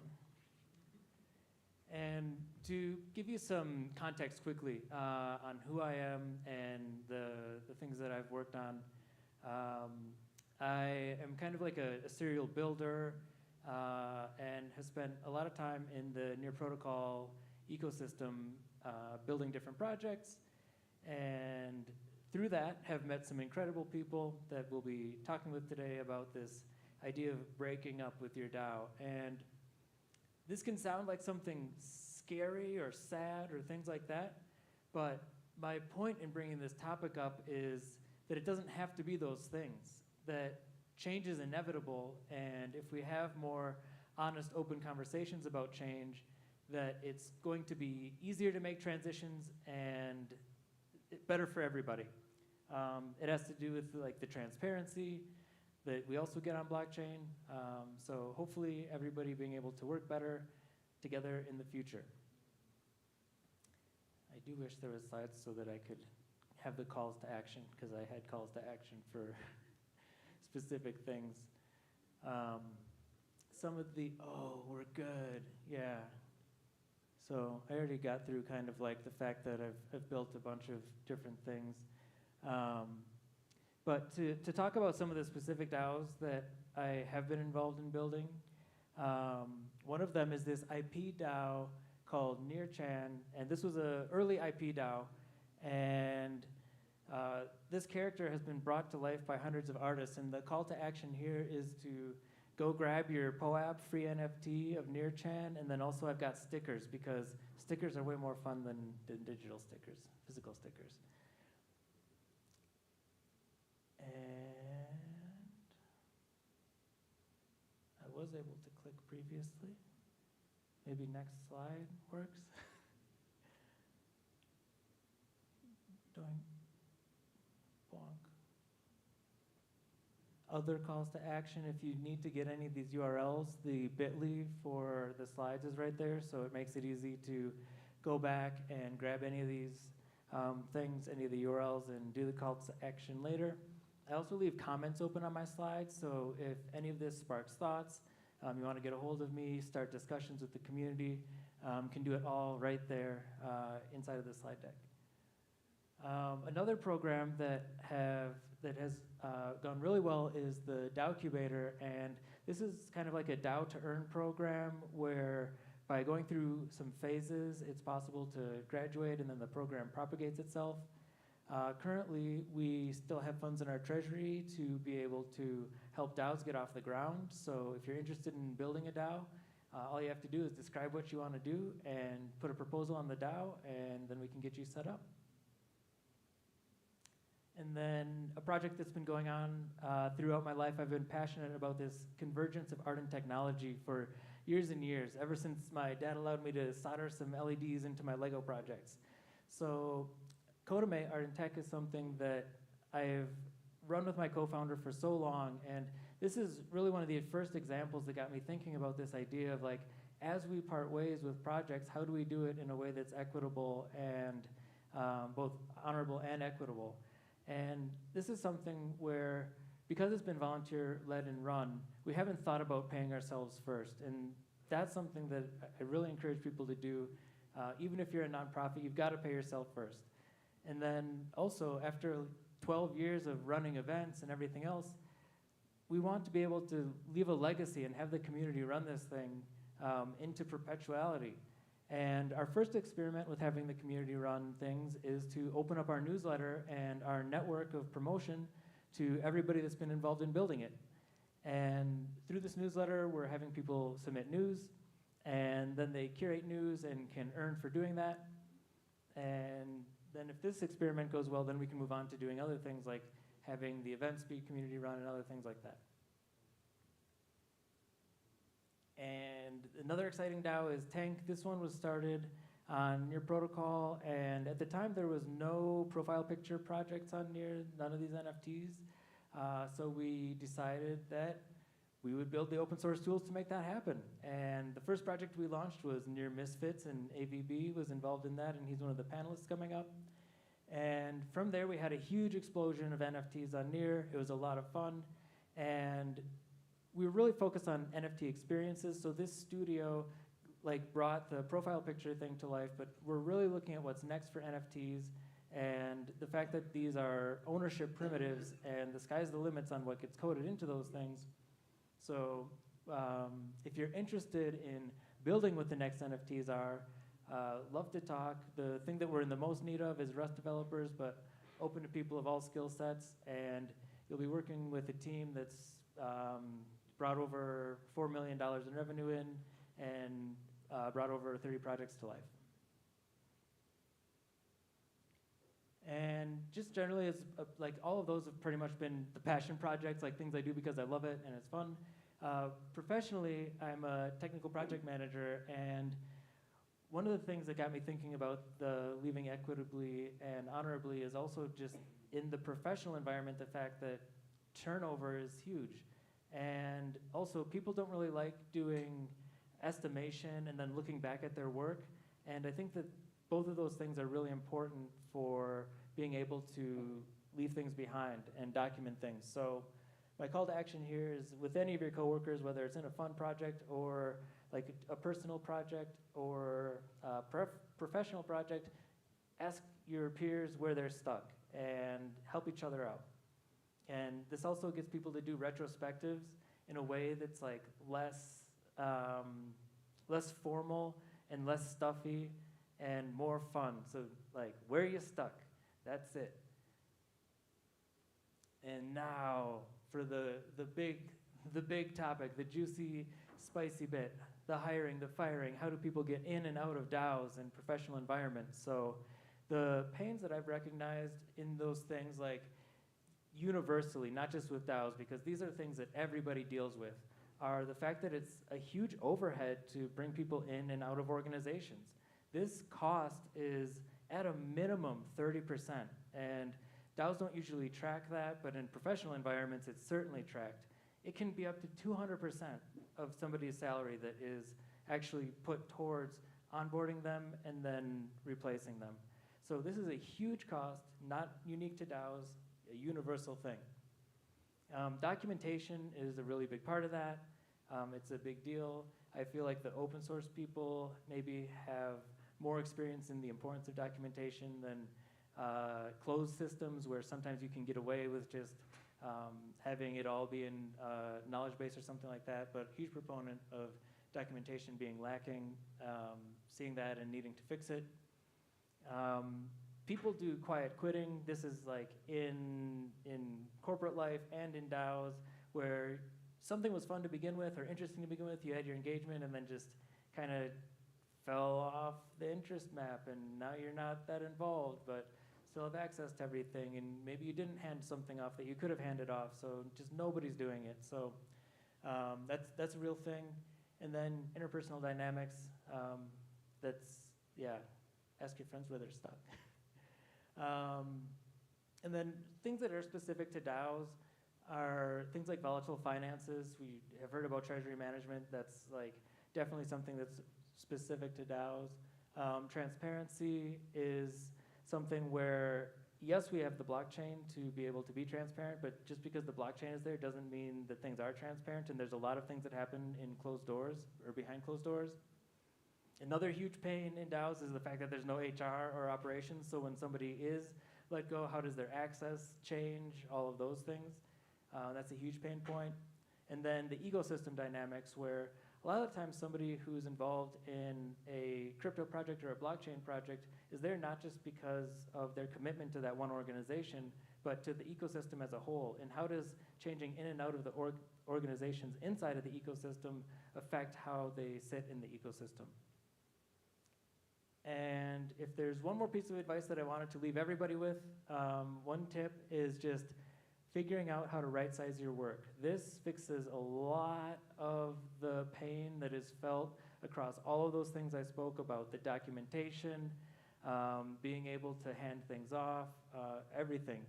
And if you are able to describe the work that you're doing, then you can delegate it, and you can also pay people for it. So figure out the right size of work. If things are too small, then bots can do it. If things are too big, then you have to like start managing a whole project.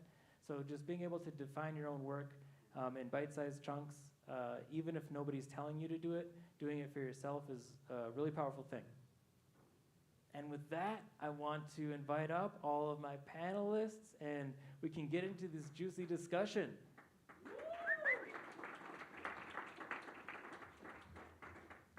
And these are all people that I've had the pleasure of working with over years. So we've seen ups, we've seen downs, and we've got plenty of tales to tell along the way. So thank you so much for joining me. Thank you, Jordan. Great. And just to kick things off, wanted to do a quick round going down the line of self-introductions. I already talked about myself, so Ravi, do you want to take us away and then we'll go down? Sure. Hi, guys. I work with Magic Powered. We are a community of senior designers, developers, data scientists. We've been building in Web3 for about 7 years at this point. And yeah, we worked a lot with Near, built AstroDAO, worked with Jordan a lot of blood, sweat, and tears. So some trauma bonding there. Yeah, and now we continue just bring cool applications to Web3. Awesome. Hi, everyone. My name is Gyan. Right now, I'm a developer relations at an L2 rollup solution called StarkNet. And I've been working with Near for a while. I think three years I've been contributing to the Near ecosystem as a builder, as a supporter, as in the education roles as well. I've also had the pleasure of working with Jordan. He is an immensely amazing support to builders, developers who want to develop in the Near ecosystem. And he's been supporting us with one of our grant projects. I promise that we'll launch it soon. But yeah, I've been in the blockchain ecosystem for about 6-7 years, largely as a developer, as an advisor, tech advisor to a lot of projects. And yeah, excited to be here talking about our journeys in the DAO space. Thank you, and my name is AVB. I started with Ethereum back in the day, 2016, 2017, and most recently with Near since 2020. For those of you that are not familiar with Near, governance is actually really core to everything happening in the ecosystem. So it's been an interesting journey, and I've had the opportunity to contribute to many of the DAOs. There's the Ref Finance Community Board, which is a Uniswap of Near. There is a Marketing DAO, which is one of the funding verticals. So basically, we've got a blank check to the foundation, anything that we approve at the community level, well, not anything, but the foundation pays. Talk to me afterwards. And yeah, just in general, I've also done some user testing for AstroDAO on the tooling side. I've also worked with Tank with the launch of Misfits. He also has a very exciting podcast. Oh, yeah. Got a fantastic podcast. It's called? It's Wild User Interviews Podcast. I've interviewed both Jordan and Ravi. There's like 7 hours of content there, so we'll see how you go today. Yeah, I think we spoke for like 3 hours or something. Yeah. Cool, good stuff. And to like bring up the mood and bring some smiles, maybe we can do a round of just like things that we've seen go well as people like come into organizations, find their way into being contributors, and then also how they depart and what they leave. So transitions in general, things that have gone well, either for yourself or things that you've witnessed. So right off the bat, we are not a DAO. I'm a skeptic, and I'm very honest about that.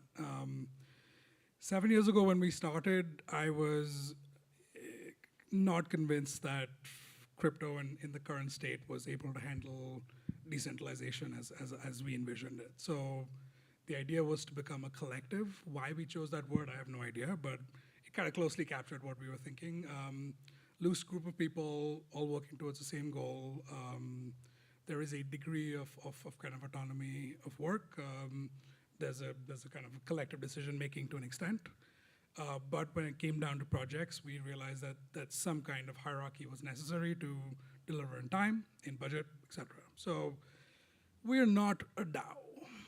So the reason why I wanted to preface my statement by saying that is because a lot of the issues that you pointed out don't really exist in Magic Powered, because when somebody is hired, they're hired through a very concrete HR process. It's well developed.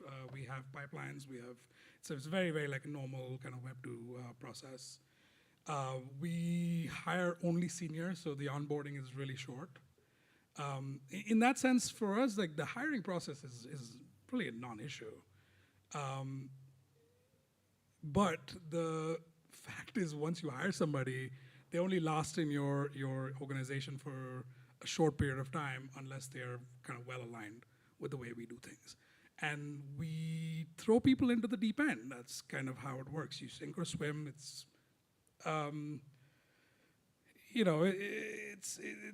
it's rough. It's not an easy process. All of us do multiple things. It's agile. We have groups. It's not the norm. So a lot of the things that you brought on screen, however, like the fundamentals are still the same. Good thing is that through this kind of sink or swim process, we have a group of like 60-odd people who are just absolutely fantastic. High ownership, and we have no like delivery managers. Everyone takes very like deep interest in owning the work they do. So I think through the process of kind of a difficult hiring and retention process, we just have a really interesting and solid group of people. So overall, I think that was a positive. Yeah. I see it. One thought there is, you're saying it's not a DAO. I like to remind people that all of this is so nascent. To say something is really a DAO or not really a DAO is kind of getting the cart before the horse. Yeah, fair enough. Yeah. Ways of working collaboratively and in collectives and in co-ops have been around for a long time, and there's a lot of lessons to be learned there. And DAOs is the latest. It is something that can be on-chain, but we've seen a lot of DAOs that operate off-chain. So is or isn't a DAO is it's a wavy line. I was going to say something very similar. I think that DAOs may be running into the same issue that NFTs are running into. There were a lot of, bad actors that may have casted, a bad instant reaction, like a heuristics to NFTs. So now the legitimate NFT people don't want to be an NFT. So yeah, I think that if you can take away any of the labels and identify what are the core human dynamics at play, they should be the same. There should be an extension from corporate, and then you should really start to play with the new things that the technology enables you to do. But back to Jordan's initial question, some of the good dynamics that I've seen from the DAOs, or the loose groups of people coming together, is the interpersonal dynamics in a good way, the weekly calls, getting to know each other, really identifying everyone's strengths. A small example would be 5 a.m. calls on a Sunday. Most likely there's people all over the world, and we're very flexible and really accommodating, and we've got a good dynamic now. There's people that don't feel comfortable speaking in English, so they contribute on the chat. And throughout the call, you have both people speaking like voice, and there's people speaking on the chat, and there's people, without a camera because they're driving the kid to school. It really tries to bring in as many people as possible in that sense. Some of the dynamics, some of the positive dynamics, the parting. The key lesson here is, if it's not working, nobody wants to say it, but it's pretty obvious for everyone. we've had, let's call it a period of, people being dormant, and 6 months in, somebody, thank God to the ones that do it at 5 a.m., grumpy calls, someone says, what the fuck are they doing? Let's kick them out. Good news are that when you reach out and you ask, hey, just wondering, we haven't seen you for a while, are you still interested? They are very much aware that they're not contributing, and we've had some peaceful departures in that sense. So I think that really goes to the point of always giving people the benefit of the doubt, like, hey, have you been busy? Where are you stuck? Can we find ways for you to come in? And given that it's not very debatable that they're not very active, giving them the chance to, put their hand and resign before you get fired, sort of things. So that would be on the positive side. We've had some good departures on that side. Awesome. I have similar stories, but slightly more. Maybe I can dive a little deeper into the journey of these stories. So I'm a huge advocate of diversity and inclusion. I am building my own community called the Phoenix Guild, where we support more women and non-binary folks to come into Web3. We are largely into education, mentorship. So I contribute a lot to DAOs that have similar mission and vision. And I also love education. I love teaching. So I love to just like explore DAOs that are also doing similar stuff.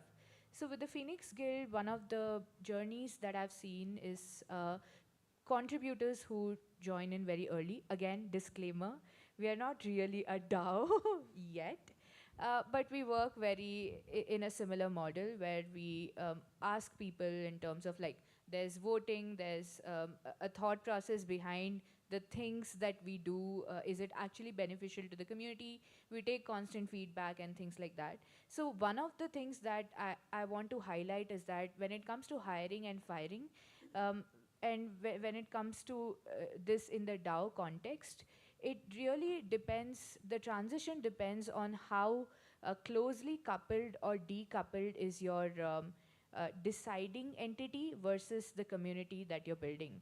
The more closely you couple both of these, that is, you're constantly seeking feedback from the community, you're constantly looking at what are some of the things that could be beneficial to the larger audience instead of just thinking what could be most beneficial to the decision makers. Whatever transition that happens in your community, in your DAO, will be much more smoother. Because you can't expect, for example, we have 2,000 members. We don't expect everyone to actually even realize that we are doing a bunch of events during ETHDenver. But we expect the active folks to at least have some thoughts on what are the kind of workshops that we should do and how can we make it more inclusive, what kind of messaging should be out there. And because of the involvement of the community, I think whatever we decide to do, the more contributors coming in versus contributors leaving is going to be more smooth.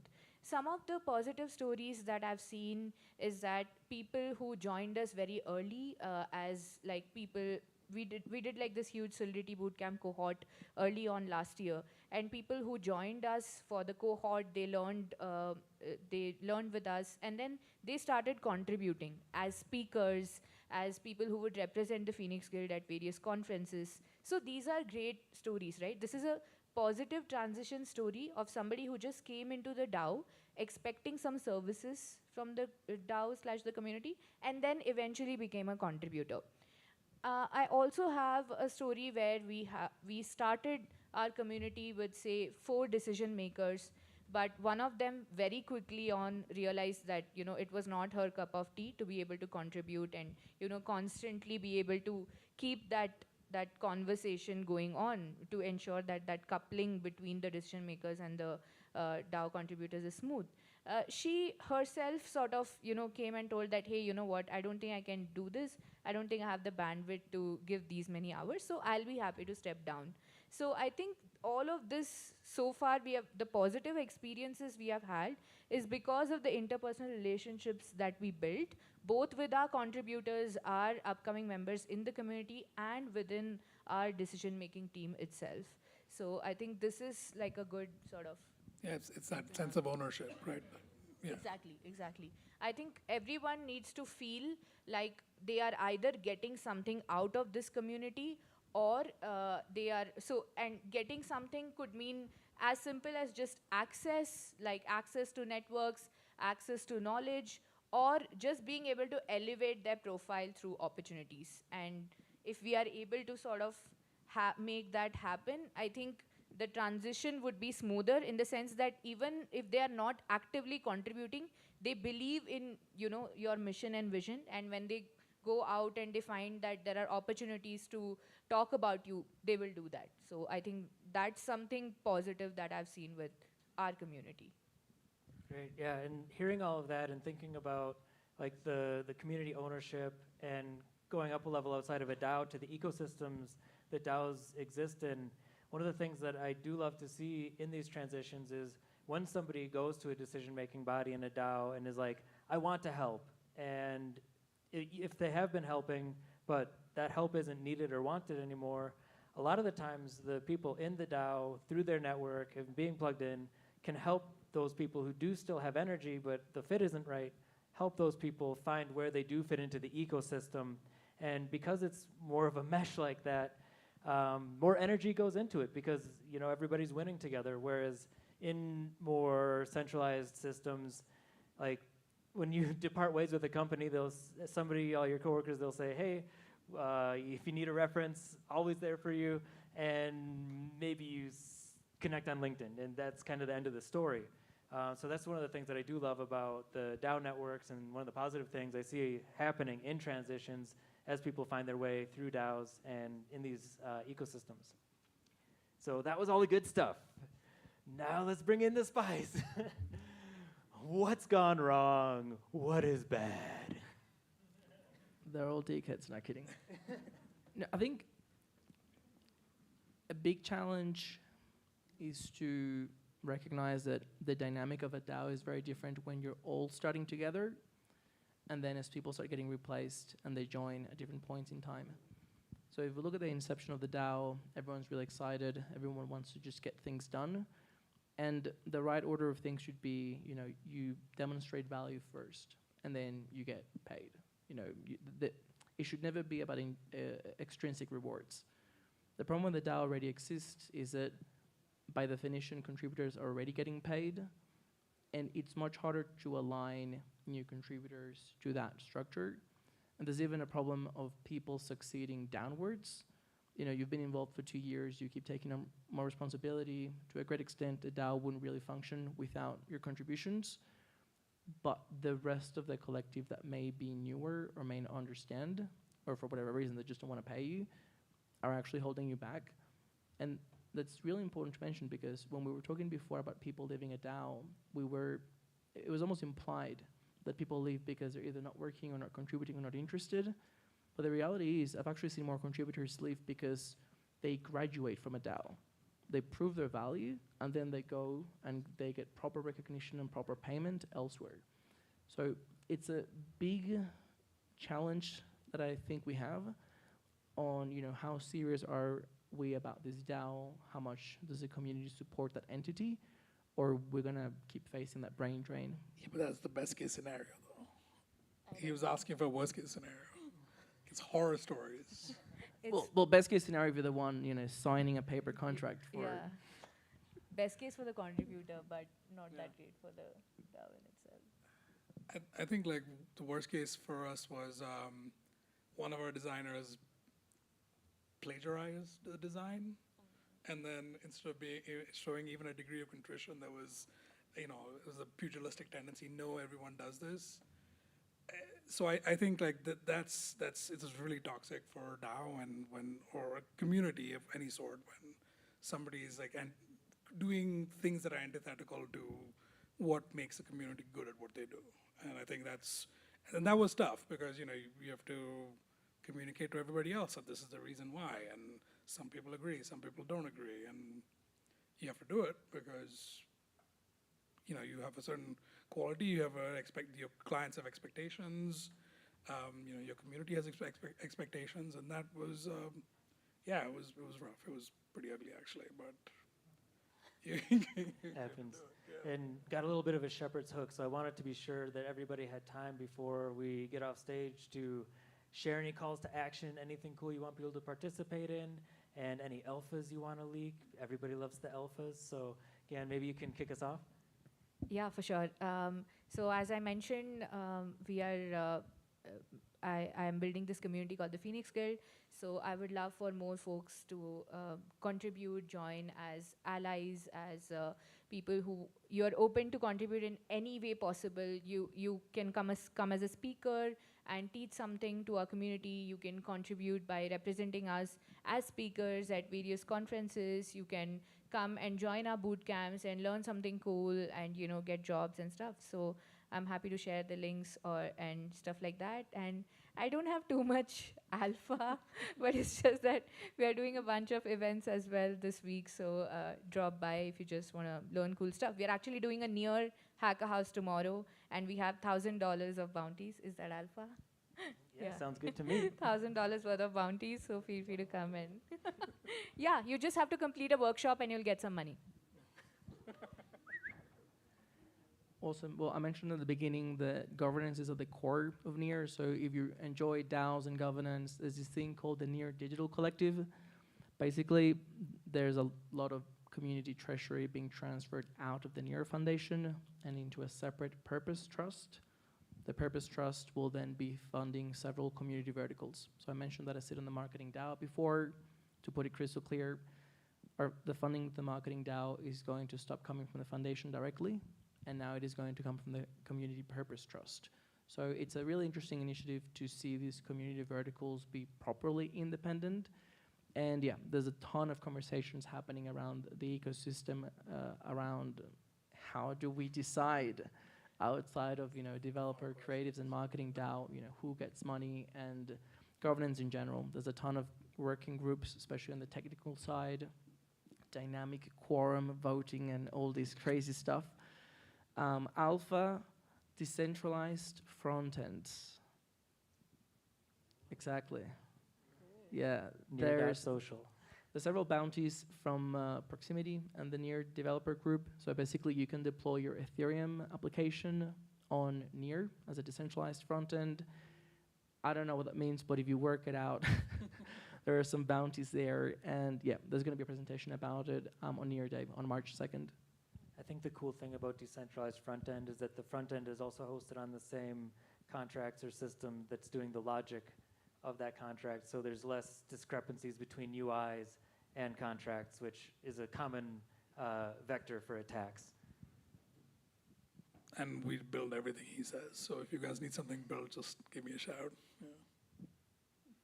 Cool. Well, thank you all for joining me. It was such a pleasure to have you up. And thank you all for coming. If you want stickers, come up afterwards. Thank you. Thanks, everyone. Thank you, guys.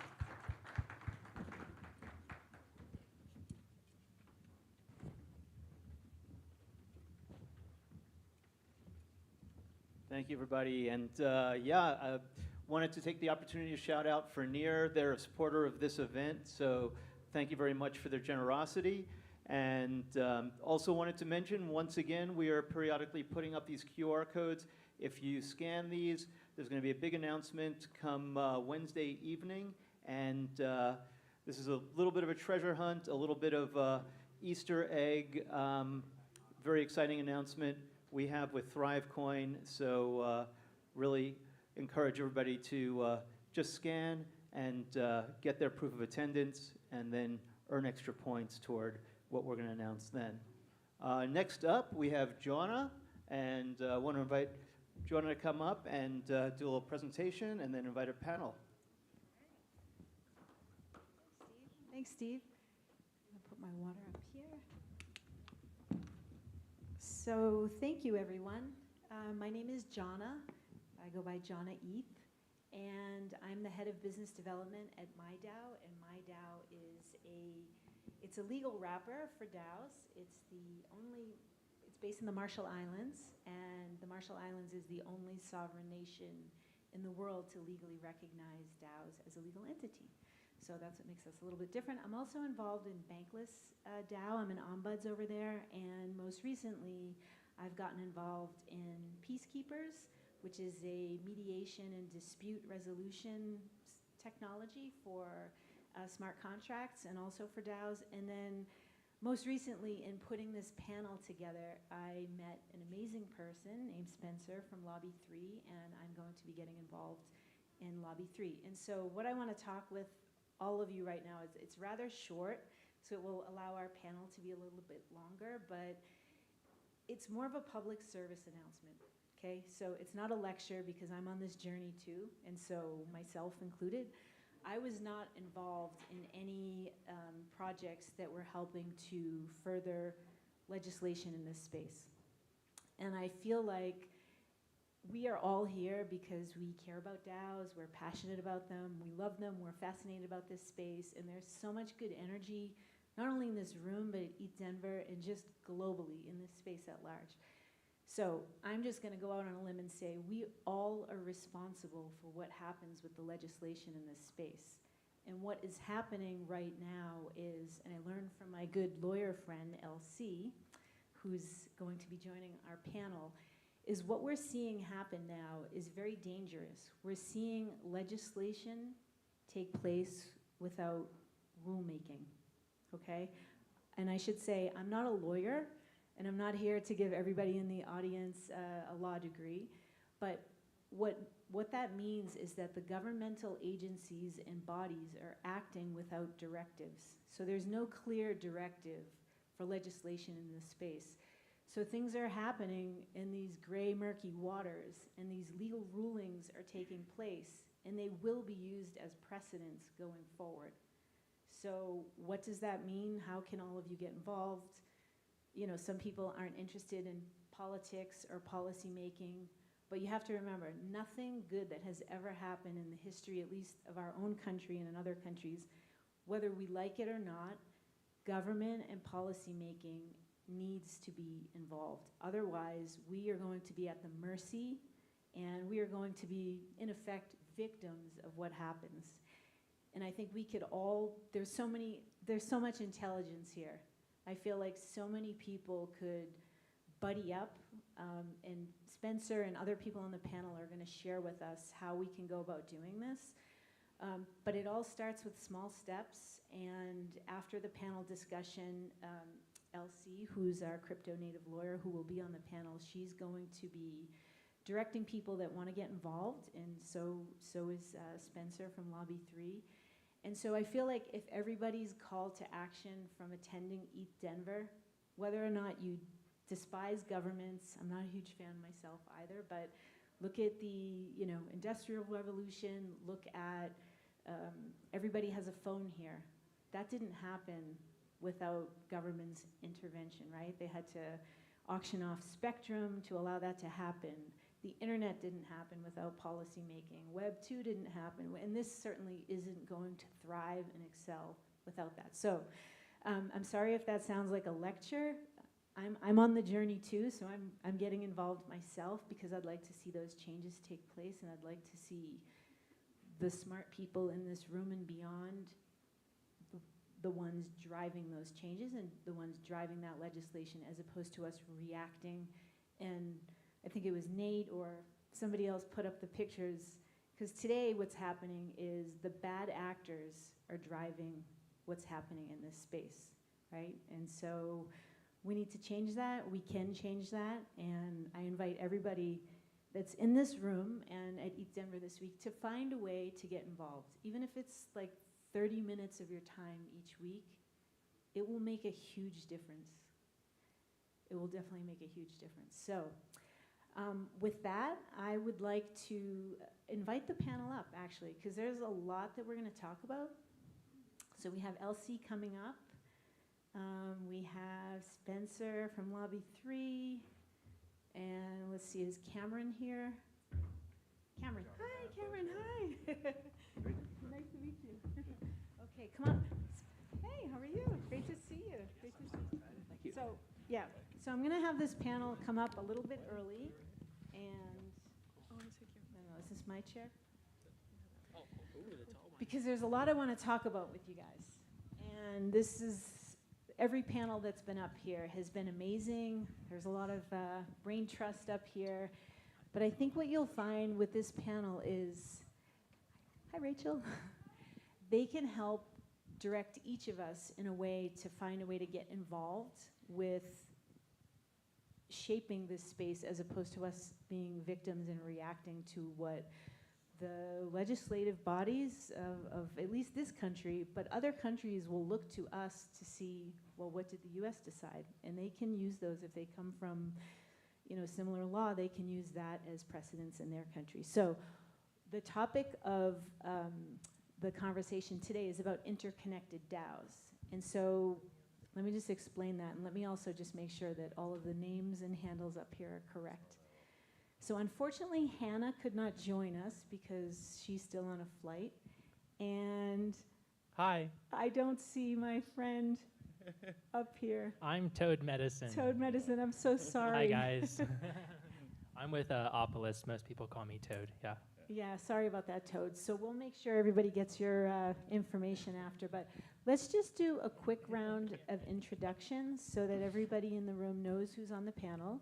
And like I said, I already introduced myself. My name is Jonna Standish. I'm the head of business development at MyDAO. I'm also, thank you, ombuds at Bankless DAO, and most recently going to get involved in Lobby 3 and also Peacekeepers and FTW DAO. So we're going to try to change up the game. So why don't I pass it over to you? Sure. I'm Spencer Kavanaugh, Clinomenic up there. I'm with Lobby 3, which is a decentralized advocacy organization, and also DAO Coalition, which is bringing together representatives of a bunch of DAOs, trying to aggregate those opinions and lobby on behalf of them. Awesome. I'm LC. I'm a blockchain attorney with International Blockchain Legal. We service anyone in the distributed ledger technology space, from pre-seed to onshoring, offshoring, anything you might need to navigate SEC regulation, other stuff. And then I do some lobbying for the government, helping to shape and hopefully effectuate some good legislation. Yeah, I'm Toad. I'm with Opolis. I also vote in Lobby 3. Yeah. Really cool to meet you live and on the flesh. Finally, right, live in front of everyone, yeah. Yeah, so fun stuff. Just a DAOist and contributor at Opolis. I'm Cameron Brown. I'm a tax CPA and founder and partner at Darwin Advisors. We're a Web3 and cryptocurrency-focused tax firm. I do a lot of work with DAOists. I talk DAO and try to keep people out of tax jail. There we go. Excellent. Well, thank you all for being part of the panel. I'm really excited about the discussion today. And so why don't I just first describe, I think most of you probably have an idea of what I mean when I say interconnected DAOs. It can mean a couple of different things. So for example, I'll just use Bankless as an example. So Bankless DAO works with a lot of other DAOs and forms DAO relationships. And yeah, Rachel. And so we interact with one another for the improvement overall of the DAO, whatever it is that we're trying to accomplish. So there's that aspect of DAOs forming relationships with other DAOs, okay? And then there's another type of what we call nested DAOs or interrelated DAOs. And then in that scenario, that more has to do with, in a way, a legal structure of how the DAO could be set up. So we may work with, or we may interact with DAOs that are the parent DAO, which has the goal of sort of birthing new DAOs for every new project that comes on. There's that, and then there's the ability for DAOs to, from a legal entity perspective, to containerize themselves. So maybe they have the IP in one legal entity, they have the treasury in another, and then they have, X, Y, and Z in another. So there's a couple of different definitions of interconnected DAOs, but they all touch upon everything that we talked about here with policy making, law, tax, what Toad Medicine Toad's going to talk about from an Opolis perspective. And so I wanted to open it up with you, Spencer, in terms of, why don't you share with us what you're doing with Lobby 3 and some of the interconnected DAO examples so that everybody can hear about it and learn.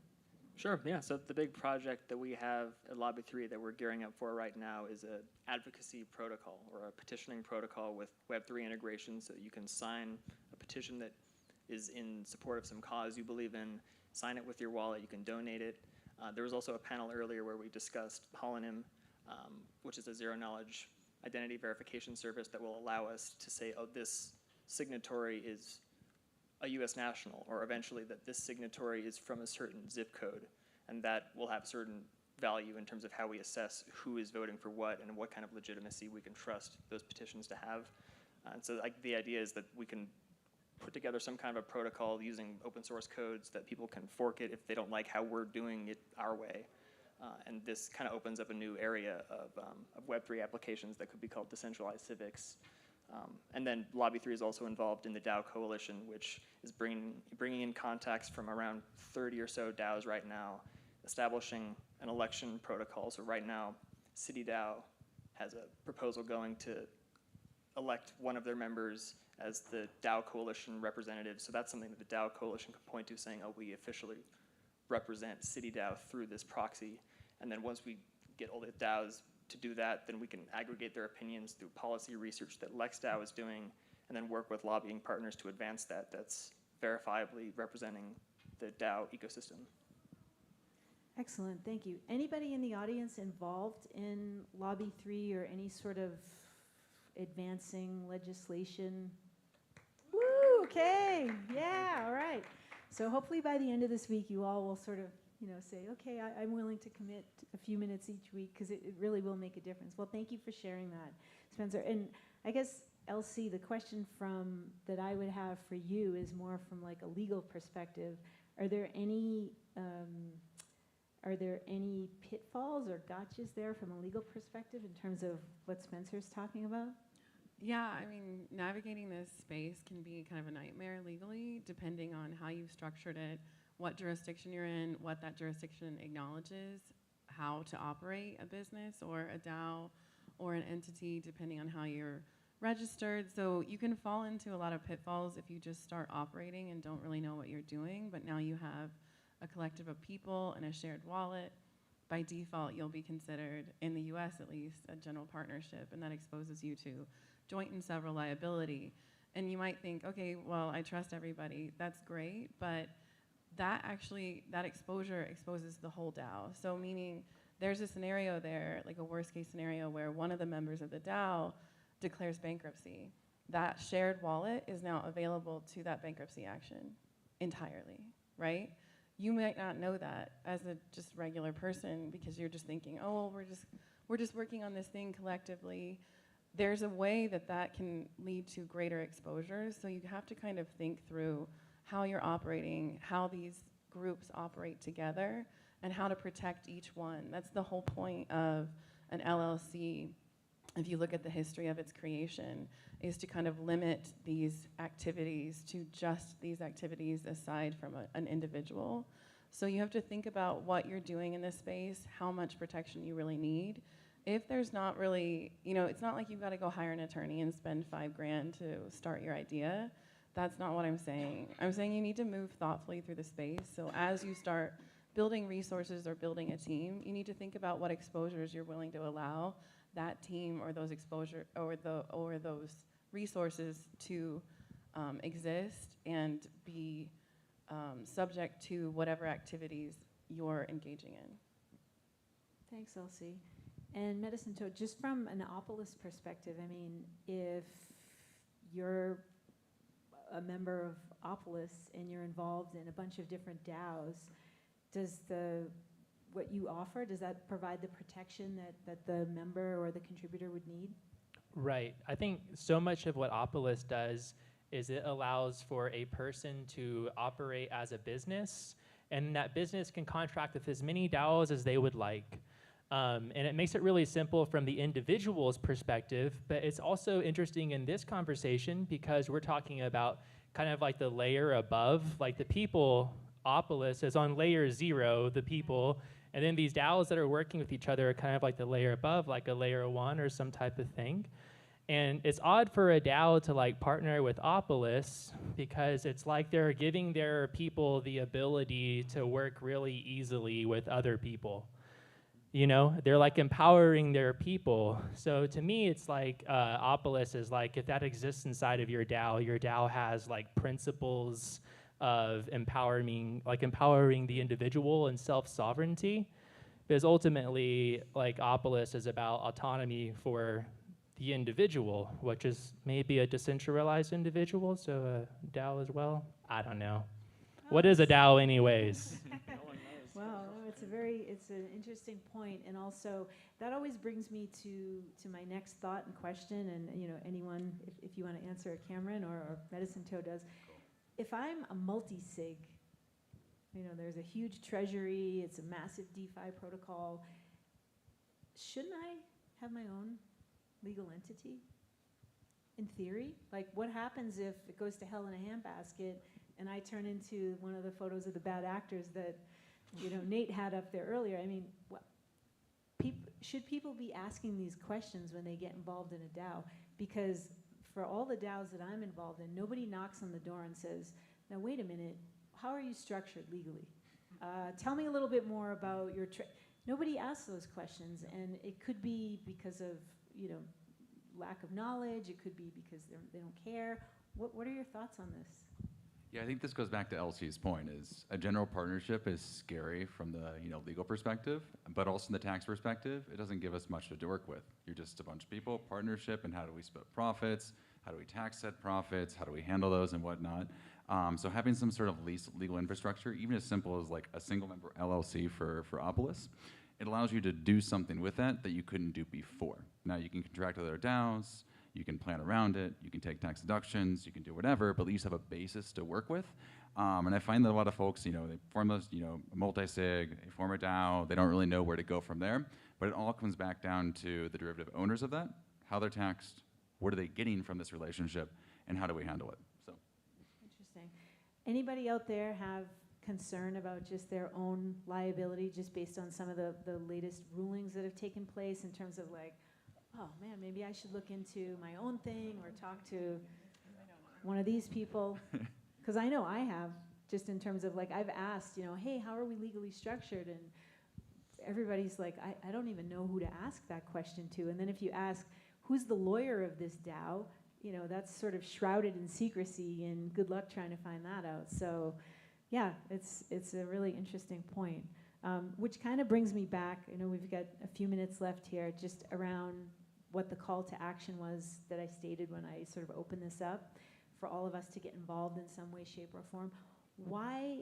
So Elsie shared with me when we were having coffee that, if I can paraphrase, that the reason why the governmental agencies, at least in the US, have no directives or there's sort of no direction on this space is because rulemaking comes from authority, and our authorities in the US have just said, let's look into this.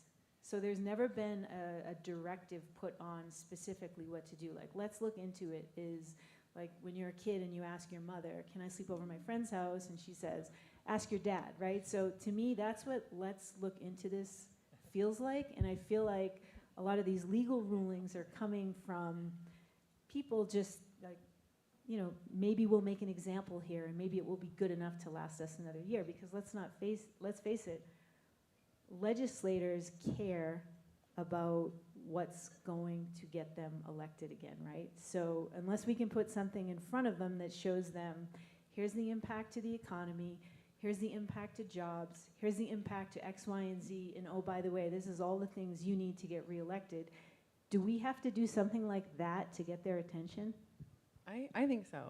I think if DAOs as an ethos, it's all about utilizing community and driving change.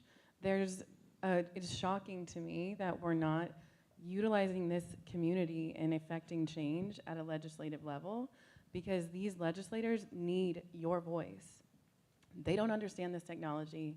They don't have the time to care about it because they're out raising money to get reelected. They need to aggregate some resources to individuals who are sitting there saying, this is the tool, this is how to use it, this is how it operates, and this is how it needs to be regulated, because it needs to be regulated to be acknowledged. The money is flowing, and they have no clue how to track it, trace it, identify it, and capture it, and that's all that jurisdictions really care about. I don't care if you're in the US, in the EU, money matters, and governments want to trace it. You're in a jurisdiction somewhere. You can be a global DAO, but you exist somewhere, and that jurisdiction cares that you exist there. They care that money is flowing there, and they want theirs. That's all that corporate structure really comes down to, is this entity, this jurisdiction, this government has you there to say, you're operating a business and you owe us this amount because you're operating in our jurisdiction. You're a person in our jurisdiction. You people as DAOs need to form and start creating the change you want to see, because they're regulating, they're coming. They're coming with complaints, not rulemaking. Rulemaking is how you get it done your way. Complaints are how you get it done through the back door, and it's not gonna be how you want it to be. It's gonna be on the fly by uneducated bureaucrats who don't understand the technology. And you're gonna get bad rules out of that. It just is. But DAOs as an ethos are about community building. And if you can gather over $1 million from 100,000 people to buy a constitution, there's no way you can't use a similarly impactful, rapid aggregation of people to show your legislators or show your rulemakers you have power and you need to be listened to. Woo! That was good. Yeah. Yeah. Go ahead, Cameron. You were going to say, or Madison? Yeah, I can chime in on that too. I mean, it's very similar to what we're seeing too, is like, yes, what is this entity and what is it at the end of the day, but also how is it taxed? What about the people that participate? And, you know, very similar to this being left to the politicians is, you know, it's in the tax courts, and they're gonna cherry pick cases they can win to set precedent, and it's not, you know, asking Congress to say, well, how the hell do we tax when I rebond my LP is for governance? Like, these are things that are just being decided on a case-by-case basis, so being advocates in that space to say, well, actually, no, this is what it is, helps that frame, helps you account for it, helps you report the authorities and wherever you're jurisdictioned. Because even though these organizations are treasuries, they're anonymous, they're, you know, existing offshore, they're still, at the end of the day, owned by humans who have residency, taxes to file in some jurisdiction, unless, you know, you live on the moon or something, but, you know. Yeah, we sent lots of interesting questions over to Cameron just in the last week alone, because it's tax season, and also DAOs want to know not only individually, but they have some really complex, and we're starting to hear some fun and interesting stories. And so, yeah, Cameron's a good person to know. Everybody on this panel is a great person to know. We have 5 seconds left. So Spencer from Lobby 3, LC, Crypto Native Lawyer, Medicine Toad at Opolis, and Cameron from Darien Advisors. I invite you to go up, say hi to all of them after, and LC and especially Spencer can help you get involved with policy making. Even if it's this much, it helps. Thank you.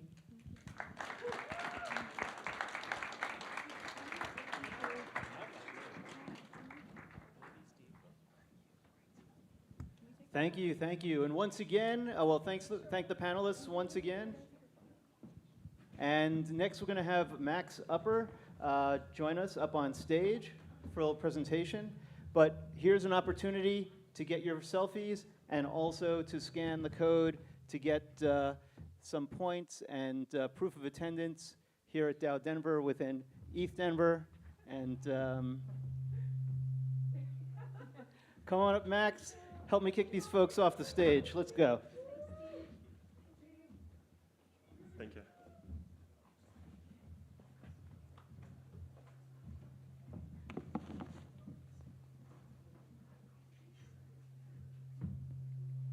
Hey everyone, my name is Max, and today we're going to talk about how to attract and motivate Web3 contributors based on Web3 contributor survey we conducted last year.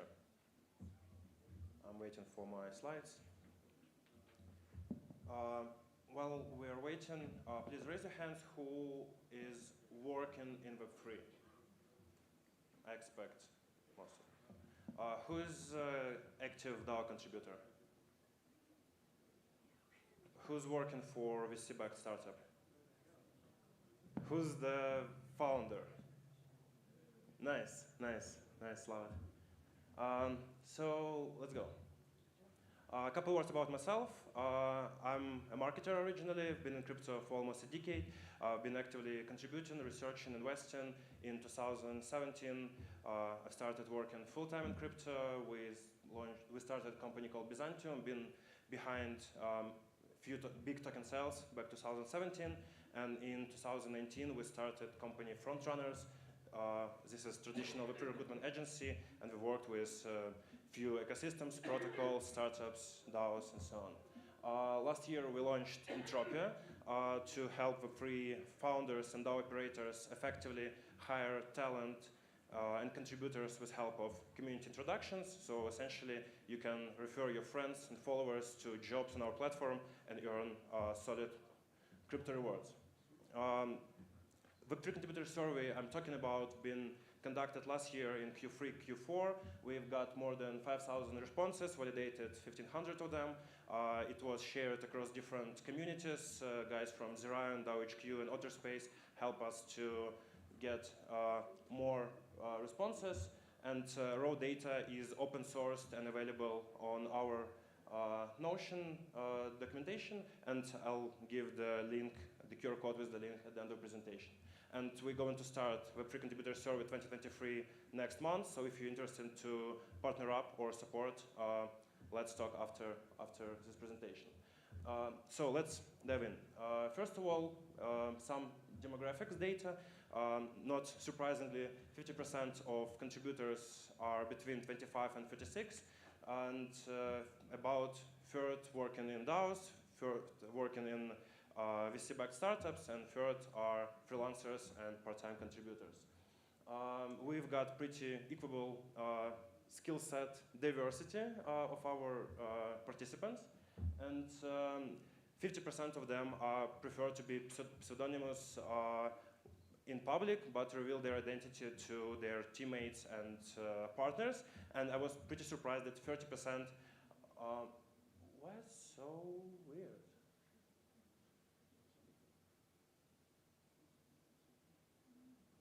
Nice, thank you very much. And 30% of contributors prefer to be anonymous all the time, even for their teammates. So what people like working in Web3, and it's fair for me too, is smart people with similar values and exciting technology and exciting challenges, and slightly less new cooperation paradigm and new models and how it impacts the society in general. What they hate most is obviously hype and scam projects, and personally I'm annoyed with this constant swing between FOMO and FOD, and this is something that made me leave the industry 4 years ago, but now I get used to and probably won't leave it anymore. More than 60% of contributors are interested in layer 1, layer 2s, DeFi and NFTs. And when they change their project, they look for 4 main things. First is exciting mission challenges, is ownership with tokens or equity. It's obviously salary and bonuses, and 22% are interested in promising niche or ecosystem. So again, not surprisingly, 30% of contributors working for several projects.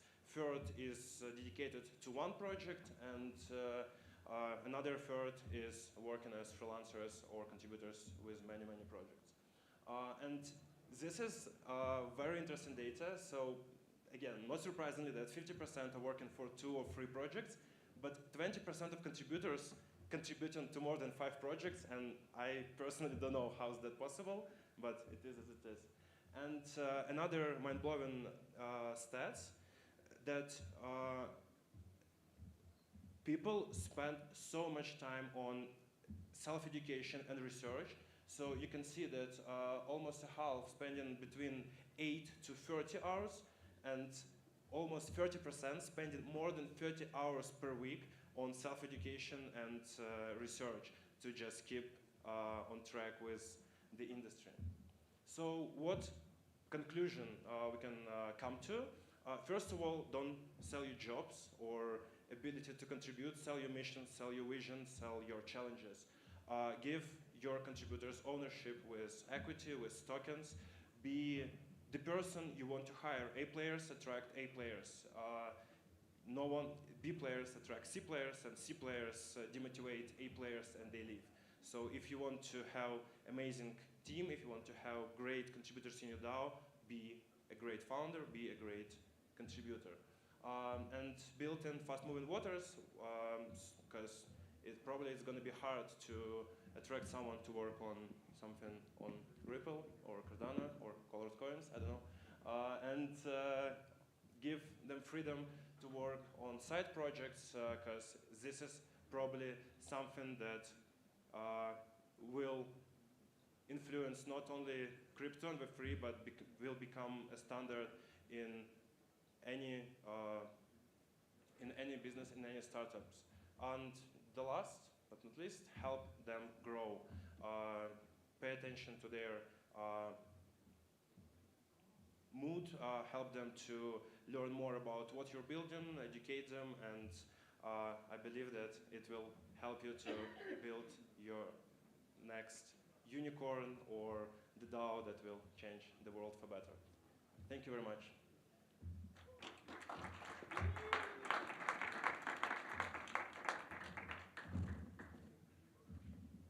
We'll give you a minute for everybody to scan Max's information here, and then we will put up the POAP. I don't know if it's actually a POAP, by the trademark standards, but I refer to everything generically as the Kleenex of proof of attendance protocols. Next up, we have always a favored guest with DAOPlanet and all of our events. And I want to introduce everybody. You probably know him. He needs no introduction. The one and the only, Mr. Lou Kerner. All right, thanks, Steve. Do I have a clicker here for the slides? Oh, there it is, up on the seat. All right, so great to be here. I'm Lou Kerner. Let's see, slides are coming up, I assume. I'll start. So I'm here for the community, and my community journey started in 2003 when I became co-CEO of a company called Buidl. We were the largest social network in the world before MySpace, peaked at 23 million kids. During that time, I was the first person called Zuckerberg and offered to buy Facebook. And I was thinking deeply about community for 20 years. You should probably turn off your phone before you come up. And then one day, in June 29th, 2017, I woke up and I saw the crypto light, and I became of the belief that for the first time in history, we had a tool set to solve for the community instead of the man in the middle. And I thought that that was going to be the biggest thing to happen in the history of humanity.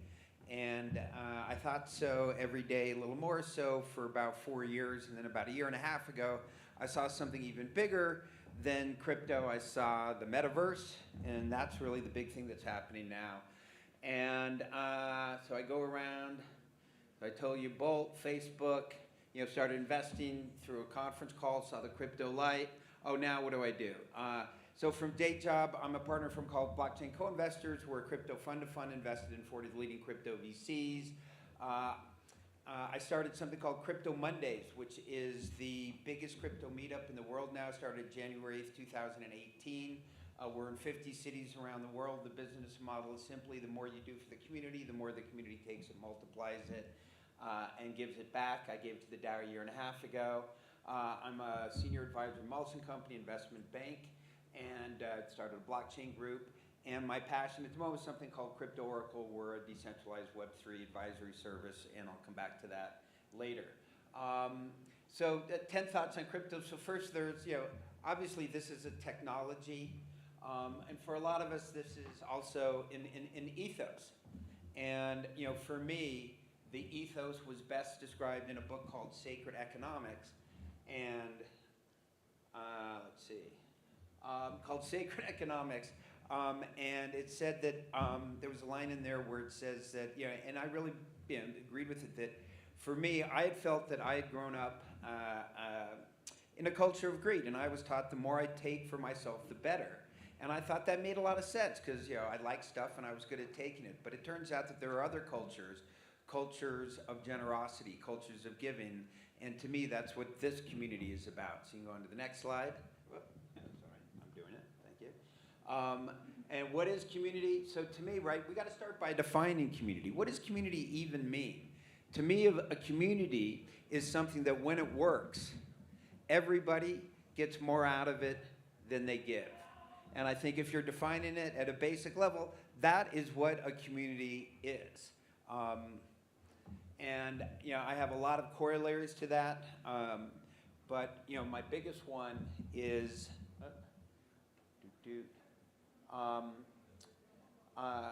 you know, my biggest one, you give value in a lot of different ways to your community members. I liked the gentleman who was up here before, right, and showing the surveys, right? It turns out there, you know, different people in the community like different things. You don't have to give them all just the same thing. But I have one major corollary to my definition, and that's that a community can scale highly correlated to what I call value delta.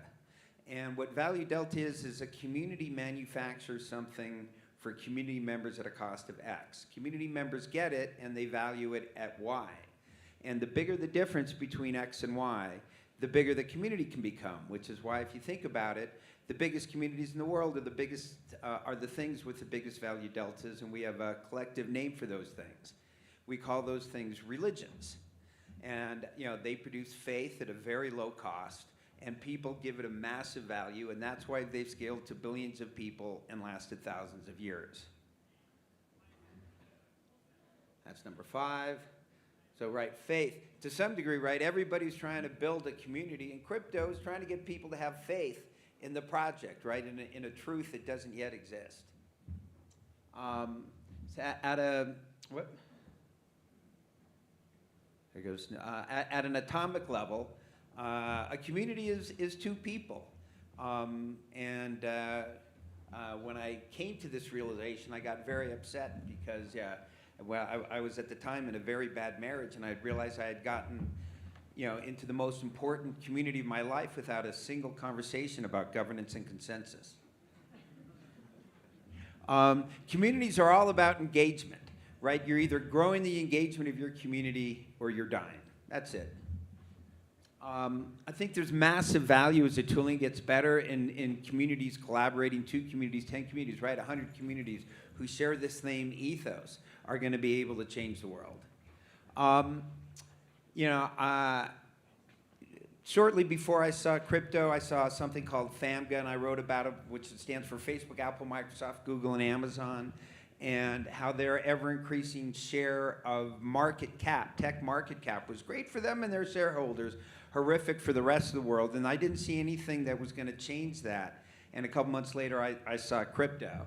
And so, you know, Facebook's rebranded Meta is the first salvo, right? So where I really believe we are is I think that we're in a fucking war for the soul of the metaverse. I think that's the big thing that's going on. And it's between FAMGA, Facebook, Apple, Microsoft, Google, and Amazon, and the community. The people here in this room, to me, it feels epically like Star Wars, right? And they're the Death Star, and we're the Alliance. And you know, that's where I think we're. It's a fucking war. I also think revolutions are messy. When I first got into crypto, I hated all the vitriol. Now I realize, you know, this is a revolution, and revolutions are messy. And if you don't have really passionate people, you know, you don't stand a chance. So now I think all of that is more of a feature than a bug. And I think at a high level, what we're really trying to do is rethink human coordination, right? What we work on, where we work, who we work with, right? All these things where, you know, we used to, you know, at least, you know, everybody that I went to school with, we all went to school and graduated and then got a 9-to-5 job, and that's just what we did. And, you know, just recently I was looking back, well, why is it that we work 9 to 5? We work 9 to 5 because of Henry Ford, right? Literally, he decided 9 to 5. That's when everybody's got to get to work and put the cars together. And for 100 years, nobody thought, hey, why are we doing this? You know, until COVID. And now we get a chance to, right, rethink how we coordinate ourselves. And this is, right, the technology that's going to enable us to do this. And this real quick, you know, I have a word for the tendency of markets to swing between bubble and crash and bubble again. I call that capitalism, right? To me, it's just like the sun coming up and down. And, you know, but, you know, it's very scary, particularly the first time you go through with it. But, you know, at the actually, first time I wrote this was the crypto bubble isn't a bubble, and I wrote this in December of 17 when massive bubble. And I showed 3 slides, which was, the first was Amazon share price, $97.99, up 65x. It says, is that a bubble? And the next slide was, I extended it out a couple years. So you get up 65x, and then you're down more than 95x, and is that a bubble and a crash? And then, if you extend it out another 20 years, right, all that epic bubble and crash 20 years ago is really, you can't even tell, right? And I think that's where we are now. It seems epic, oh my God. But, in 20 years, if it becomes what everybody in this room thinks it's going to be imperceptible in 20 years. So let's fucking go. Thanks.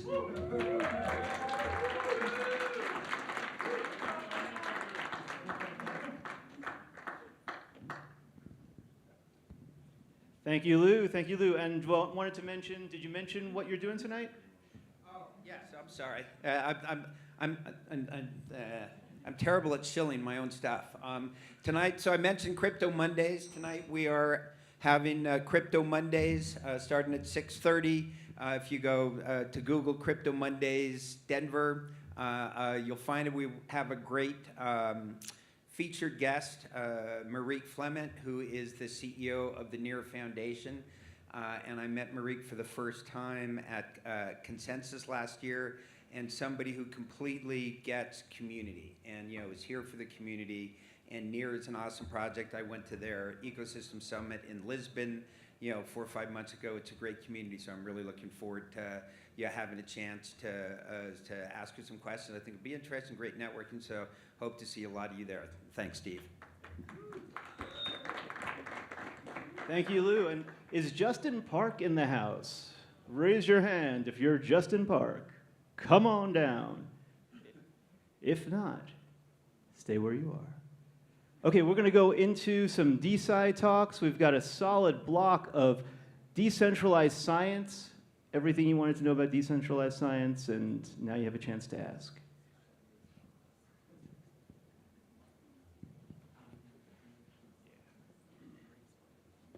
Hello. So I am Jonathan. I'm going to do a very quick intro, and then we've got a bunch of programming on DeSci. DeSci, for those who don't know, stands for Decentralized Science. We're using DLT to change the way that science works, trying to make it better and owned by scientists and all stakeholders at the same time. So I will hopefully get slides soon. But this is the programming that's going to take place over the next 4 days. There's the block today. There's a block tomorrow where we're going to have a bunch of DAOs presenting who are DAOs and DeSci. And then there are 2 more days after that.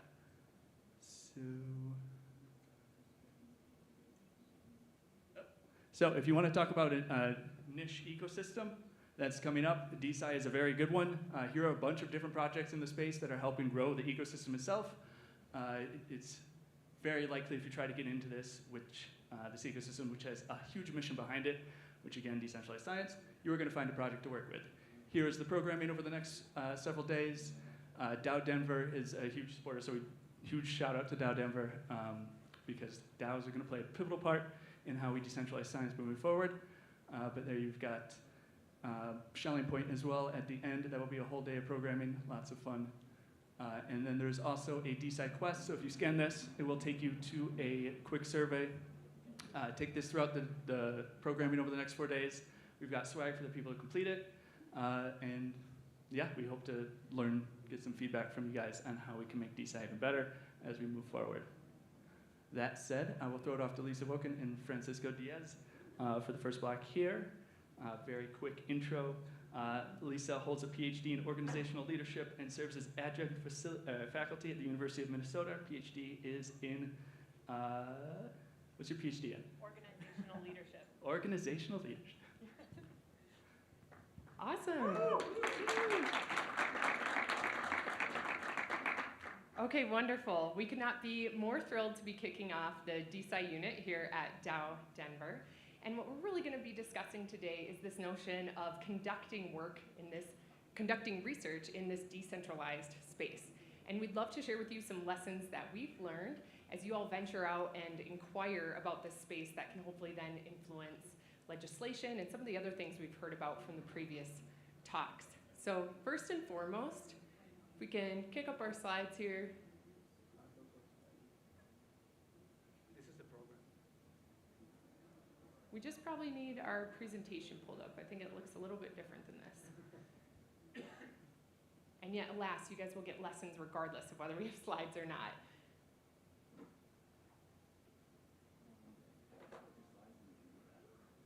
Oh, it's actually in the folder. If you're on the stage, Lisa, you'll have better lighting. Oh, okay, Oh, great. yeah, there's a stage. Makes sense. Okay, welcome. And as they're pulling up slides, one of the things that we'll do is share with you a little bit about our background. So as we mentioned, we are researchers and educators in this space. And the research that we conducted recently was a grounded theory study. So basically using language from the DAO ecosystem to build up theoretical framework and insights on leadership in DAOs specifically.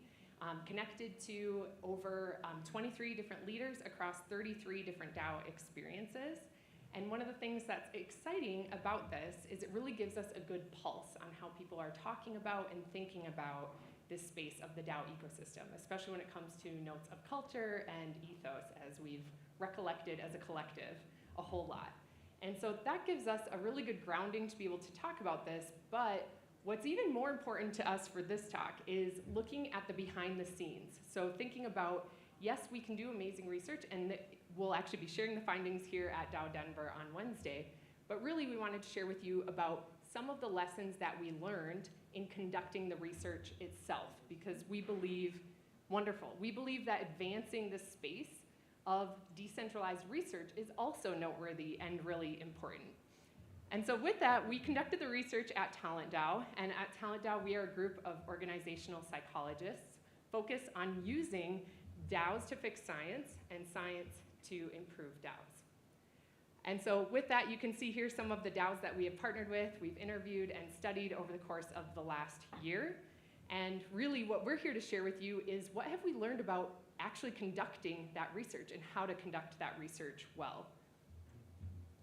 So we wanted to share 7 different lessons of lessons learned. And by no means was our study perfect, our process perfect, but it's one of learning that we hope will advance other efforts in the space. So this first one, a lot of researchers know really well, which is methodological congruence. Basically a fancy academic term to say that the process you use should match the question that you're trying to ask. But the part that's unique about Web3 is also understanding how do you align potential contributors to that question and that process, because we have people floating in and out where you're constantly in this fluid state of talent assessment for fit. And so that's one of the things we'd like to call out. Thanks, Lisa. And so number 2, I would like to talk about that it's very important to double down ethical practices. And just to give you an example, we actually signed for a institutional board review. So we contacted the university, but the process was too long. So in the end, we decided to drop from that process. But we are very proud that we actually followed the highest standard for ethical practices. That means that we gave pseudonyms to our interviewees, and also that we had several processes to protect the data. And that's very important also because in the Web3 ecosystem, people value privacy a lot. So we asked for them that how would you prefer, is this okay if we mention this? Is it okay that we reveal this specific data? And this also gave some really interesting outcomes, because on some interviews people said, I'm so happy that I don't have to reveal my name because I feel much more comfortable speaking about this if you actually dox me. So being ethical for your research not only is something that you have to do, but also it can bring you really cool stuff for your research. Our third lesson learned is really this notion of trying to uphold the ideals of the Web3 space. A lot of people have commented that this is more than just a technological innovation, and as one of our participants in our study put it, this is a social transformation. And a lot of those aspects come into play when you talk about decentralization, transparency, and access. And when it came to us conducting our research study, we did decentralization pretty poorly. There was a clear primary researcher, which was myself, And fortunately, we got lucky in it working out that people could gain access. But there were times where it was a point of failure to have one primary researcher and not have a more decentralized process, because some of the workflow that we did to protect the data also meant that it needed to change hands and took longer. And so that was something that we learned along with transparency. And that was actually something we felt like we did well. We met 1 hour every single week at a very consistent place and time. And so it allowed us to keep more intact talent and team together as we pursued conducting the research. And then the last thing was we intentionally gated access. And that was because, again, that idea of conducting ethical research meant that we still wanted to uphold the highest level of protection for our human participants. And that meant gating the information, assigning the pseudonyms, and being really respectful of who had access to what and when. And just one little thing is that these Web3 ideals, one thing was like to have open communication and to have a channel where you can document everything that's going on. And for me specifically, that was super useful because I was not part of the initial team. I got plugged in the middle of the process. But since they have all the information and all the processes, all the documentation, I could read everything and ask some questions about like, hey, at what stage we are, how can I fit into this project? And then from that moment, I started contributing actively. And now I'm stage, so you don't have to be part of the initial team to do cool stuff. So with that said, number 4, you do have to outline work agreements. So what does that mean? As you know, in DAOs, we don't have like legal contracts. Most of us don't have like formal contracts. That doesn't mean that you still don't need like agreements and very serious agreements, because that way you can build trust with your team and your contributors. And it's a way to avoid conflict in the future, because that way, if you have an agreement that is public, you know exactly who is doing what and what to expect from that people. What to expect in terms of compensation, and also timelines, and what level of quality do I expect from your work. That way no one says like, oh, I didn't know that you wanted me to do like that deep into analysis, So it's really important to have that. It can be even like a Telegram group discussion, but it's important to have that visual, like public, so everyone is on the same page in terms of alignment for work. Yeah, one of our participants who represents the People Ops Guild mentioned the Telegram thread of just a basic outlining of here's what the work entails, here's the time commitment. That can suffice for then having a place to anchor back on. All right, so then speaking of anchoring back on things, we had this whole idea of underestimating our time altogether. And this is true with a lot of research projects, agnostic of the Web3 space, that you should always plan to double or quadruple what you expect from a timeline. And yet in the Web3 space, there were some particular aspects that were worth noting, which is that you're doing a lot more onboarding and offboarding of your research team, and also you're building context as a research team to understand the researcher's positionality going into like not only collecting the data, but analyzing the data and then reporting on the data. And so that becomes crucially important. At one point in the study, we had researchers that were based in Bali, in Italy, and obviously Chile for Pancho, the US for myself, and we, as well as Sri Lanka. And so understanding how those different geographic positions us matters. So building context takes more time. And so one other important thing is to not compromise on rigor and relevance. That means, in English, that means that you need to keep the bar high. You need to make sure that the people who are joining your team have the skill set, but also that they have the commitment for your work. Like, you gotta make sure that they're not gonna drop out, especially for those who get like key responsibilities, because that can really break your project. So keeping the bar high is super important, but also at the level of research design. One very good example is that once we moved to analysis phase, we had to take a decision that if each of us had to review every single interview, or if we were going to split the data. Of course, splitting the data will allow us to move faster, but we wouldn't have as much rigor as if the two of us will read the data. And we did that. We took several hours to review every single interview, to code every single interview.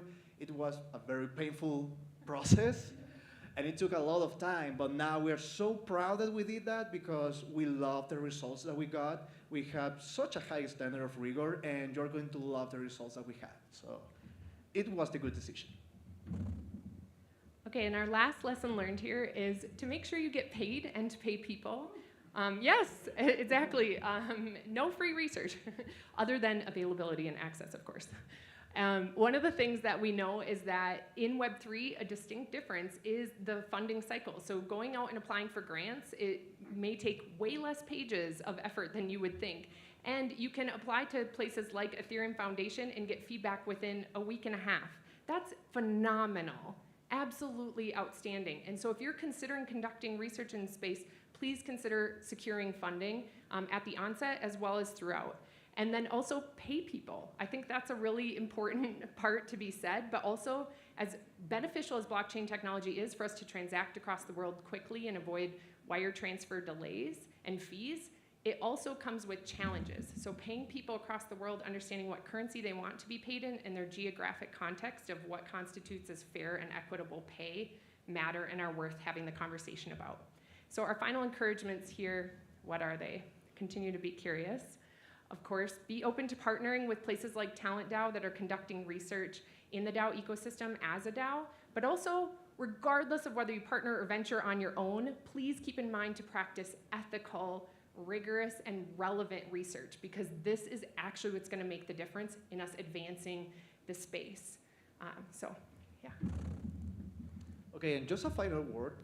We actually made a list of all the tools that we use, and if you have a quick read, you'll see that all of this is Web2 tooling. Please help us make a change on this. Next year, we want to see other tools, but this is what we have right now.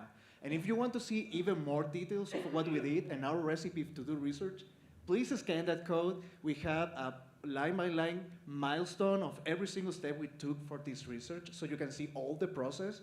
And also, at the end of it, find the link for our mirror article. We have just published our article about decentralized leadership. It's a long-form article. You're going to find so much alpha there, so go ahead and scan it. Thank you a lot.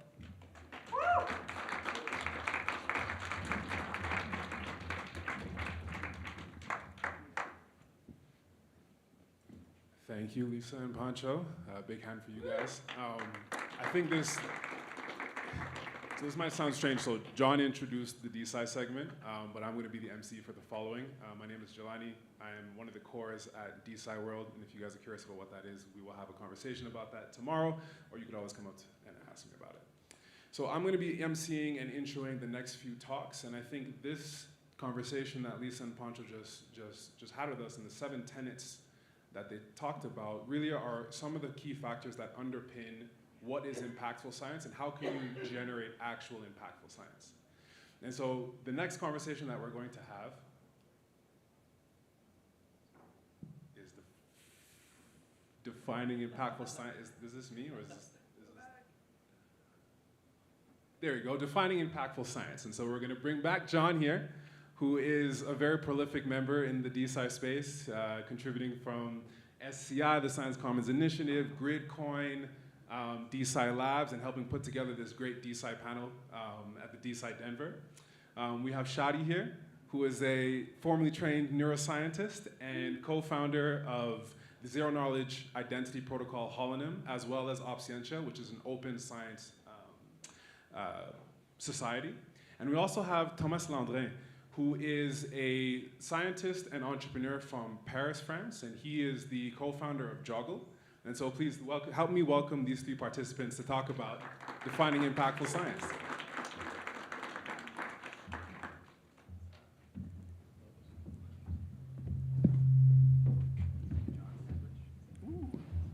Good sandwich.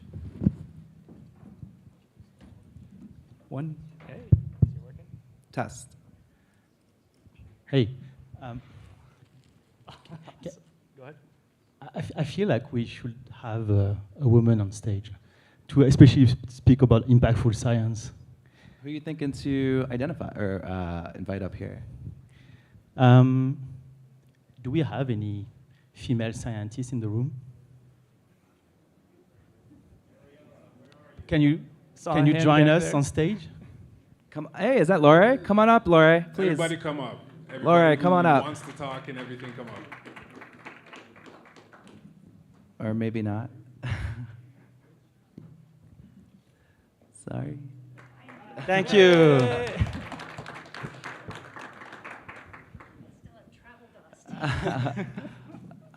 So maybe I could do a really quick intro for Lore. She's also trained as a neuroscientist, has tons of experience working in software development for open science, open source development, has experience all over the board. I'll let her introduce herself better. She's probably the most qualified to talk about defining impactful science here. She'll deny that though. So I think you just got off an airplane, so thank you for coming up here under the circumstances. Oh, Ariel, yes, please. I think we have another, we can share There's the mic another as well. microphone over here. Sorry, I was in the bathroom and have no idea what's going on. My stuff. They wanted some women up here. Okay. Hello. Am I supposed to introduce myself? Yeah. Oh, okay, sorry. I'm Ariella. Sorry, I was in the bathroom and had no idea that I was coming up here. I'm an MD PhD candidate at WashU. So I study medicine and molecular cell biology, and I'm the founder of Web3 Women in Science. And I'm excited to talk about defining impactful science. Awesome. Good. Laura, would you like to maybe do a little intro as well? Oh, heavens. Sure. I'm also a neuroscientist. My name is pronounced Lori Hack, rhymes with yak, and I do like to talk. Yeah, I have a pile of experience. I haven't actually been doing science recently. It's much more about how do we support the research ecosystem through provision of tools that are open and researcher-driven. So I'm pleased Shadi's gotten me kind of roped into this, and I've really enjoyed. I've been talking with you for probably the past 6 months about DeSci, and I've just really enjoyed learning about it, and I'm really here to learn more and more about kind of this approach to decentralized science. So yeah, thank you. So maybe to kick off, I'm curious because of your experiences, how is impactful science defined now, like without all Web3, without all these DAOs? How does society or the funding agencies choose what is going to be impactful? It's very decentralized. There is no one way that it's defined, right? So you have some people who define impact by how many papers you've written in certain kinds of journals, some who will define it by how many citations those papers get, and other people like me who say papers are just one tiny piece of what you do. And so there's been a much larger push more recently to do things like how do we understand the research process? To come back to what I just caught up on the end is how do we do rigor and reproducibility in research? So are you doing research in an open, transparent, and ethical way? And I think more and more we're starting to see impact measures focusing on that aspect, and also on do you acknowledge the sources of things that you use in your research, as well as do you make your research, the components of your research available to people in some way, shape, or form so they can reproduce it. So yeah. Like actually available, not like you have data upon request. Correct, and I correct. lost it somewhere. Correct. Now I've gotten so many, where you're talking about open data, for example, and people are like, we are so sick of journal articles that say data available upon request, because it's stuck on somebody's thumb drive. Still in this day and age, it's on somebody's thumb drive somewhere. So yeah, really moving toward how do we acknowledge all the pieces that go into doing research. If maybe we can take a step back, I think, right now, the direction that science moves in, I would argue, and love if anyone disagrees, please make that known, but it's very top-down, right? So you have some broad general funding mandate that emerges perhaps within policymakers, or it's just delegated off to NIH, NSF, DOE, other branches of other components of the executive branch. And then you have some departments or institutions that then solicit funding, solicit programs specifically within areas. So maybe if anyone would like to, Laura or anyone here would like to talk a little bit about what is the role of funding in the cycle of self-referential impact, right? And how we drive research in one direction or the other. I have no experience in this. I'd be interested to hear if you have anything with trying to do labs in the open space. Yeah, so and so I'm getting ahead of myself because I know later on this week I'm supposed to be the the person who disagrees with all of this. But I disagree partly with what you're saying because I feel particularly at NIH that so much of their funding goes to investigator-led research questions, and it's not top-down driven. So I know, yes, there are large, clinical trials, other things where it is somewhat top-driven, but I feel like, as a person with a neuroscience background, so much of it is driven by what the investigator would like to do and not by these top. I think DOE, NASA tend to have more top-down, but at the same time, for example, in NASA, every 10 years, there's a group of scientists who get together and decide on what are our priorities for the next 10, 20, 30 years. That then comes back to NASA and astronomics to decide what are their funding programs going to be. So and especially in the United States, there is no centralization of funding at all. I mean, how many research funding agencies are there that can't even agree together on how to apply for a grant using the same grant application interface? It's a zoo. It's a zoo. And so I disagree that it's centralized. And really, all of the peer review is driven by scientists. At NSF and Southern World Place, you'll have program officers, but those are also scientists. Well, what do you think about culture, shared culture? Because there are specific metrics that are used to identify where we solicit funding to, which programs we care about. I know that ORCID has written tons of papers on how do we actually have identities as a way to compute impact to come back for that process. Yeah. Right. So maybe not centralization per se, but yeah, please. Otherwise, this can be shouting at me. Having a Friday afternoon chat that we didn't have last Friday. I'll add a layer to that too, and I think this can open it up a little bit. Like you're talking about the scientists choosing who work for these institutions, and this. What about the public choosing? What about the public having a say in what is impactful to them at any given moment in time? And we can see this sort of when COVID started ramping up. The public got involved in science in a way that they hadn't before with distributed computing, and they got involved into folding at home, became the largest supercomputer in the world, because that was very impactful to their lives, and they wanted to contribute to it. So at some point, yes, scientists and experts have expertise for a reason. They should be defining impactful science to a degree, but the public too. So I'm just curious about the response there. I know Joggle is kind of...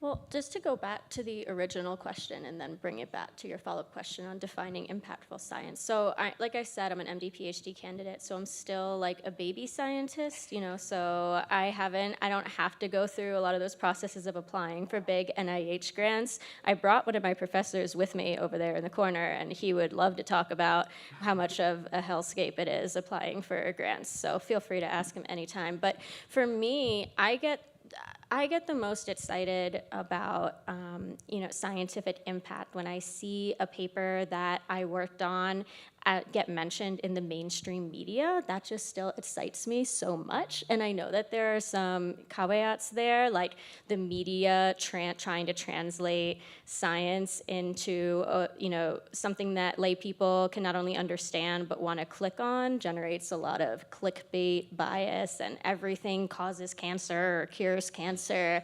But I still think that overall, science shouldn't be only, by and for scientists. I'm really into science communication, and I feel like the most impactful science is something where if you explain it well, the general public would, be interested in it. And some evidence of that is if you do get some media attention. And I completely agree that that should be part of the driving force for what we study. Again, as long as it's explained well, without misinformation or hyperbole, because that really screws things up, as we definitely also saw with COVID-19.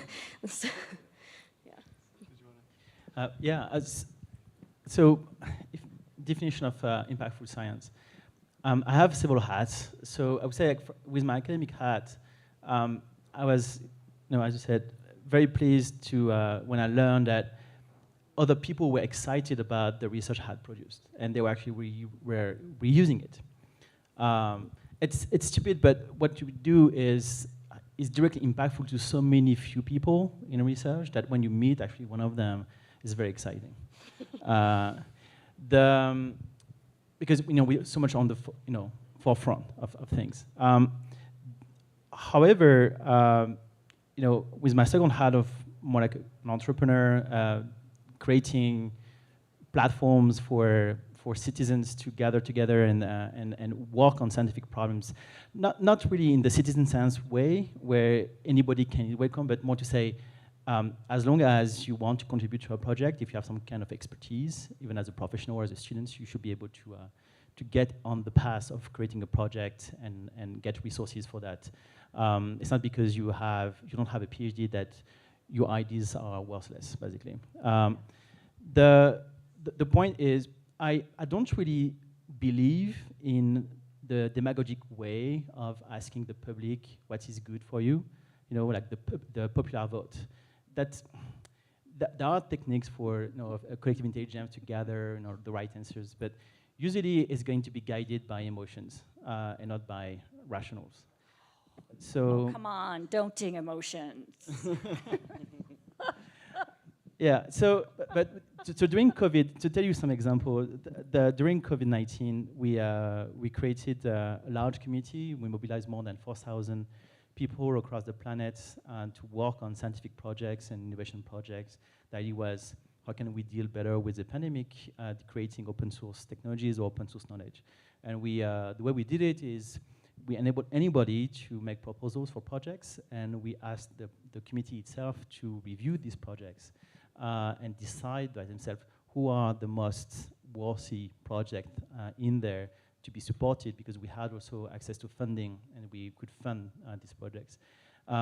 We didn't do it in a way where it was a popular vote where everybody could vote, but more, we use standard evaluation criteria regarding feasibility, impact of the project, and then it would only be the project leaders that would be able to evaluate each other's, meaning that you could be a student as a project leader, right? But if you don't involve yourself in the process, then it means that you're much more exposed to, we're not sure if you're a true expert, for example, and we're not sure that you're going to answer accordingly. So we tested this approach and it worked beautifully. We made more than 600 reviews like that on more than 150 projects, and the end results were analyzed, and we showed that we couldn't get better results, and the evaluation was so fast. It was done in just a week every time at every round, and the community was happy because they felt really it was based on their own collective decisions. So I would say there is a middle ground, and you can definitely involve more people than just scientists, but at the end, what you want is make sure that what you produce is also very well aligned with the interests of the community behind it. And so building off that, if you have the public or just community members participating in it, feeling engaged, being participants in it, and you add sort of crypto primitives under it, where there's stake involved, there's some sort of skin in the game, they're going to be more incentivized to maybe learn about this research and build those bridges of science communication, because they're going to want to support research that's going to have a positive outcome and not just kind of BS. So it's very interesting to build on that. I agree, and I just wanted to take a second to, my 2 cents on popular vote of choosing scientific projects is, I think the general public would be terrible at choosing a specific project in any field, but really good at picking topics of interest. And I think that that's the happy medium, just in my opinion, because I do think we see a situation where the centralization of power, means that the people are not always choosing the topics that would be best for the whole global community. So for example, women's health, is very understudied, and we know that we're 50% of the population, and we would want more women's health studies, but a lot of the the old guard in power setting the topics of study, maybe it never occurs to them for reasons. This is definitely where DAOs come into play, because it gives everyone the ability to start their own organization and get involved and start doing stuff. So you've got ETHDenver, for example, who's doing women health studies, and I imagine there's going to be a whole bunch more that start popping up that are doing specific research that just has not been dove into that much because the old guard, I love that phrase, is just not looking at it. So I think we're out of time, but Johnny, do you want to get yeah, I just wanted to have one quick comment here where, yeah, I'll try to condense this. I think defining impactful science is a really dangerous statement to be making when you're working in deterministic systems, specifically DAOs, when we're thinking about token incentives, when we're thinking about how to write programs that are automated and self-driving that are parameterized around a particular objective function. So I think Ariella definitely gave an excellent example, so thanks, of how you end up stuck, even science ends up stuck in these ruts, these local minima, thinking that, all right, this is the direction, and just being blindsided growing up within an academic tradition, you're stuck there. But at least it's an analog system, and you can kind of, rebel against it a little bit, or not rebel, but like chart your own path, and hopefully you can get funding in a decentralized funding climate, maybe, I don't know. But I think it's really important to consider how we have a sliding scale of what we consider impactful under different contextual situations, and never allow ourselves to fall within a deterministic system that's perhaps attempting to define an entire scope that perhaps it's ill-spec'd out to do so, right? So anyway, that's the point there. I can talk about it later. So this is super interesting. If anyone wants to continue these discussions, either find us at any of the other events, or at Shelling Point, there's going to be an unconference hour or two where the attendees can come and put down stuff we want to talk about. I would love to keep talking about impactful science, because that is that opens a whole other box. And if this topic at all got gears going in your head, or you're thinking about stuff, or has impacted how you're thinking about DeSci or just science in general, keep in mind there's the DeSci quest. So if you complete the DeSci quest at the end, we'll reward you with some swag. If you complete DeSci quests at each of the days, you'll get some extra bonus swag. And so we're trying to measure the impact of this event, actually, and we have some interesting plans for that, and we'd like you to be a part of it. Is that the QR code for the quest that's on? Takes you to the website. I think the next slide will have to. Okay. Quest? I have no idea. Maybe next slide is quest. She's like, I think it's at the end.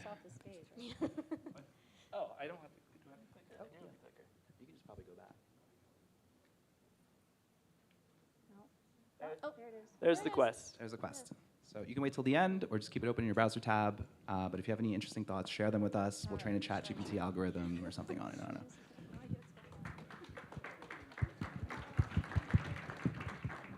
So thank you guys for that. Essentially, I think if we can boil it down, determining scientific impact is very difficult, and it really is, as always, it depends. It really depends, right? It always is the concept. But I think, as Ariella very well put it, science as it has been in the past, or what I claim legacy science, is very much top-down in the effect that it is the scientists and usually the grant providers and the money providers that determines what is impactful enough to be funded. And what DeSci and what Web3, that extra layer of that other side of the equation that this brings, that it allows for all participants, everybody who is going to be actually reaping the impacts themselves of science, to have that weigh in and that input to help drive the science that they themselves think is impactful. And I think that's what's really important. And so next up, in line with this idea of including the population, the rest of the world, into this, what it is to be science, we're going to be talking about concepts of, similar to the network state, but what is it like to have a network state of labs? And so in this conversation, this is going to be a 40-minute one, and we have a lot of great speakers who are very much key opinion leaders in this space. So Thomas, I'd like to invite you back up here as a scientist and entrepreneur. I'd also like to introduce Elijah, who is very much prolific, much like John in the space. He is the founder of Cannabis Genome DAO and In Real Labs, which is an incubator for biotech startups. And he's also the ops and community lead for MedDAO, and is also involved in generating the DAODenver and DAOPlanet function. I'd also like to invite Meme Brains, who I've never had the opportunity to meet, but it's nice to meet you. I'm sorry? Yeah. Meme Brains, who is a major contributor of CityDAO, and is in fact the producer and host of the CityDAO podcast. And CityDAO, as you know, is working to create this network state of cities. And then finally, Akash, if I'm not, oh, there he is. So we have Akash here, who has a background in pharma and biotech R&D, and he's actually an active engineer in the LabDAO ecosystem. So welcome me and join me in welcoming these panelists to talk about the network stake of labs. All right, thank you everyone for joining us. It's exciting to be here. And thank you, Jelani, for the introduction. My name is Elijah. I am a molecular biologist by training. I started a lab in my garage at the end of grad school, and then ended up, after not raising funding for the idea I initially was starting the lab on, turned it into a diagnostic lab. Ran that for about 6 years. Went through all the ins and outs of being an entrepreneur until I found DeSci and DAOs, which point I took a hard left in my career and joined Web3, and here we are today, about a year and a half later. So let the other panelists introduce themselves, but yeah, basically having that lab, after sort of shutting down the diagnostic service, I have been thinking about ways to use the space in a different way, and being now an active participant.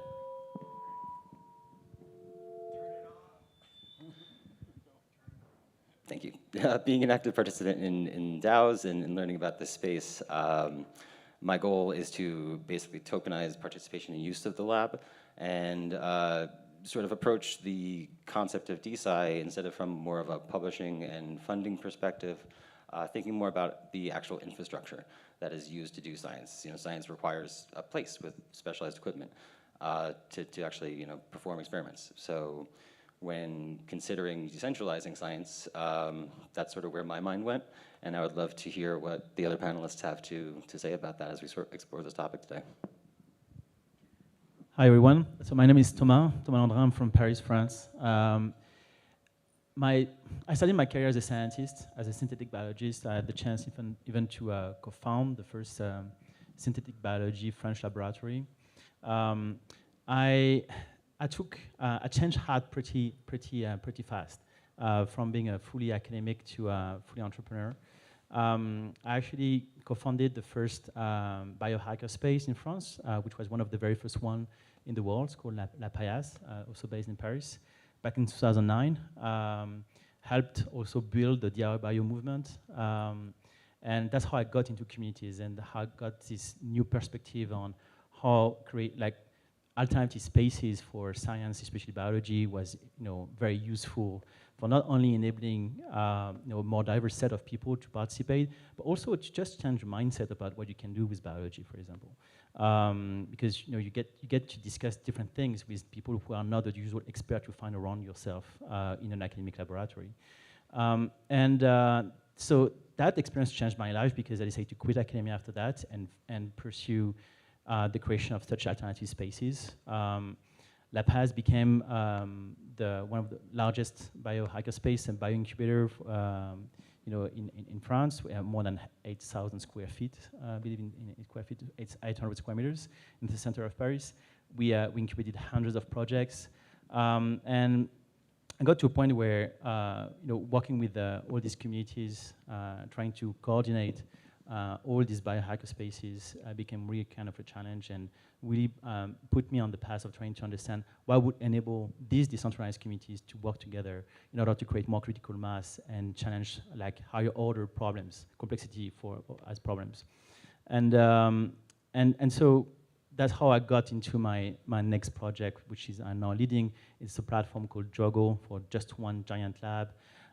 It started 4 years ago as a non-profit organization, and really the goal was to experiment on what kind of digital infrastructure would help people to navigate in those complex networks and facilitate collaboration. One of our main experimentations was around COVID. I just gave an example at the last panel, but we created this massive community, expert community around COVID, where we found as much researchers, professionals, and students, and we made them interact with each other. We established, we validated key hypotheses regarding how to organize due diligence or evaluation at the community level, also funding allocation. And so based on all these results, we made a product that we are now offering to any kind of organizations that wants to really work closely with their community, community that works on projects, to basically manage it in a much more efficient way.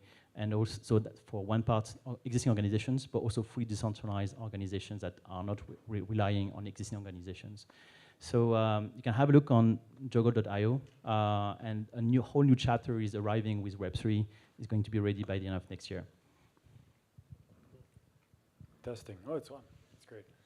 My name's Eric, and you see me online as Meme Brains. I'm a lifelong entrepreneur. I started my career very, very young in B2B sales, moved into event production for a couple years, and then had a relatively non-tech company that I grew to about a team of 60 people doing 6 mil ARR. And in 2018, when I discovered Bitcoin, I saw that it had a potential to change the world and change commerce in the way that we know it. And it inspired me in part. There was other reasons, but it really was a big part of why I chose to sell my other company in order to dive deep down the Bitcoin rabbit holes and see where it goes. And ultimately, long story short, it led me towards discovering CityDAO a little bit over a year ago. And CityDAO is building a decentralized city of the future, building up the infrastructure that it's going to need and the resources. We're like a group of social scientists and pioneers, you could say, figuring out like what does a decentralized city look like and where does that lead?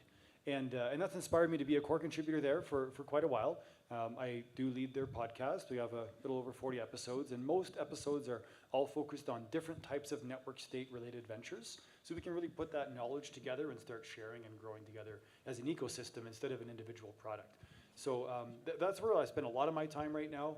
I'm also a startup founder and working on a CIP right now through CityDAO that explores online governance and figuring out what type of functionality exists in the DAO ecosystem and how can we blend all these good lessons together that we've been learning over the past 5 years into the next phase of decentralized governance.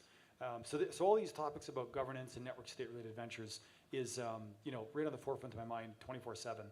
And I think that's more my place on the panel today. I'm less the science guy and more the network state guy. So thanks for having me.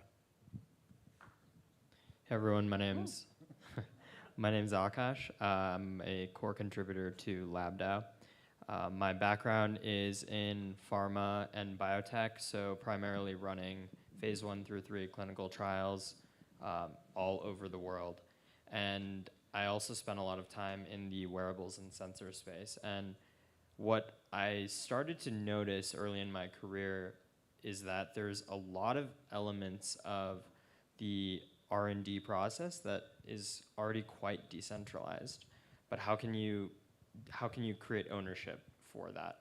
So at LabDAO, we're focused primarily on computational biology. So the very earliest stages of R&D, how can you provide people the tools to generate useful scientific data that could potentially result in a therapeutic drug?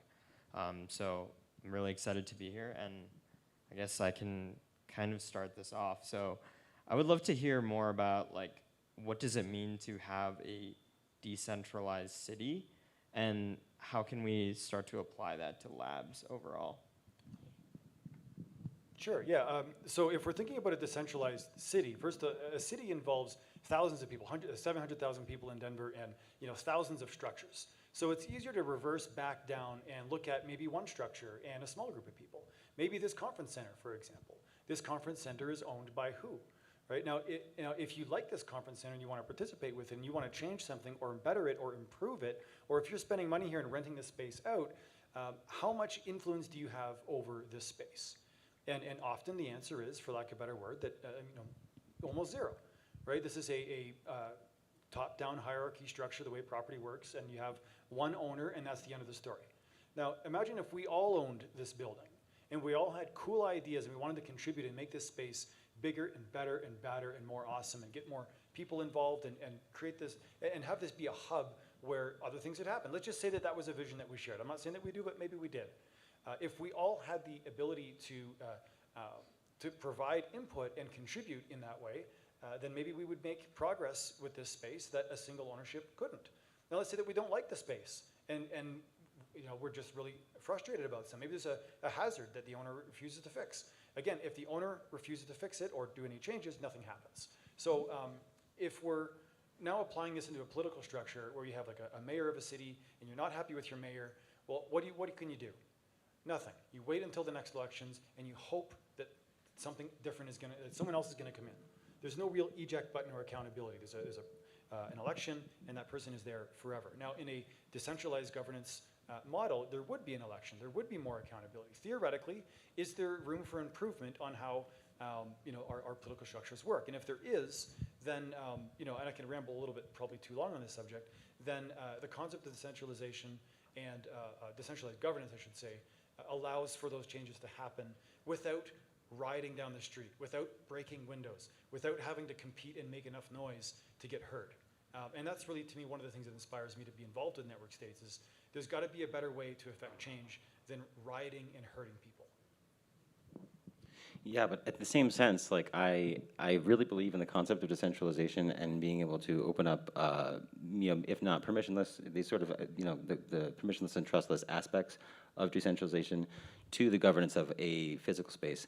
But just even the thought of this many people having input on what to do in this room sounds like chaos.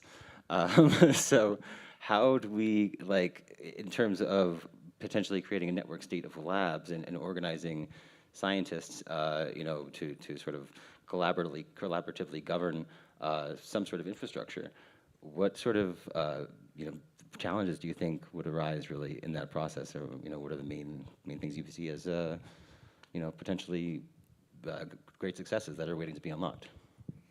Yeah, so it's funny. One of the main motivations behind the Decentralized struggle is how do we organize the networks of all the biohacker space, for example, or the Fab Labs.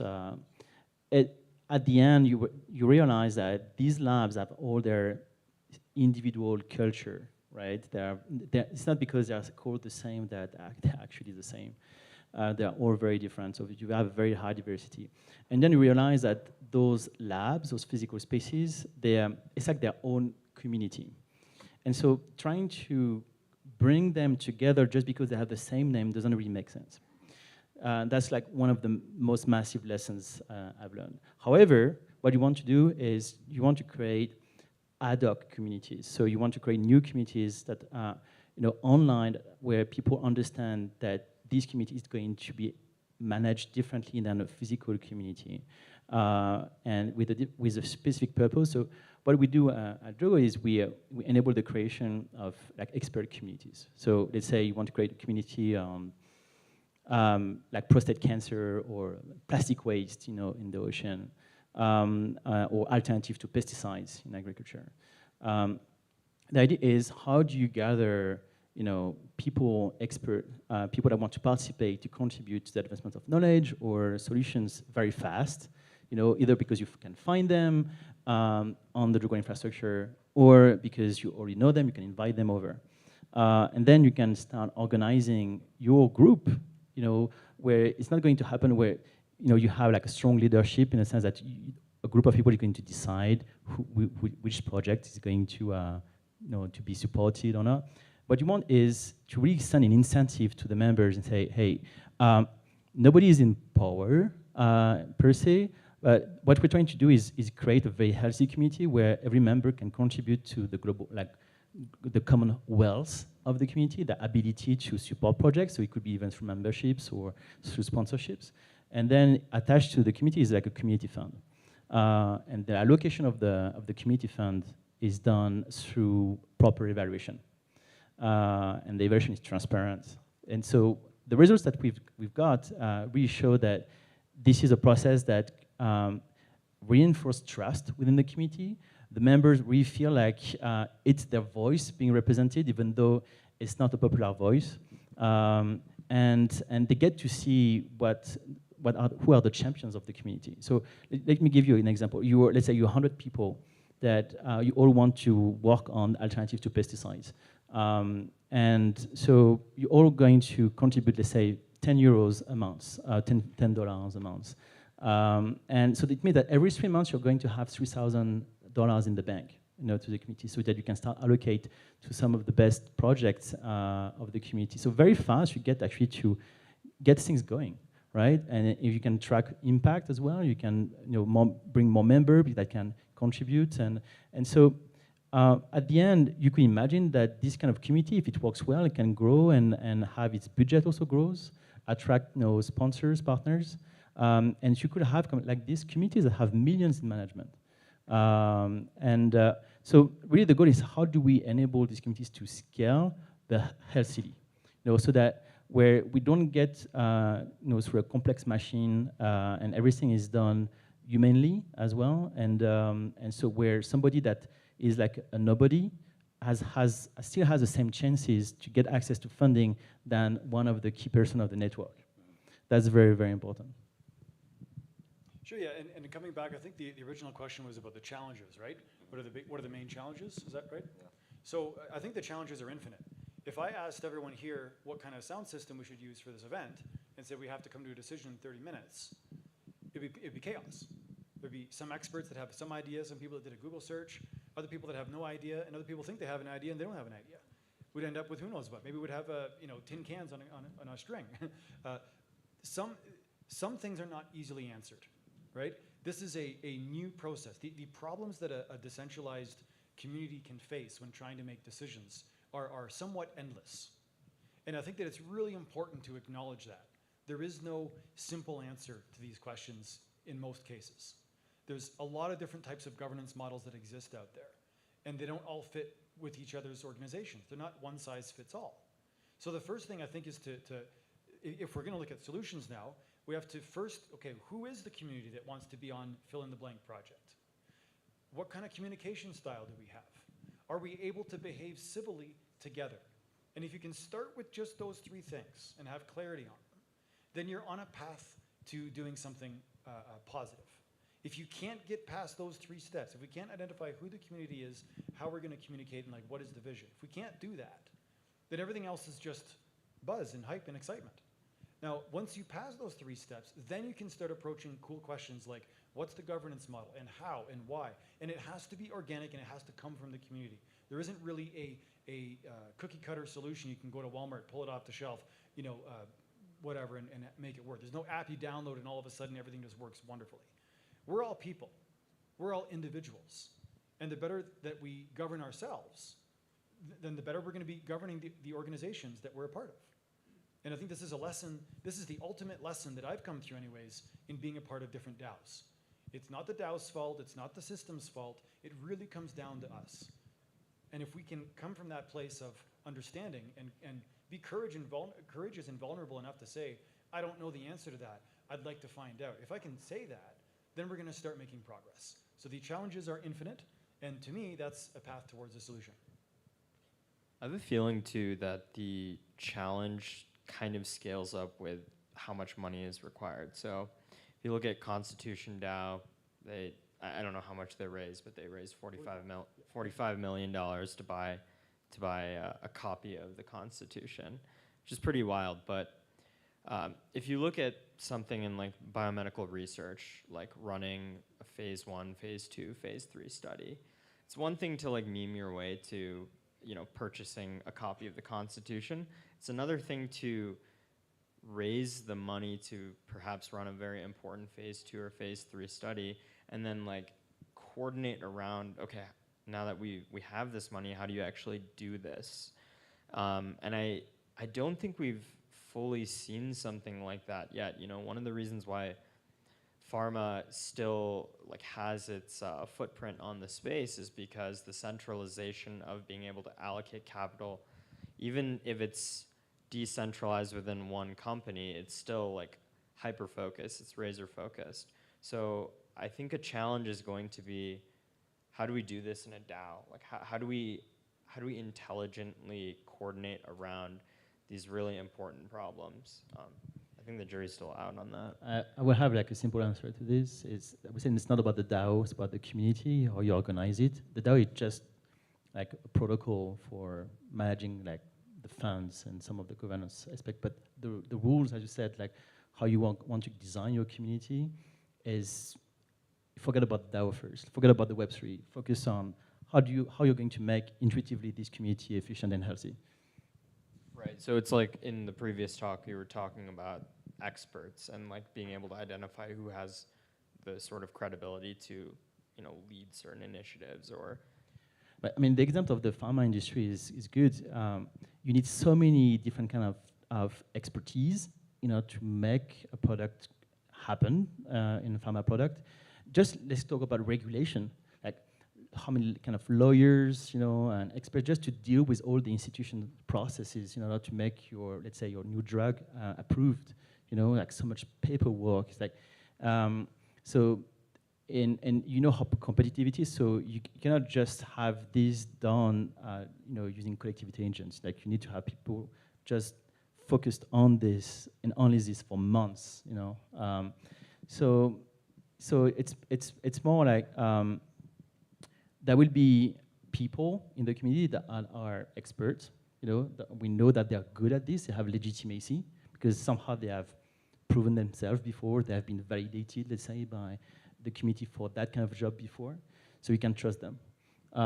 And so your goal tomorrow will be to basically create your own legitimacy among these communities, not just based on titles, but actual experiences. And so you'll be recognized, that okay, we can give this job to that person, and she like that person is going to do it well. Yeah, and I think the common theme that came out of all that for me was that even though it might be really hard for 100 people to pick a stereo system, ultimately it's not that's the wrong question to ask, right? We need to start first with what are we doing, what is the mission, and be really super focused and clear on that, and then let people figure out the ways to really accomplish that best. Super cool. Thank you all for joining. I think we maybe are just slightly getting over time, so I think we're going to have to wrap this one up. But yeah, in terms of my imparting thought on this is that if we're thinking about decentralizing infrastructure of science, and we find these specific things that we want to accomplish, focusing on this esoteric, like not even a goal, right, of decentralizing and maybe getting a network state is the wrong thing to focus on, right? That's maybe the outcome that will happen, maybe inevitably, but it's not the thing that should be the initial mission or action, right? Those things are just going to fall out of what happens further up the road. But thank you all. Thank you. Thanks.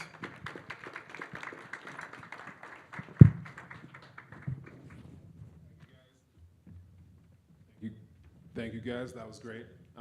And I think to end off, we have one more panel, and I think, again, this transitions really nicely into context of the community. So what is the community coming in part with these DAOs, and how can you kind of concentrate these communities to have a shared ethos or a shared motivation to help fund or contribute to the particular science? And I can imagine no better example of a community than a patient group, right?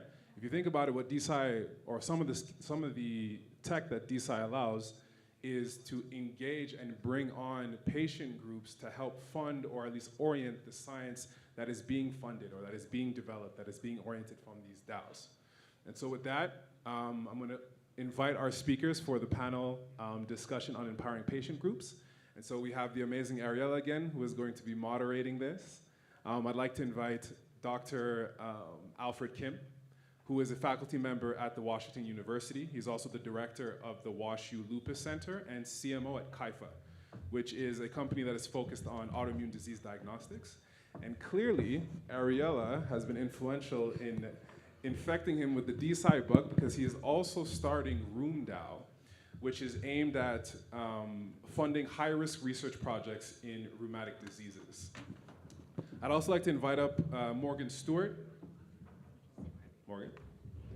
who is an MD and practicing neurosurgeon, whose interests also include the intersection between healthcare and Web3, and he's here representing MedDAO. I'd also like to invite Daniel Uribe. Hey Daniel, it's good to see you. So Daniel is the founder of Genobank.io, and he's also the inventor of the Bio NFT framework. And then finally, last but not least, I'd like to invite Andrew Verbinen, who is the co-founder of HairDAO, which is focused on supporting research and hair loss. So thank you guys, and join me in welcoming up these panelists. I guess we'll share the mic. Yes. Thanks, Jelani. All right, hi everyone, welcome. We're gonna be talking about empowering patient groups today. Jelani already did a great introduction, but let's just start off by going down the line, and everyone can briefly say a little bit about who they are and what their organization does. So let's try to do, like, we don't have that much time for all of us, so less whole life story and more like what about you can contextualize your responses for us today in this panel about patients. Hi, I'm Morgan Stewart. I'm a neurosurgeon practicing in South Carolina. I'm also the co-founder of a project called MedDAO. As you can see above, we are developing systems for decentralizing and distributing medical knowledge in a nutshell. I have to say, it's my first time at a DAO-focused conference, and it feels a lot better than our stuffy neurosurgery conferences, so really happy to be here. So my name's Al Kim. I'm an adult rheumatologist at Barnes-Jewish Hospital at WashU in St. Louis. Mostly, obviously, all this lupus stuff that we've been doing both clinically and research-wise, both bench and epidemiologic. I'm here largely because of Ariella, and I'll explain the backstory behind that in a second. We are trying to start DAO. We're trying to find mechanisms that are going to be funding both high-risk research that are typically not funded within traditional funding streams, NIH, DOD, et cetera, but also projects that are 1 or 2 steps away from clinical actionability. This is usually not funded by those traditional funding streams, and also not by industry, because they actually want the final product to be used within their trials, for example. So we feel like there's 2 major holes that our patients could definitely benefit from. But I'm here actually on behalf of the COVID-19 Global Rheumatology Alliance, which I'll describe once we get into the panel discussion. And thanks for the invite. Hello, Ariella. Thank you very much, everybody. So my name is Daniel Uribe. I am the CEO, co-founder of Genobank.io. So I believe my intersection is between cybersecurity, privacy laws, and NFTs. So since 2017, my son, one of my 3 children, was diagnosed with a rare disease. It's called Glanzmann thrombocythemia, and what it is known is there's no cure. So that inspired me to shift from DeFi, because I was already working with DeFi, to create a framework so patients could tokenize their biosamples, like this one, like this saliva kit that I have in my hand, and they'll be able to establish a governance or a decentralized governance over the protocols to support research. Hey, so I'm Andrew Verbinen. I'm one of the co-founders of HairDAO. I got into crypto as an investor. I'm 27 years old now. I started losing my hair at 20. So I sort of became very acutely aware of sort of how bad the current solution set for hair loss is. And the more we kind of have dug into it, we started HairDAO a little bit over a year ago. I think it's become really abundantly clear that it's not really a biological or technological issue, but it's really sort of an incentives problem in terms of how early stage R&D hair loss spending is spent. And so I think crypto is kind of the perfect tool to sort of take over an industry, realign incentives for an outcome that ultimately benefits the patients. So Daniel, I know you also have a slide. Are you able to bring up the next slide? Okay. Yeah, so take a second and please explain this technology to us. I really appreciate it. So maybe you know William Entriken, and William Entriken is a dear friend of mine, but he's also the lead author of the most used smart contract in the world, which is the ERC 721. So William and I took like a lot of months, I would think, to think about how to tokenize a biosample. So the most valuable aspect or metadata in a biosample is consent. Right? So without the consent, you cannot do anything with this biosample or its derived data sets. So basically, this is a framework. This is BioNFTs version 1. Today, we publish BioNFT version 2, which it'll allow you to use the new smart contract 4907 to lease your contract, to lease your biosample. So it has expiration date, and it also will allow you to receive rewards based on staking your biosample in a research pool. But in essence, I just wanted to bring, and thank you for the organizers to allow me to put this slide, because this is literally the framework. And it's based on the GDPR European laws. It's basically a smart contract that contains the 4 main rights. You have the right to know who has your data. You have the right to own your data. You have the right to edit or correct your data. And finally, you have the right to delete, or in this case, close the access. So these bio NFTs are revocable, soul-bound tokens that you control or the patient controls, and it allows you to connect to researchers or trusted entities. Thank you very much. Thanks. Yeah, if you go next. Okay, great. So, one of the reasons that I'm really excited to moderate this panel is because I think that for everyone in the room, even if you're not a scientist or directly involved in science, we're talking about empowering patient groups. And you might never have been a scientist, but everyone has been a patient, whether you know it or not. Patients are just humans that receive healthcare, and hopefully you are all humans who have at one point in your life received healthcare. And so I would just like everyone, the panelists, but the audience included, to take a second to feel like, when have you been disempowered as a patient? When do you feel like, you did not have your own autonomy, or you wanted to have more control over what was happening, or you didn't know enough about what was going on? And then now I would like to turn to the panelists, and feel free to just volunteer. You don't have to go in order or anything. It's actually annoying when we go in order. Let's be more organic. So, what do you think is one of the main issues that makes, in our current status quo, that makes patients not empowered enough? Yeah, so I'll start off here. I think, like I touched on it a little bit before, but one of the biggest reasons hair loss early stage R&D isn't funded is literally because the NIH classifies it as a cosmetic condition. On the flip side, we have tons and tons of people in our community talking about how deeply affected they are psychologically, how it's impacting their entire lives, everything. And if the patients had to say, the NIH would actually divert some funding to solving hair loss. Currently, the global spend on hair loss R&D is $5 million globally, which is just like nothing. And so, maybe hair loss doesn't need to take up as much as bigger indications, but 5 million is definitely just like obscenely out of whack with what the patients, I think, would actually want. So, Thanks. Yeah. Anyone else? Yeah, so at least in the disease that I'm mostly in lupus, the real problem in our disease is that we actually don't have any tests for it. If you're positive for something called an ANA or anti-nuclear antibody, to me it just means you're alive. About 10% of the US population has a positive test.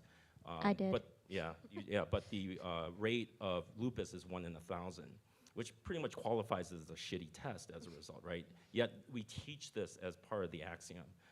So what ends up happening is there's always a little bit of overdiagnosis, but I think what's more worrisome is that many of the symptoms are so diverse and heterogeneous that no two patients are really alike, and so you can't really develop an archetype for people with less experience. And so for the inexperienced rheumatologist or physician, what ends up happening is that a lot of the symptoms that these patients present with are not validated, right? And I think that sensation is definitely entrenched within the DeSci and DAO world, because I think there are a lot of people saying, Web3 doesn't exist. DAOs shouldn't exist, right? That's lack of validation, right? And that hurts. When it comes to your health then, with a provider that you should be trusting, imagine how that feels, all right? We are seeing the same problem with long COVID, because the symptoms of long COVID are also very subjective, and you can't get a lab test for it. So as a result, many of these people are also dismissed. So lack of validation, lack of affirmational social support is a major problem for our patient experiences, and obviously extends to numerous other diseases and conditions. Yeah, thanks. Do you want to weigh in as another physician on the panel? Yeah, I could just to sort of maybe paint it in a broader stroke. From my perspective, I would say the biggest problem is lack of ownership of our data as patients. It's almost insidious how the modern healthcare system has sort of trained us not to believe that we should own our own data. And thankfully, I think that that's changing, and I think that this group here and this space that we're in is going to be that change. But it's amazing to me how in this country, we just had a law passed in October of last year, I believe, the 21st Century Cures Act, which requires major healthcare systems and major medical record systems to provide all patients with access to their data.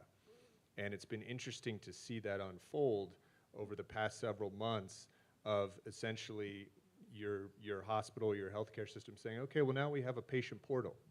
And so that the patients think, okay, well now I can text my doctor, right? Well, that's not what it was. You could download, you should have your entire medical record in a wallet, in your phone, right? And the next phase of that is going to be, what would you want to actually do with that, right? We have to be waiting on the other side to empower the patients to go and get that data and then provide them some utility there. So this is the fucking insanity of the situation, all right? So as a physician, I get to access my electronic medical record to be able to look at my patients, but I'm not allowed to actually look up me because of HIPAA. Just let that sit for a second. Yeah, but now, with the new law, we do Sure. have access Yeah, to our but charts, although again- it's not complete. But yeah, just to clarify for people not in the medical field, when you're talking about access to your data, people might misinterpret that to mean, some raw data that you wouldn't want to see anyway. We're not talking about that. We're talking about you go in and get a blood test and you want to know what the blood test said. Like you want some record of that. Or you want to go to a doctor in another healthcare system and have them be able to see your records. But you can't because you don't even have them. So now at least we do have the patient Or how about portal. you'd like to share some aspect of your health, some small part, without releasing all of it, to a decentralized network of physicians, a global network of physicians, to give you some degree of input, maybe not ultimately rendering you an episode of care, but creating a layer of assurance, reducing uncertainty related to medical conditions. This is things that are entirely possible that outside of this room. So let's talk for a second about data ownership, and I'm going to ask you about this. When you say, patients don't own their own data, there's a lot of levels to what that word could mean, right? There's access to it, and then there's other things like some of the stuff that Daniel was speaking about, where you can choose to opt in to have your data be part of research, right? That's another kind of ownership. And, I'd love for the panel to explore more meanings of ownership and how potentially, with blockchain and with crypto, we all like to think of a financial component to it as well. Is there any way that patients who are actually providing their specimens could end up financially benefiting from any profitable discoveries that are made from them? So I would love to hear all of your thoughts on that. So I'll drive it here. Let me tell. The first thing that we had to design was what we call the Genovault. So it's a decentralized storage that was NFT gated, right? So this was like 2019, and said, okay, this is good, because now we're providing a cloud-free version of where you can store your data, and that was a good thing. But then it was, as you were saying, so now I own my data, but it's isolated as well. So now what should we do? So we came with the idea, what we call the laboratory NFTs, which are decentralized identities for laboratories or researchers or any party that is interested in your data that could connect to that Genovault. So that's the connectivity. And 2 days ago, we have also, the amazing team that I am very honored to lead. We just came with Genoverse. So Genoverse.io is for anybody that has their data available. Is now it has a module where you can interact with ChatGPT. Like for instance, I just browsed it, say, hey, ChatGPT, using my 23andMe, calculate the risk for a hair loss. So it calculated 4 SNPs, right? Came to 4 SNPs and tell me, hey, you have a reduced risk to lose your hair. So I also did with lupus. So now it's the 3 phases, right? Is, as you were saying, is the aspect that you will be able to control the access, to have governance over the data sets, and then try to connect it to ChatGPT with privacy, because what we enable is this interaction without revealing your raw data to any AI. So I guess I have a question for you, because right now, whenever we consent patients for biospecimen collection, the IRB is explicit in that anytime the patient can have their data destroyed, their biospecimens destroyed, right? And as a result, we can't use that data. If we publish it, we have to retract the paper, republish it as a new paper without that person's data in it. So how does this how's this different? Because I think the extension of this is that also buried within the consent is that you cannot forcefully consent someone to participate in research. And one could make an argument if there's a financial ROI, whether or not it's, their genome contributed to drug X and they deserve a certain amount of royalties associated with it. That could be seen as coercion. I think the ethics of this is still really vague in my mind. I haven't done enough reading about it, but I'm curious about your thoughts. No, you're totally right. So that's why we are proposing BioNFTs version 2, which is leasing your data. So we have two aspects in terms of the law. So New York and Singapore just said literally in their law, NFTs are private property. They are recognized as private property. They are referring right now to the visual art, which is most cases what people associate with an NFT. But this has a lot of legal implications because now we are looking to your biological data as a real bioasset, right? Now it's yours. The BioNFT version 2 has like this, try to balance the power between the patient and the researcher.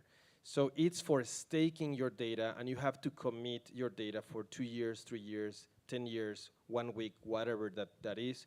And if you withdraw your consent, yes, you will not receive the rewards, which could potentially, have some conflicts with the IRBs.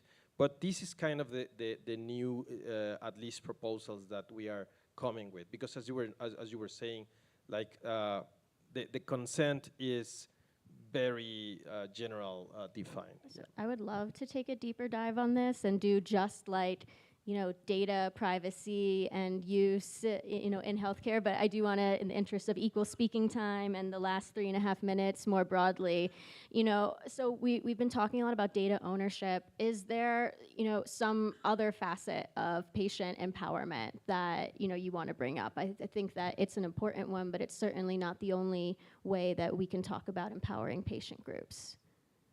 Do you have something? Yeah. So I'll chime in that we do have our patient portal as well for HearDAO, where we collect genomes, treatment protocols, pictures of your scalp, and actually hopefully reward in hair tokens in the near future. We're in closed beta. We have 80 people testing. Shout out DBDAO for building our back end. Michael in the second row. So we're playing in that space a little bit as well, and I'll agree that I think a lot of the ethics and everything really need to be fleshed out, but I think that's also a good sign that the area is so sort of untapped. In terms of more patient empowerment as well, I think other things we're thinking of, obviously I think a big thing is you have a couple scientists in a lab who are saying, oh, this is really interesting to me. To include the feedback of patients that say, like, the results you're getting, that's not interesting to me. Like, I already have finasteride, I already have minoxidil. And so I think for patients to be able to direct the research that's being done to a degree, because at the same time, right, it's like the person who's in control of the research is going to have differentiated knowledge and all of that stuff. But I go to that as a big area of patient empowerment. And one thing I'll touch on is a big part of the hair loss industry, $7 billion industry. All of it goes to these Hims, Roman, all these guys who effectively spend 120% of their revenue on marketing and zero on R&D. And so I think what we're experimenting with is like, how do we break into that and channel some of that sort of excess profit that's just going into shilling the communities to actually funneling it back into solutions that'll help the communities long term. Yeah, and I agree, and we were talking about this in a previous panel earlier today about how, the general public, including patients, probably not the best qualified to choose a particular research project, but are perfectly qualified to choose a research topic, and finding some way to decentralize, quote unquote, the choice of topics where our research funding gets allocated. I think most people in this room would agree that we should do that somehow. I'll add on to that too, just that the patients actually are able to keep the researchers honest. So I saw some like New York Times article where it was like oral minoxidil is a cure-all, and there was one person who had an amazing reaction to it, and then you have 100 people on our Discord channel being like, I took oral minoxidil, it didn't do anything for me, and so sort of collecting data outside of the lab as well can be helpful. Yeah, definitely some dangers with anecdotal Yes, and versus totally. randomized controlled trial, but I'll try not to nerd out too much. So go ahead. I do think that DAOs offer a real unique opportunity to connect patients and care providers. And so what I personally would like to see with this space, we're seeing a lot of cause-related DAOs, a lot of DAOs centered around patient conditions, then a lot of medical research DAOs, funny DAOs. I'd like to see us figure out ways to cross-pollinate and communicate. I think there's a lot of really interesting synergies there. Yeah, but I think also one last thought here is that this will work only if we can make DeSci more accessible to our patients. We have to demystify this language, right? I didn't know what the hell Web3 was a year ago, and I still don't know what the hell is going on today, all right? This is all so different and so new, and the jargon, you have to de-jargonize these things, all right? You used the word SNP before, single nucleotide polymorphism, and just threw it out there, all right? We have to de-jargonize all this, and physicians, we're guilty of it too to our patients, right? So that's something we really need to focus on in the next 12 months. Joy of Front science end. communication. Yes, and science communication is super important. Okay, I think, no, we do not have 30 seconds. The clock is lying. Okay, so we are done. I just want to say, please check out all the websites are listed above for everyone here. I think everyone's socials are listed on the, conference websites. One exception, I'm Ariella Studies on Twitter. I noticed DAODenver lists me as out at Alfred. I think that's some sort of copy-paste error of us, but yes, I'm Ariella Studies, not Alfred. Thank you so much, and please approach them afterwards to talk more about this. Thank you. Thank you guys. Thank you, Ariella, for the great moderation.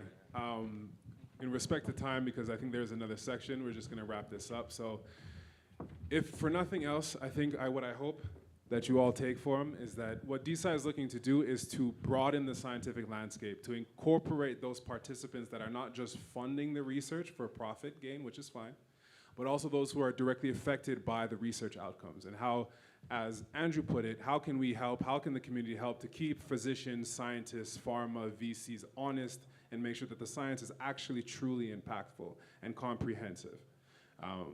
And so with that, there's a bunch of DeSci talks that are happening up until the 1st, so I hope to see you all there. There are tote bags and swag at the back, so if you guys remember, and if you guys did not do it, there is a QR code for the DeSci Quest. Fill that out, you'll get swag bags and all these kind of things. So QR code is on the screen. there you go, there's the QR code. So thank you all for listening, thank you all for coming, thank our panelists, and reach out to them. Give everybody a chance to scan that QR code.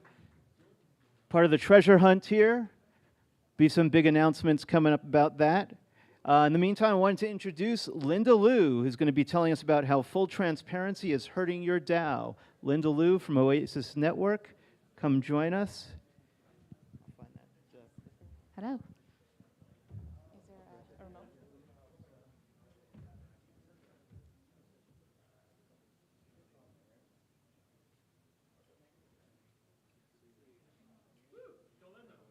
Yeah.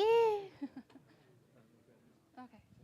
We'll get Linda's slides up and we'll find the clicker. If anybody has the clicker, please bring it to the stage. Paging clicker.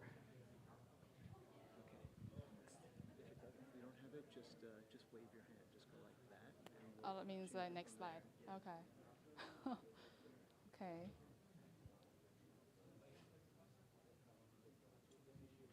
Oh, okay, cool.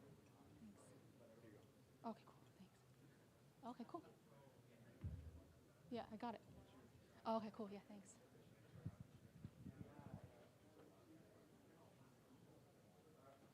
Hello. Happy Monday, everyone. How is everyone doing? How is everyone's flight coming to Denver? How many of you are actually not from Denver, traveling from, wow, it's been quite a journey. Thank you so much for being here. Thank you so much for being here, at this hour. I know it's been a long day, so I want to make it brief, make it interesting, so make your whole day sort of worth it. Cool, let's get started. So I'm Linda. I am head of ecosystem at Oasis. And today I want to talk about how Oasis Network, the solution we provide, the private solution, can help projects like you guys, the DAOs, and why we believe that full transparency is not necessarily the best thing for all the DAOs out there, why we believe that configurable privacy can actually help improve the governance for your project.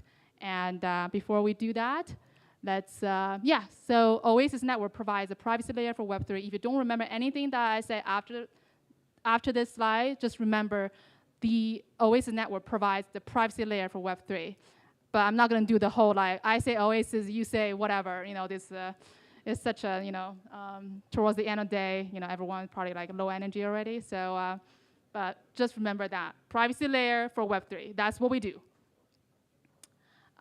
So before we talk specifically about the privacy solution, let's go over quickly about the architecture we have, why we are the one able to provide that solution to everyone.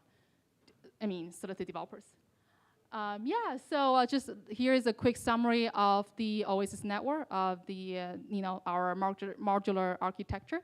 So we are privacy first. When we started, privacy has always been part of the vision because we see issues that we experience in Web 2 and with all the data abuse, all the behavior, all the practices there. And we want to build a privacy network, and then we did it. Actually, we maintained the network back in 2020, so it's been a couple years now. And we have the modular architecture that is scalable and secure that allow us to do what we do today. And what we meant by modular is that we separate compute from the consensus. And if you think about our network, that there's a consensus layer, and on top of the consensus there's a compute layer, and then you have different runtime that is suitable for your own compute needs. Currently, we have 3 official runtimes on the network. There's a straight-up EVM compatible network. There is a confidential EVM network, which is the star of the day, and the whole the engine behind this privacy solution we're talking about today. And the third will be the WebAssembly compatible based runtime. That's more for non-EVM WebAssembly Rust developers. So cool. Here's just a quick overview of some of the ecosystem highlights. We have what we want to tell people is that we have a scalable, secure network, and we have also a very robust community. We have very robust community incentives that allow us to support developers to build interesting things using the tools. Cool. Yeah. So if we think about everyone here, whether you are building DAOs or you are operating DAOs, you are basically here because you believe in Web3. You believe there's something wrong with the current Web 2, and you want to propel the new internet, the new age forward. And we build the primitives for Web 3 and manifest it in these areas. Further scalability. Like even if we have a good thinking ideas behind Web 3, you cannot build a real Web 3 without being scalable, because the users like us, everyone here is, we've been so spoiled. We kind of like we're used to everything being rendered so fast to us. If things are not as fast as we expect, you're just not going to get users if things are not fast. And second will be privacy. And I know a lot of people here probably do not really think about privacy as something that they should immediately think of when they build a DApp. But I think that's the idea, that's the thinking that we are hoping to change going forward, is that, in Web 2, we migrate smoothly from HTTP to HTTPS. Like these days, you go to a URL, go to a website. If you don't really see it's encrypted, it doesn't start with HTTPS, I think you will get a notification from the browser saying that, are you sure you want to proceed, right? So I think we think that's how Web3 is going to be in the future, is that currently most of the smart contracts state is public. That's how things have been over the past many, many years. But that's now the thing should be in the future. All the developers, whether you're Solidity or other programming languages, you should at least have the flexibility to configure smart contracts. Like you have a DApp that you believe is fully transparent, that's okay. But some of the smart contract maybe is not suited to be fully public. Like some of the smart contract in DeFi, like to prevent the front running and MEV problem, you don't necessarily want to have users trading parameter to be reviewed 100% on chain. And then we can dig into why full transparency, 100% transparent public smart contract state for DAOs is not necessarily very helpful sometimes. And the third is, we want to just like, you have an identity. You have your Facebook account, you have your TikTok account in Web 2. In Web 3, you also want to have identity, this kind of DID, to support the future of Web 3. And that also requires privacy that allows you, because identity should just be more than just a binary data. Like you pass the KYC, you haven't passed the KYC. Like there is more data that people should have selective disclosure about, whether that's your credit score, your education background, your skills, some certificate you got. All these very comprehensive, complex data that people should be able to control how they want their data to be used and shared in the context of Web3. So what is the technology behind this Oasis privacy layer? So it is first powered by the industry first confidential EVM, Sapphire. Yes, at Oasis we like rocks. So we have Sapphire, we have Emerald, we have different rocks. And this is the Sapphire. So why do we believe, but before we talk about technology, we also want to talk about I think I also previously mentioned why we think on-chain privacy matters. Kind of answer the question why full transparency in DAOs is not necessarily the most productive in Web3.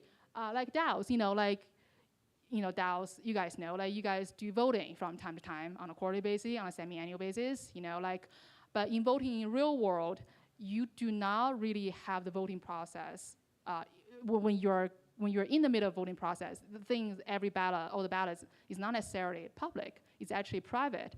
And because you don't want the early voters to bias, anchor the late voters, you also want to be able to, when people vote, they actually have this kind of freedom of expression. They get to express their views without necessarily being penalized because those ballots are public while the voting is ongoing. So that is having be able to keep the voting process private is actually a good thing. Improve the governance, so you have more productive, efficient voting process, as well as voting member will be able to exercise that kind of freedom when they vote.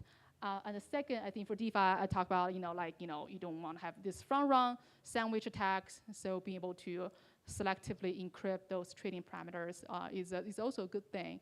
And third will be gaming, most of the gaming, like on-chain, most of the gaming game logic is actually off-chain these days. But as we move things towards Web3, you want to have more things, be more transparent, have more kind of integrity guarantees. You want to be able to have more things move on-chain versus stay off-chain.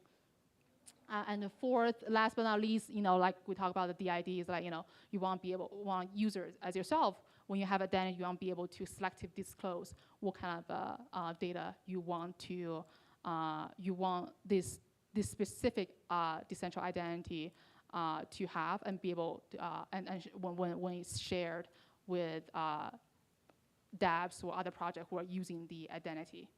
And it's not necessarily the same, the data you want to share with this dApp is not necessarily the same as the data you share with other dApps. It's all depending on the use cases, but users, the data owners yourself should be able to have that right as to how you want to share your data because it is your identity.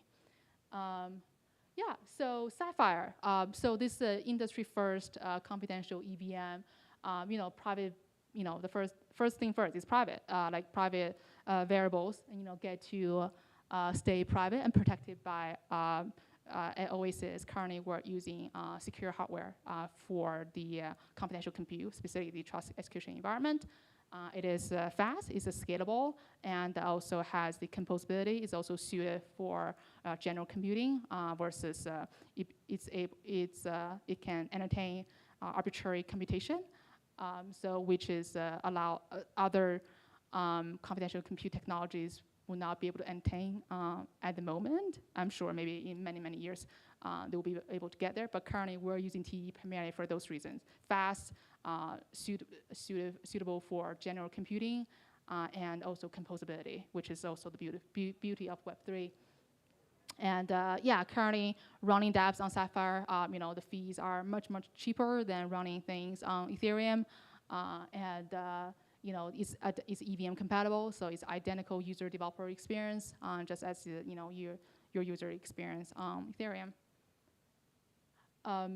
Yeah, so what we meant by privacy layer for Web3. So the concept here is basically a dApp, such as a DAO, you're running on Ethereum, and if you just want to use always private solutions for this kind of like making the voting process private, you stay where you are because Ethereum is where your users are. User hold ETH.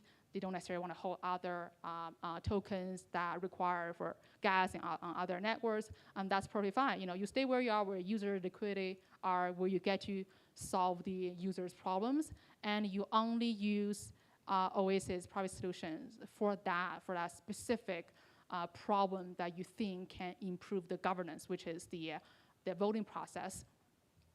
And as a user get to stay on the home chain, which is in this case Ethereum, it could be other EVM networks, and the secret logic stay on Sapphire, on the Oasis network. And then the user don't need to know that Oasis/Sapphire even exists. So let me share this user flow diagram with you. That's probably much easier to understand than just text-based. So think about a home network. Let's just assume this is Ethereum, and the Sapphire network is the confidential EVM. So user is basically, let's say, DAO's user, and you have a DAO deployed on Ethereum, and then your user, let's say, want to vote on a specific proposal, and what they do is that they go to the DApp and they kind of like vote, just like how they would vote, on a DAO, and they sign the transactions. And we have this gas station network that basically allow them to convert a little bit ETH.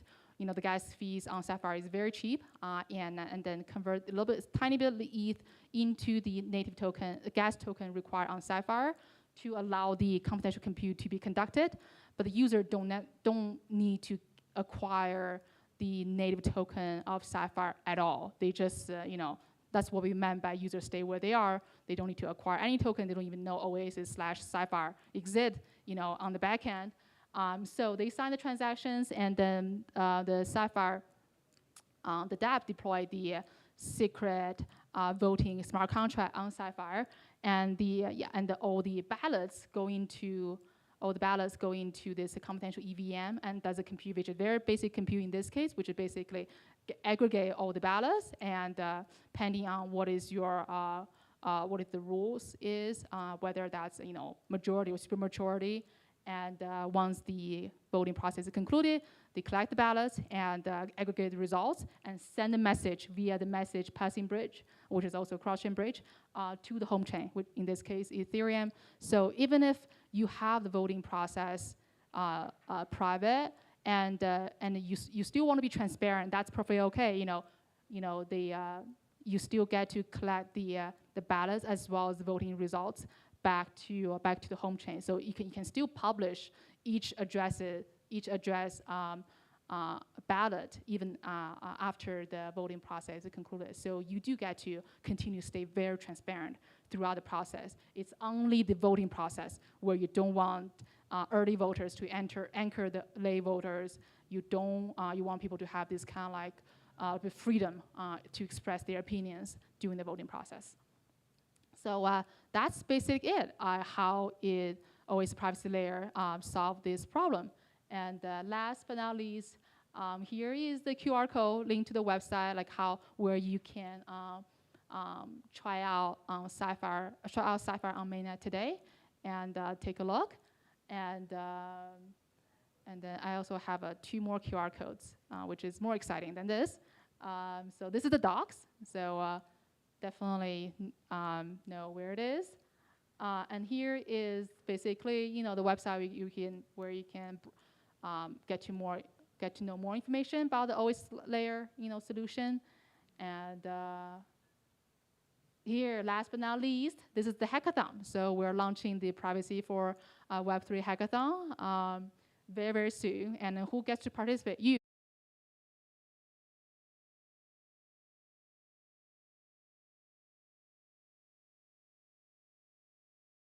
On Ethereum or whatever EVM networks that you are currently on, if you want to use always privacy layer for a little bit for try to innovate some solutions, definitely participate this hackathon. And if you are currently not necessarily operating anything, you just want to build a novel, brand new app, definitely participate in hackathon as well. Register for the hackathon today and scan the QR code. Thanks so much.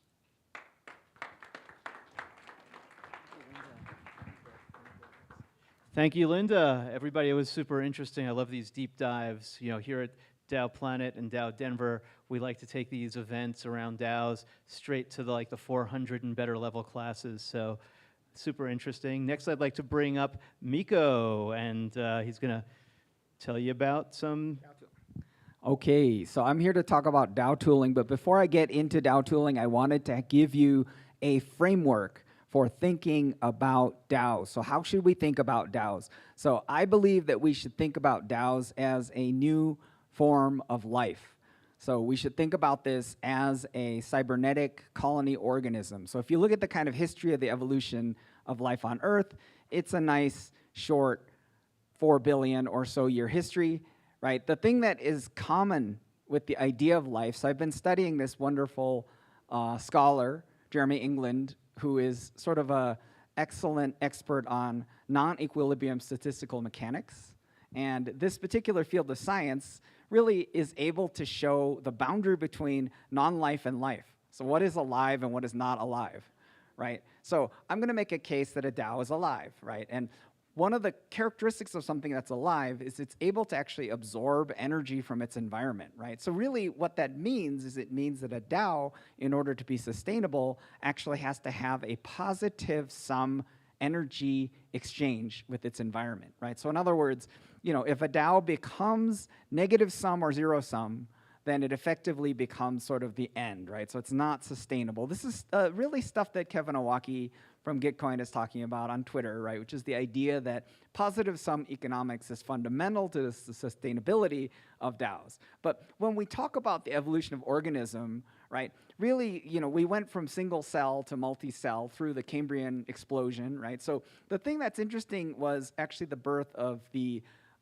corporation. So the corporation is actually based on the sort of legal framework. So when you actually go back to Hammurabi's code, this is sort of the first legal framework, and then obviously the corporation, many, many years later, formed the first kind of colony organism where human beings are coordinating effort through a legal system in order to produce a mechanism, right? So the thing that I think is interesting about DAO is related to the evolution of open source, which is essentially like a DNA where the code effectively becomes something akin to the law in the case of the corporation. So now you have effectively a potentially fully decentralized organism. And I think it's very important to think about this from the perspective of organism, and the mechanism that's important is actually coordination.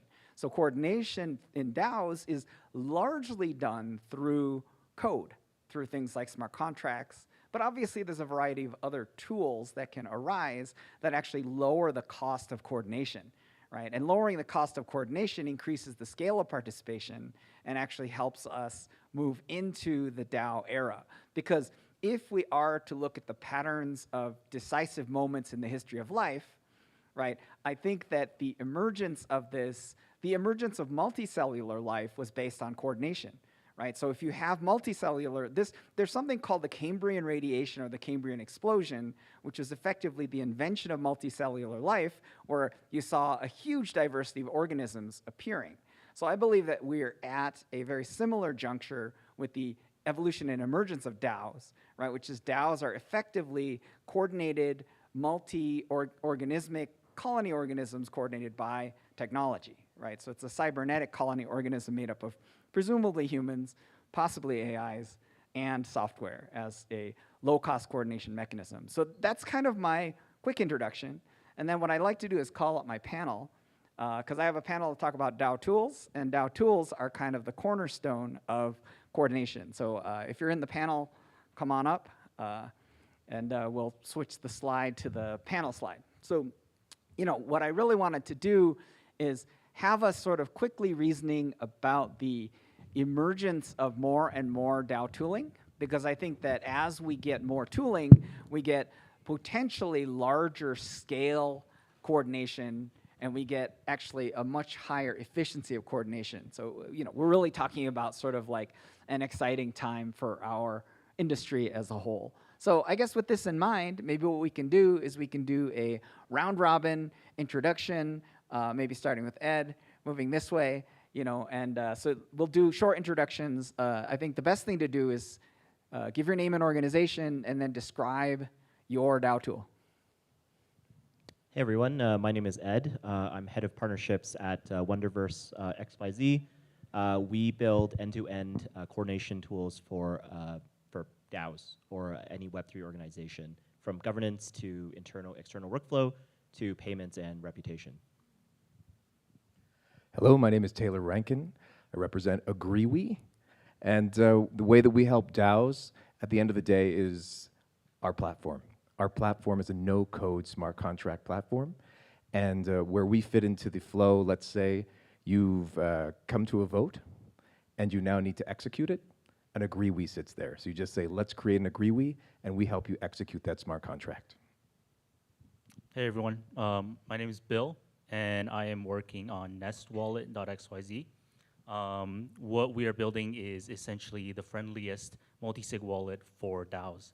And we've built it in a form where it appears as a browser extension, very similar to a MetaMask or Phantom, and it allows you to operate your Gnosis safes directly in your browser. Hi everyone, I'm Lindsay at Hedgie. We build treasury management tools for DAOs. We've worked with everyone from Gitcoin to Shapeshift to Gnosis with just core treasury management tools. Yeah, so what we have represented here are things like treasury management, obviously things like multisig, even the creation of agreements, and then we also have a very robust kind of full stack DAO coordination framework, I guess, is the best way to put it. So I guess the first thing I'd love to do is just basically just get a quick comment from Lindsay just about the treasury management function, right? Because that's a very interesting function. And maybe if you can couch that in the idea of like a DAO as an organism, like what exactly is treasury management for that organism? Super complex when you add the organism part. Because treasury management, as a core function, its job is just to make sure the organization can survive and focus on its core mission. It's simply, you have to make sure there's enough money in the bank for your liabilities, and that you have some kind of way to manage risk and make sure you can survive. I think the difference when you get into DAOs is it's much more complex. So like treasury management isn't just about money, it's also affecting governance, because money in some ways is governance in DAOs.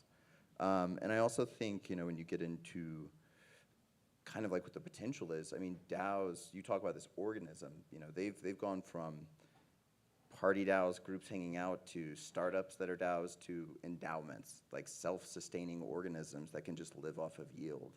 So I think when you go into like treasury management for DAO, it's to evolve what a group of people could collectively be. So I think, if you think about this as an organism, like energy storage and retrieval, right? So when you deploy energy, right? So when you look at the human body, right, you have fat storage, right? You also have carbohydrate storage, you have glycogen. So all these different energy storage and retrieval systems, and the deployment of that energy, I think, is really kind of like treasury management. I guess coming down through this, I guess what I'm really curious about is kind of like maybe, Bill, you can talk a little bit about Nest and kind of your mindset around sort of multisig as sort of a really important part of DAO tooling. Right, yeah. Miko gives a great metaphor for like the organism, right? And you have fundamental parts of this organism that it needs in order to operate and evolve. And the multisig is one that we see essentially every single DAO using, right? But part of being an organism is the ability to evolve and do more things. So as the crypto space as a whole is evolving, a lot of the tools that we're building are enabling these organisms to do more. And this is why we found like a particular approach of having the Gnosis safe in your browser extension. Although it seems very small, it gives a new avenue for DAOs to do more stuff, right? Now it can interact with any dApp that it wants instead of waiting for an integration to be built. So as an organism, you have the fundamental building blocks, such as the multisig, but in order to do more with it, you really want to see where the tools can take you. So we're building on something that is just a UI improvement on top of Gnosis Safe, but at the end of the day, it's really something that allows DAOs to do so much more. So I think one of the funny things we could do is let's jump over and actually do Taylor last, which is that, you know, I kind of think of what he's describing here as almost like the spinal column, right? Which is it's the mechanism through which thoughts get converted into action, right? So the multisig is basically like, you know, if you're doing like nuclear launch codes, right, the multisig is like all the people with their keys turning at the same time, right? So it's really how potential action turns into action, right? So that, you know, so that I think is a useful mechanism, right? So, but I'm kind of curious about, you know, Ed's perspective, right? Because to me, it feels a little bit like you're providing almost like cognition, right? Like you're actually providing almost a full stack brain function. So go ahead and tell us a bit about your function. Yeah, actually, so first of all, I love your analogy, and when you first mentioned it earlier today, I was like, oh, yeah, actually, that totally makes sense. And then actually, now that you described Wonder as potentially giving cognitive abilities for DAOs, like, I think that also resonates with me quite a bit, so thank you for that. I'm going to start borrowing that. Yeah, like, our tool provides like this end-to-end coordination for DAOs. Like, I think DAOs will always have a spectrum of centralization to decentralization, and depending on whichever jives better with your DAO, and of course that evolves over time, you want the ability to have like this like one tool to fulfill many different functions, like governance, like if someone wants to propose something for the DAO, the ability to vote on it, all the way to like, okay, now that we voted on it, like who gets to work on which parts, all the way to, okay, I want to recognize like who worked on something and how do we reward those people. I think interesting, sort of like in a meta commentary with Wonder, because like we work with over 1,000 projects on our platform, and because like Andros, one of the co-founders, and I, we have a lot of conversations, ongoing conversations with a lot of DAOs. We have the ability to see trends as they emerge and talk to like many projects at the same time. And I think what's kind of cool is that like we're seeing a lot of times like DAOs are evolving at similar rates or similar pace, and they're all facing like very similar and common problems, and that actually gives us an insight into like, you know, what we should be building, right? To say like, hey, I think this is probably an upcoming problem. And to your analogy about cognition, I think one of the common challenges we're starting to hear is that DAOs and organizations are trying to have a more holistic picture of who the members are and how involved they are in which way. I don't want to like spend too much more time, but I just want to say like I think holistic picture of your contributors is one recurring theme that I'm hearing nowadays. Yeah, so just to kind of cue up, like, so, you know, the thing that's interesting is when you actually look at the human brain, it turns out that there's some pretty significant anatomical and structural differences in the different regions, right? So we were actually talking about cognition in the forebrain, the ability to think, right? The ability to execute action, the ability to store and deploy energy, right? I actually think Agreewe is almost like the limbic system, which is sort of the social monkey brain, right? Which is the ability to actually increase your survival chances by interacting and coming into harmony with people who maybe don't even, maybe they work for your DAO, maybe they don't, right? So the ability to form agreements is actually kind of an interesting, capability. So I'm curious to get your spin on that.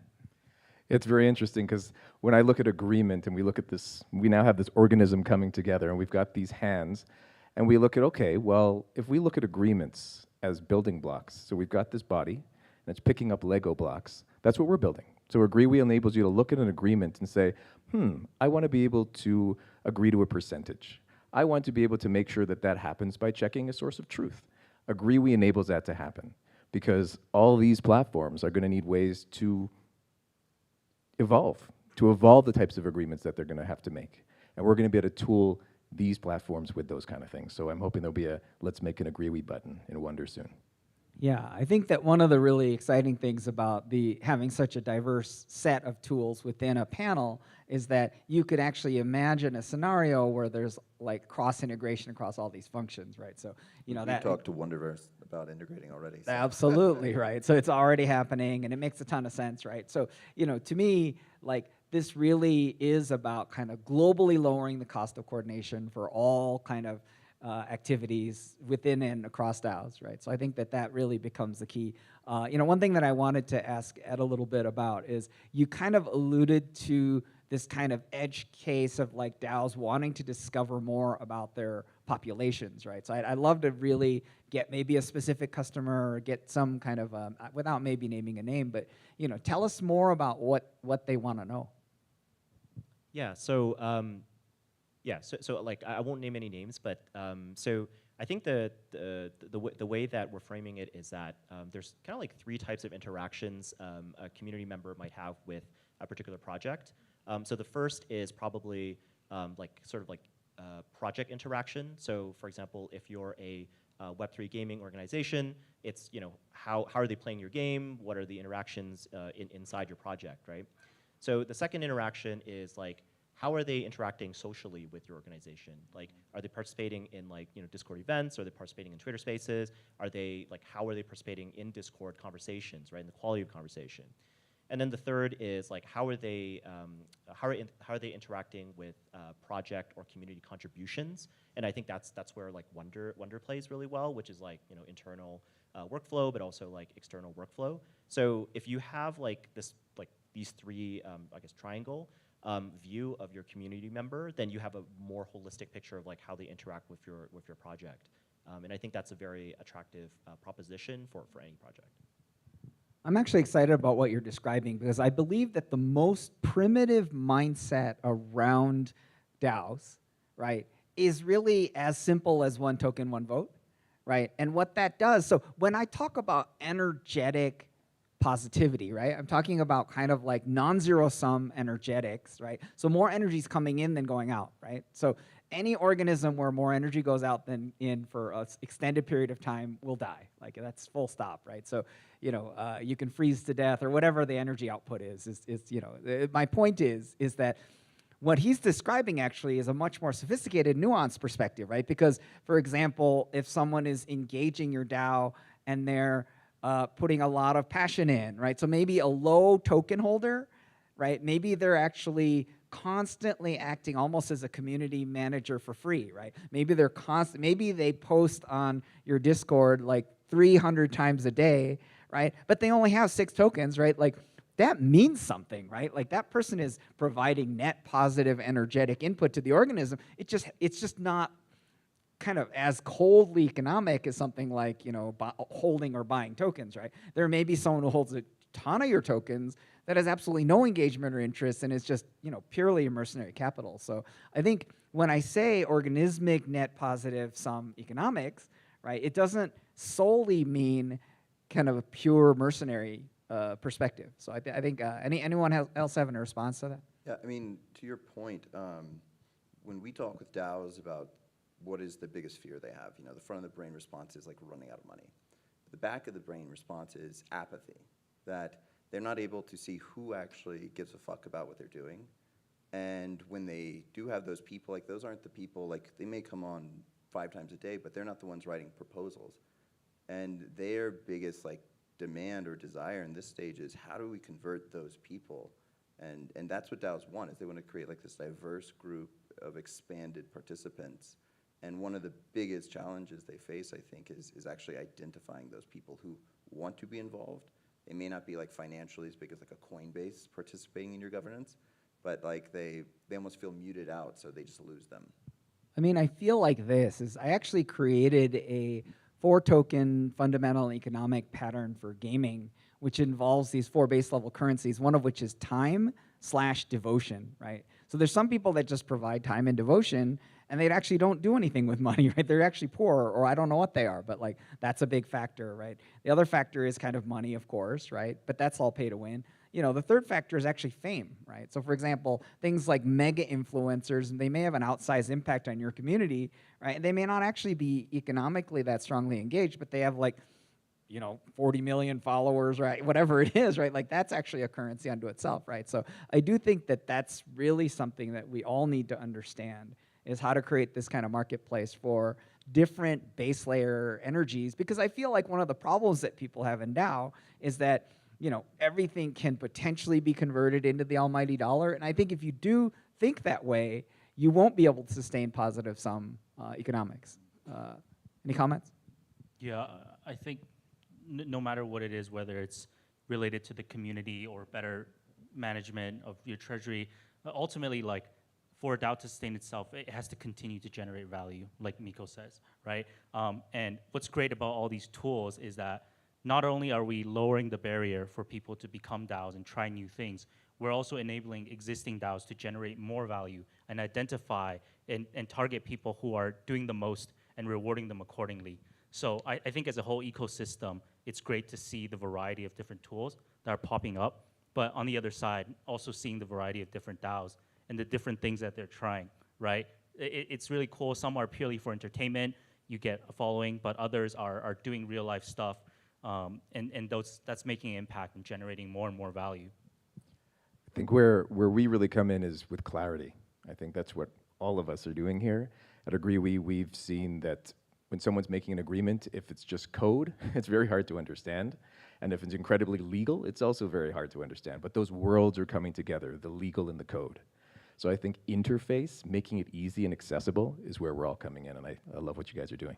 I'm just super excited about DAOs in general because, like, to your analogy of organisms, there's many types of different organisms, and so I think what's cool is that, like, you can have like a wide variety of tools that will address DAOs in different ways, and all of them will succeed because, like, there is probably one thing that resonates with one organization but will not resonate with another. Yeah, and I know we're squeezed on time, so I just wanted to kind of give a closing commentary and kind of riff on what Ed was saying, right? Which is, when you look at the biodiversity of life on Earth, right, there are actually a ton of different ways to be a successful organism, right? So for example, if you think about a mayfly, mayflies are super famous for having super short lives, right? So if you think about something like Constitution DAO, right, it's like, okay, we're going to buy the Constitution. That's the whole purpose of the thing, right? And it's they either buy it or they don't, and if they don't buy it, then it's like, okay, that's it. Let's all go home, right? Which is fine, right? There's nothing wrong with that, right? And so not every single DAO has to like live forever, right? Which I think is potentially like a weird undead vampire type vibe, like it doesn't have to, right? Some will. Some of them will grow to enormous size like a whale. Others won't. Doesn't make them bad, right? So I just want to like end on that note, which is, we definitely are going to see huge biodiversity as long as we continue to have this positive sum economic input, energetic input, right, and enthusiasm. Thanks, everyone. Thanks, Milo.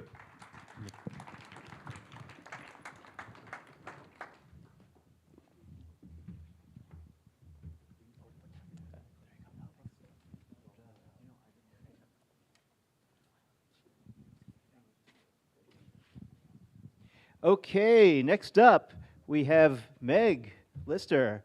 Come on up to the stage, and we have a clicker somewhere for you here. I'll run and get it. Okay, cool.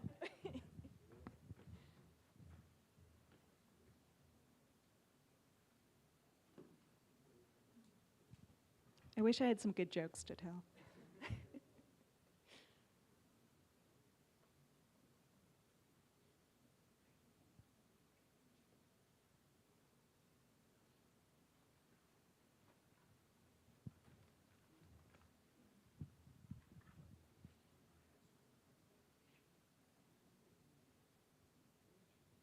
All right, here we go. Okay, so for the next 5 minutes, we're going to attempt to talk about an incredibly complicated topic and make some progress on it. So decentralization without chaos, and how can this be possible in any kind of organization? First things first, this is me. Hi, I'm Meg. I'm the VP of Product and Operations at Flipside Crypto, where I lead our incubation efforts of Metrics DAO, which is an on-demand analytics service DAO. And I'm standing up here today because I love DAOs. I think that they represent the future of making work for individuals, for the little guys, and yet we haven't quite cracked how to make that happen. And decentralization is one of the primary factors that we haven't cracked right now. There's this widespread belief, this kind of elephant in the room in DAOs, that decentralization means chaos, that it's too inefficient and chaotic to ever really work, and should we have been embracing centralization all this time? But the answer is no. Centralization is definitely not the answer, and there are ways to make decentralization work. Even though we haven't quite cracked that in DAOs, we see examples all around us. In nature, in science, we've had some great examples of that today, in politics, and in business models. So Mondragon, Spain's 7th largest business, has been operating for over 70 years as a worker-owned cooperative. Even companies like Patagonia and Bob's Red Mill have made huge strides towards decentralization. So all of this tells us two things. One, decentralization is a spectrum. And two, it can work, we just haven't quite cracked it yet. I'd argue that all of these companies and organizations that do decentralization well do it effectively in this framework. They pair collective ownership with individual control. And individual control is something that DAOs have done a lot of. And we can get into how that's a little bit chaotic later after the show. But they've done a lot of it, and they've done it quite effectively. What we haven't quite nailed yet is collective ownership. We've really leaned into financial collective ownership of DAOs as a vehicle for giving more equity, of having workers and builders own a bigger stake in what they're building. But what we haven't nailed is the other side of ownership. The fact that if we're all individually responsible for what we're building, we all need to be owners of the strategy and the vision that guides that. Collective visions in DAOs work a little bit differently than in big centralized companies. We're all probably used to seeing big centralized companies have a kind of opaque and inspirational vision, like give the world a Coke. Great, sounds great, but it doesn't really tell me anything. When I'm operating a decentralized organization that requires a much higher level of alignment and coordination, the bar that we need to set with our vision becomes a lot higher. So yes, we absolutely need that future state, that how are we going to change the world and what are the things that are motivating us to do so? But there are two other aspects that we also need. And the first one is our target community. We need to understand who we're building for. We all need to know them and to prioritize them. I've seen DeFi DAOs, for example, where some people think that they're building for whales and some people think that they're building for retail, and you can see how chaos emerges in that situation. And last but not least is our competitive advantage. We all need to be aligned on how we win, what our advantages are, and the types of values, behaviors, and opportunities that we'll individually invest in. I want to give an example of how we've brought this to life at Metrics, which again, on-demand analytics service DAO, to set the table here.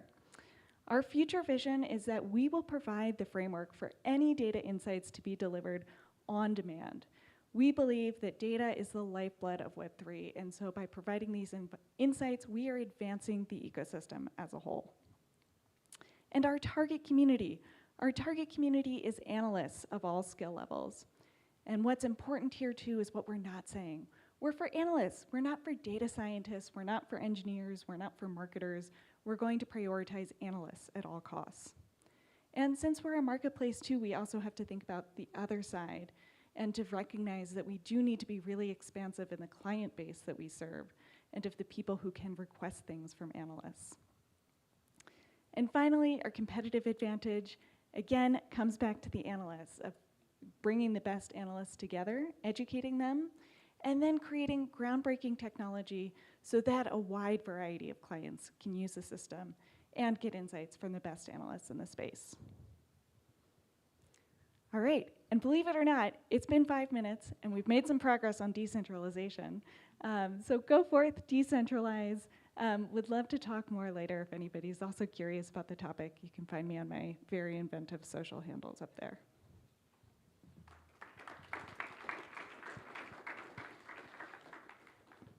Thank you, Meg. Thank you, Meg. Is Alex Poon here? Do we have Alex Poon? Yes, coming on up. We have your slides getting ready in the background here. Then we got the wizard behind the curtain. Alex, good to see you. Good to see you. How you doing? Long day, huh? Yeah. All right. What's up, guys? my slides yet? That's okay. It's like I'm like the last or second to last one talk for the day. I get it. I know. Like we can do drinks first. Am I supposed to get the slides? Ah, there you go. Okay, we are talking about gamification today. Whoa. Should you gamify contribution to your DAO or community? My name is Alex. I am one of the co-founders at Charmverse. We are a Web3 operations platform. You can think of us sort of a Web3 Notion or Web3 Discords all merged into together. So DAOs, Web3 communities, I think it's too easy to join. You mint an NFT, you get some tokens, all of a sudden you're a member. So the issue that we hear a lot is that it's more about engagement. You know, how can we get members more engaged and a more sustained level? But is same GM kind of the engagement that you're looking for?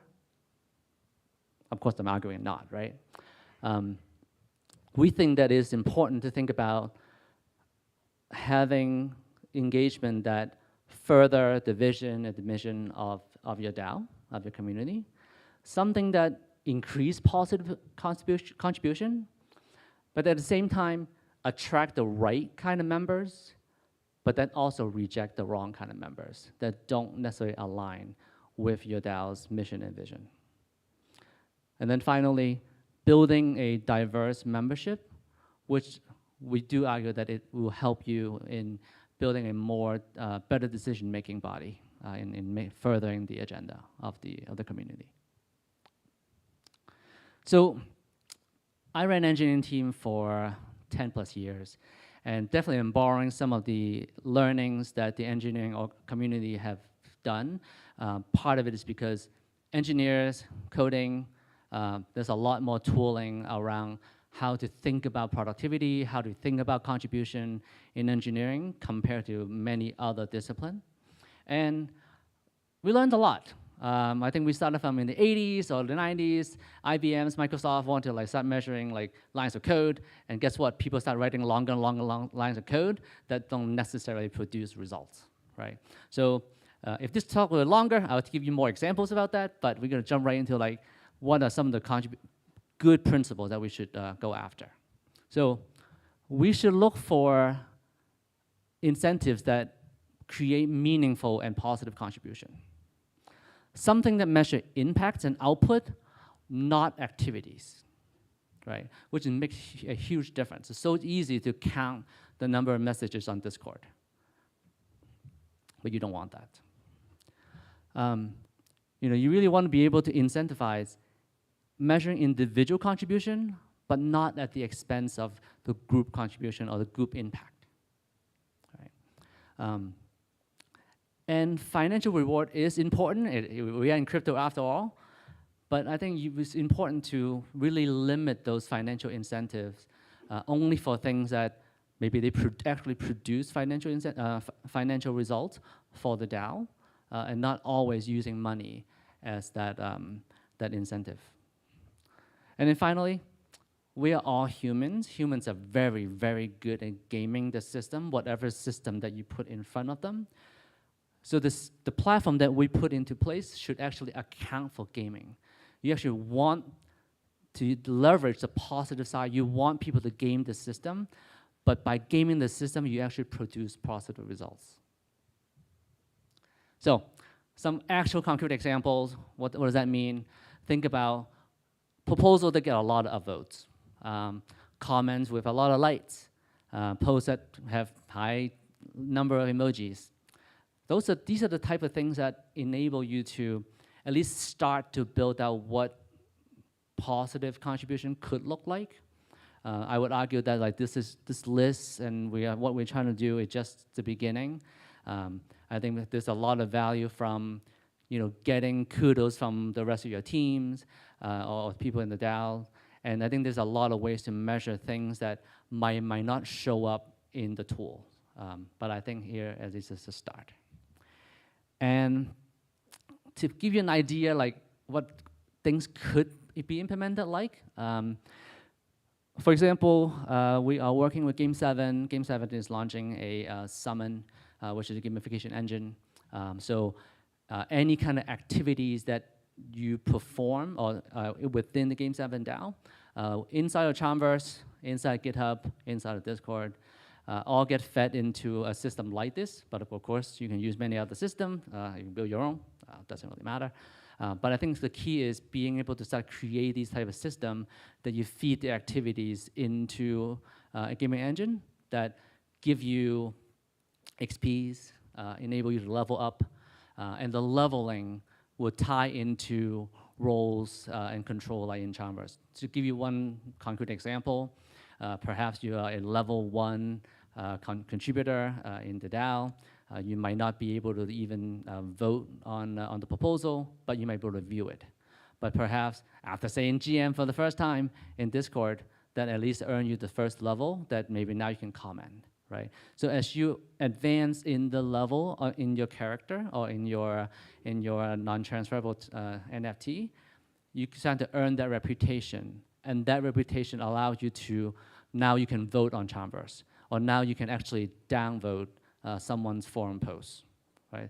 So you can start to build out these different complex systems based on your community, based on your DAO, like what do you value, what are you trying to drive, and make it configurable, but make it work with all the other tools that you work with in your communities. And that's it. Thank you.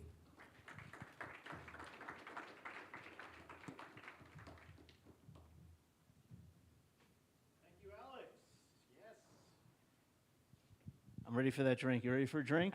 Okay. Next, we have Code in the house. Code, come on up.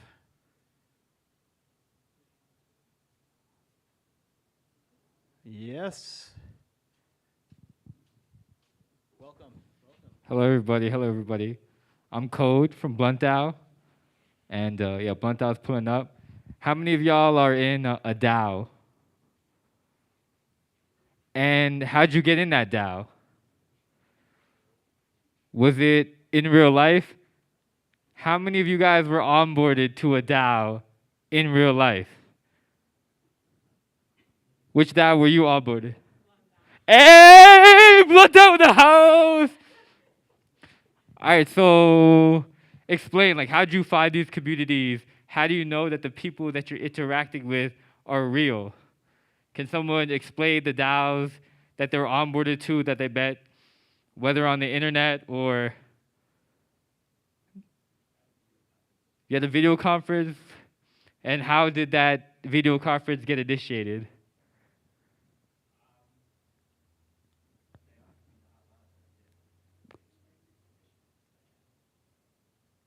Okay, okay. Anybody else? Anybody else?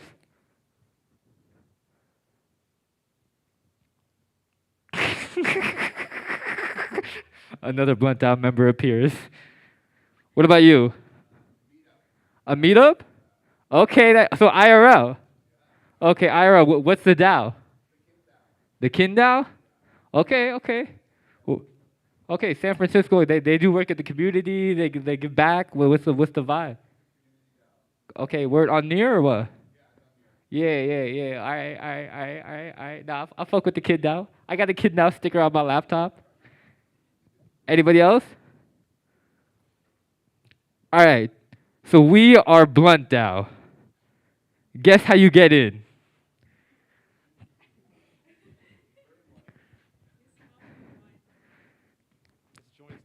Yeah, that's JointsDAO.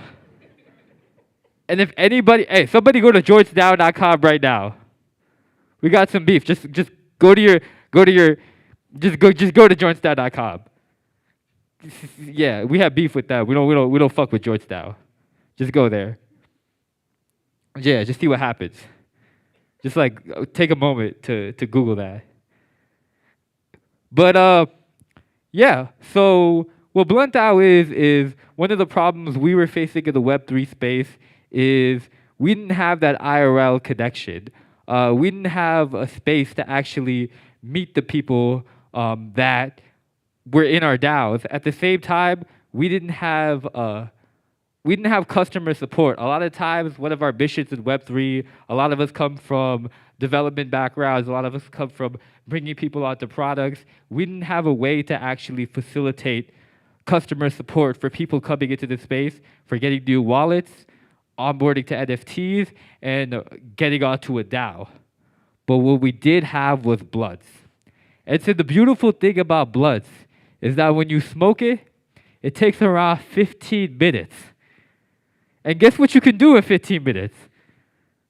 You can get a wallet, you can get an NFT, you can onboard to a DAO. And so what happened was we started BluntDAO as a way to onboard the next million people, one blunt at a time. And we invented a consensus algorithm.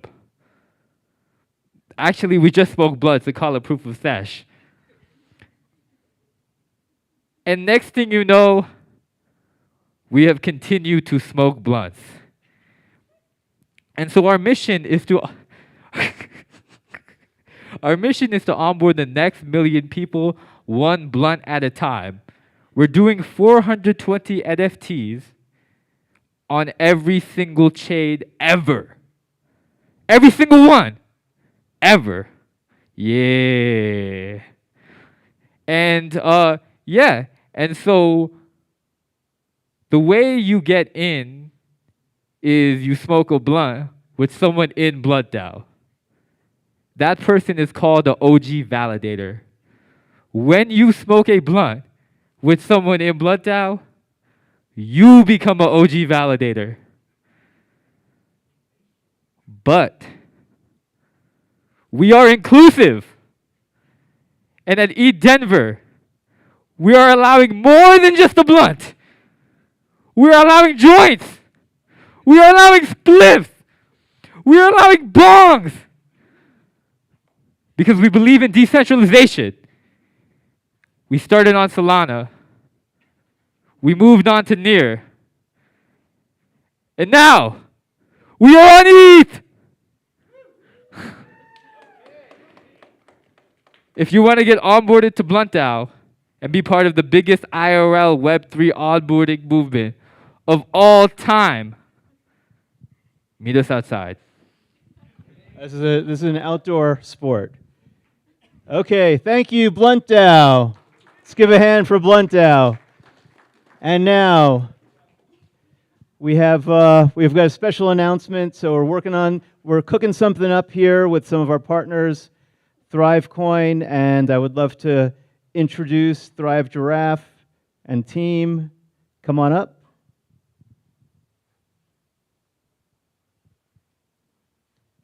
Tell you a little more about what these QR codes have been all about. Do you have a clicker? Yeah. Yeah. Cool.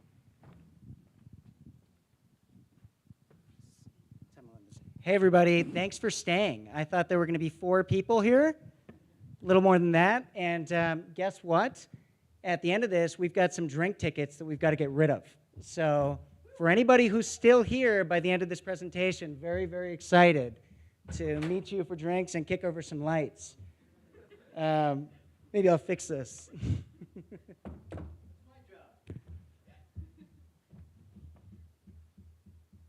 Okay.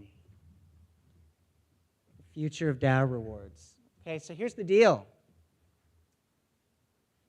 If anybody mint kudos this event and connects their wallet to ThriveCoin, you're going to earn some rewards. And when you do, I will buy you a drink next door at the bar. And I think Robert over here has access to a bunch of drink tickets that, again, we've got to get rid of. And I've got 2 purposes for this talk. The first purpose is that I'm excited to share what I believe is the really big opportunity in this DAO space right now. And my second purpose is that I want to onboard you onto the DAODenver community so that you can earn prizes and so that you can earn some tokens. And I've got a very simple agenda. To start out, I want to share a story. It's a story that I've been thinking about a lot as I've talked to a bunch of you over the course of the morning and the afternoon. After that, I'm excited to reveal the big opportunity in the DAO space right now. And then I'm going to have Robert, who's sitting over here in the front row, come up and onboard you, if you haven't been onboarded already, into the DAODenver community. And finally, we're going to have the opportunity to share a drink together. So without further ado, we get to do a little bit of story time. So when I was 12 years old, I read the Communist Manifesto for the first time. And I was really inspired, not by any of the controversial philosophies it espoused, but by this idea that somebody could write something that could motivate, that could move literally a generation of people. So I decided I was going to write my own manifesto. I called it the Hebrew School Manifesto. And in it, I said that teachers didn't care about teaching. They taught from textbooks. They didn't care what their students needed. And so students needed to rise up and ensure that all teachers were fired and replaced with well-meaning students or teachers who gave a darn. I took that manifesto with me to school the next day, along with a petition asking for all of the teachers to be fired. And I had about half the student body sign the petition before finally the Hebrew school director caught up with me in the hallway. And he chased me through the hallway, chased me into the bathroom stall, finally grabbed my shirt collar, kind of in cartoon-like fashion, and dragged me into his office. And he explained to me that I would be expelled, that if I ever stepped foot on Hebrew school grounds again, the police would be called, and that he was calling my father, the rabbi, to come pick me up. A couple minutes later, I was sitting on the front steps waiting for my dad to come pick me up, and I was scared because my dad is a rabbi. Appearances matter for him. And the appearance of having your son expelled from Hebrew school for trying to get all the teachers fired wasn't exactly the best look. So eventually he got there, he slammed the car door, he walked up to me, he raised his hand, and he gave me a high five. And he said something to me that I would remember for the rest of my life. He said, Daniel, if you see injustice and you decide to do something about it, it doesn't matter whether you succeed or fail. You did the right thing. And that was really important for me as a little kid, and I think it's really important for all of us in the DAO space right now. Because many, if not most of us, got into the DAO space because we saw some sort of injustice in the world. Maybe environmental injustice, social injustice, economic injustice. And we understood when we got into this space, it's a nascent space, right? That maybe we would succeed or maybe we would fail, but I think a lot of us felt intuitively, implicitly, that it doesn't matter because we're doing the right thing. And so I think it's important for all of us right now to kind of look at the current state of the DAO world. Are we succeeding or are we failing? And when I look at the current state of the DAO world, if I'm really honest with myself, it doesn't look that good, right? We look at a lot of data across a lot of DAOs. And what we know is that 99% or so of people who contribute to DAOs, who do work for DAOs, aren't rewarded. Nothing. We also know, and there was a study published just a couple months ago, you can see it on Cointelegraph, on a bunch of other places, that 1% of DAO token holders represent 90% of the voting power. Are we succeeding or are we failing? I mean, let's compare this kind of data to our centralized counterparts, right? So Let's imagine, for example, that at Google, 99% of employees were not compensated for the work that they did.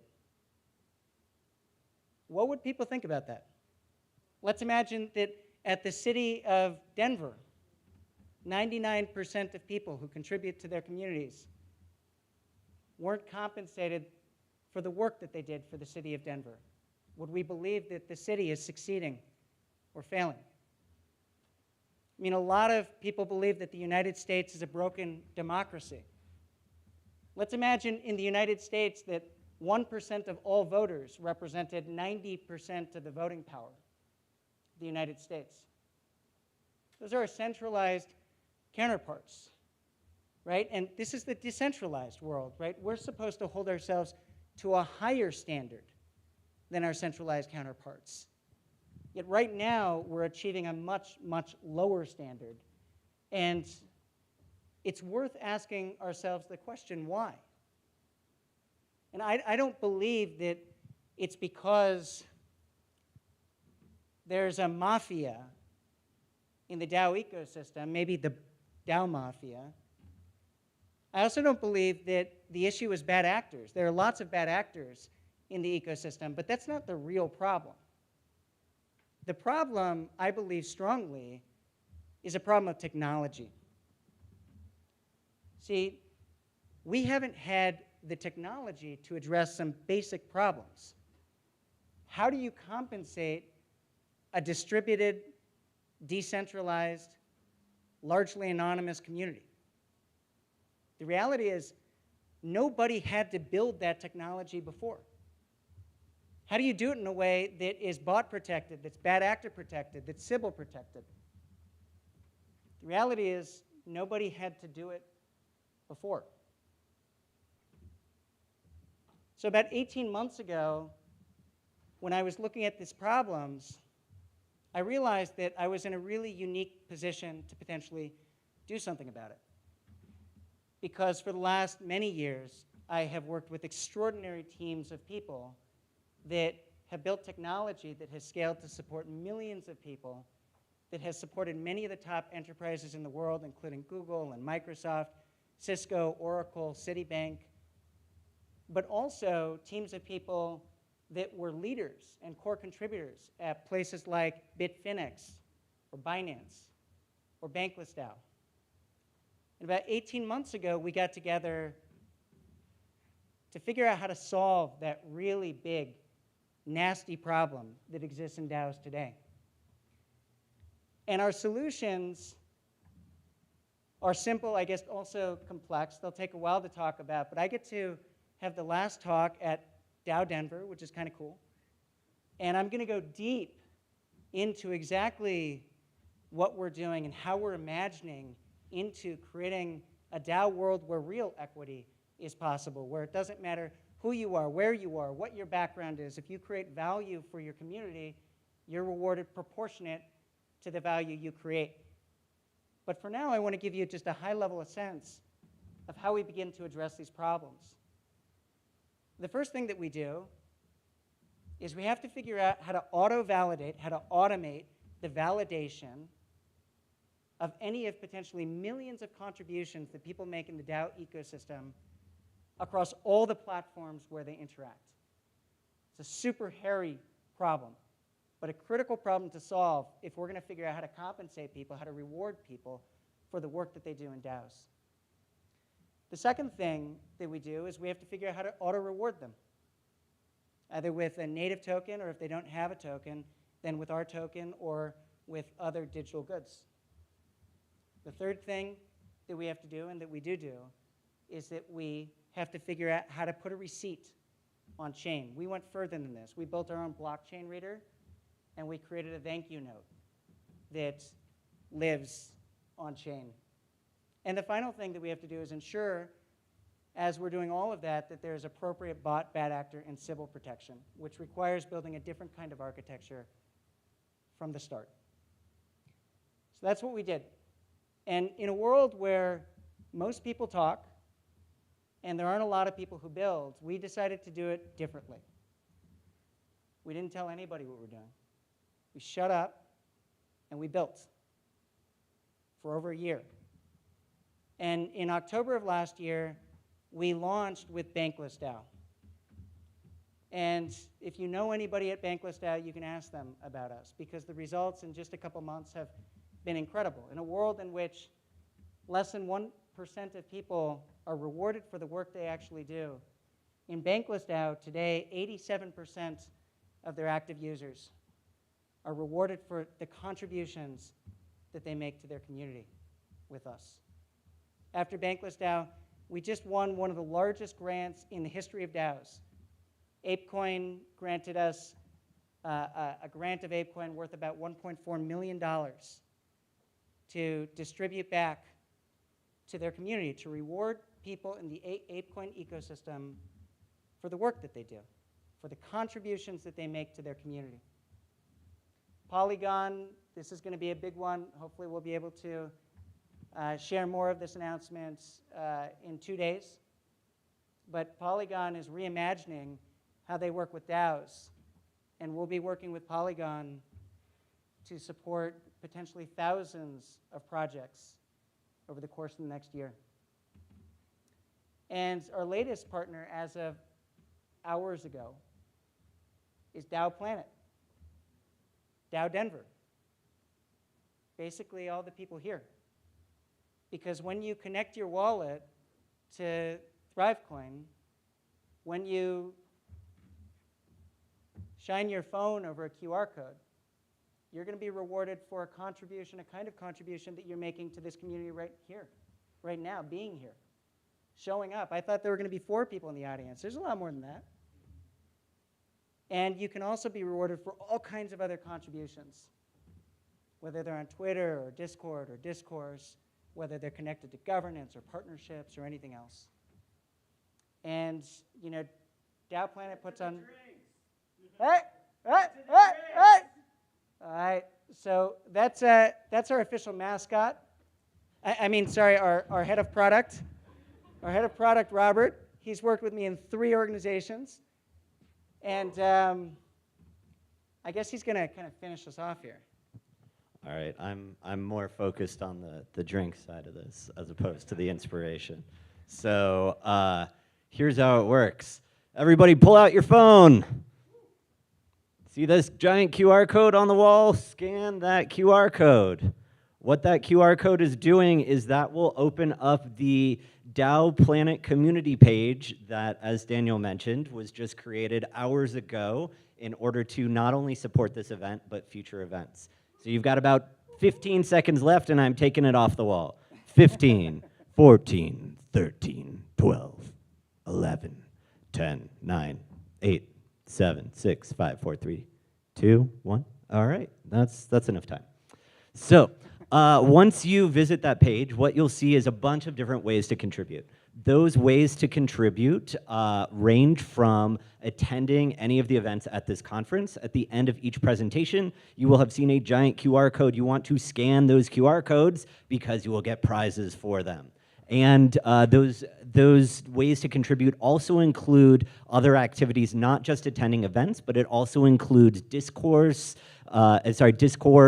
joining. It also includes Twitter following. It also includes holding NFTs, and that list will expand and expand and expand over time. Huzzah. All right, so all you have to do to get your free drink ticket worth up to $6 at the end of this is click that Connect Wallet button in the top right corner. We support all major wallet providers. If you don't see your wallet provider, then click Connect Wallet Connect, because that's where they're all located. On a mobile device, you have to both connect to the provider and sign the message. It is read only. It is just checking that you are who you say you are. It's not doing anything else whatsoever. So you have to do 2 parts. This is 2-part to get your drink tickets. Part 1 is to click Connect Wallet. Once you do that, what happens is any activity that you've done across any of our networks with your wallet address will be validated from then onward. And if you connect additional networks, same thing with those networks. So are we ready for drinks? Almost. All right, so earlier Daniel was talking about rewards in the form of thank you notes. So we have this sort of blockchain reader. This is actually reading data directly off of the blockchain that was recorded from a contribution that was made by one of you in the audience right now.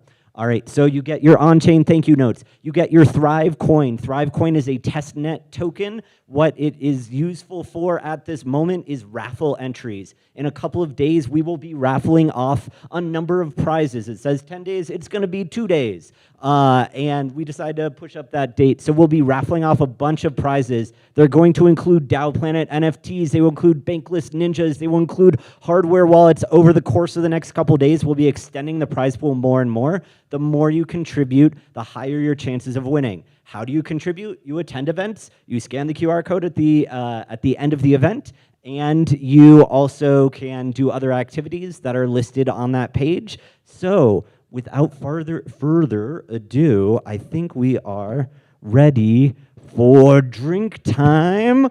And this used to be larger, but I've started giving it away. So here's how we've got lots of drink tickets for you all. I'm pretty sure there's a similarly larger size stack in his pocket as well. So all you have to do is come up to us afterward and show us, hey, I've connected to the ThriveCoin app, and I have also claimed a POAP from, I've claimed a kudos from any of these, or you can mint a POAP from talking to us as well. We are over in the golf studio next door if you want to see us, across from the drinks. My favorite place to be. So thank you all very much. And Daniel, you can close it out with something inspirational, like a clap, you know? Hey, thanks everybody for making it all the way to the end of day one. And hopefully we'll see you at the bar next door. Hopefully we'll give you these.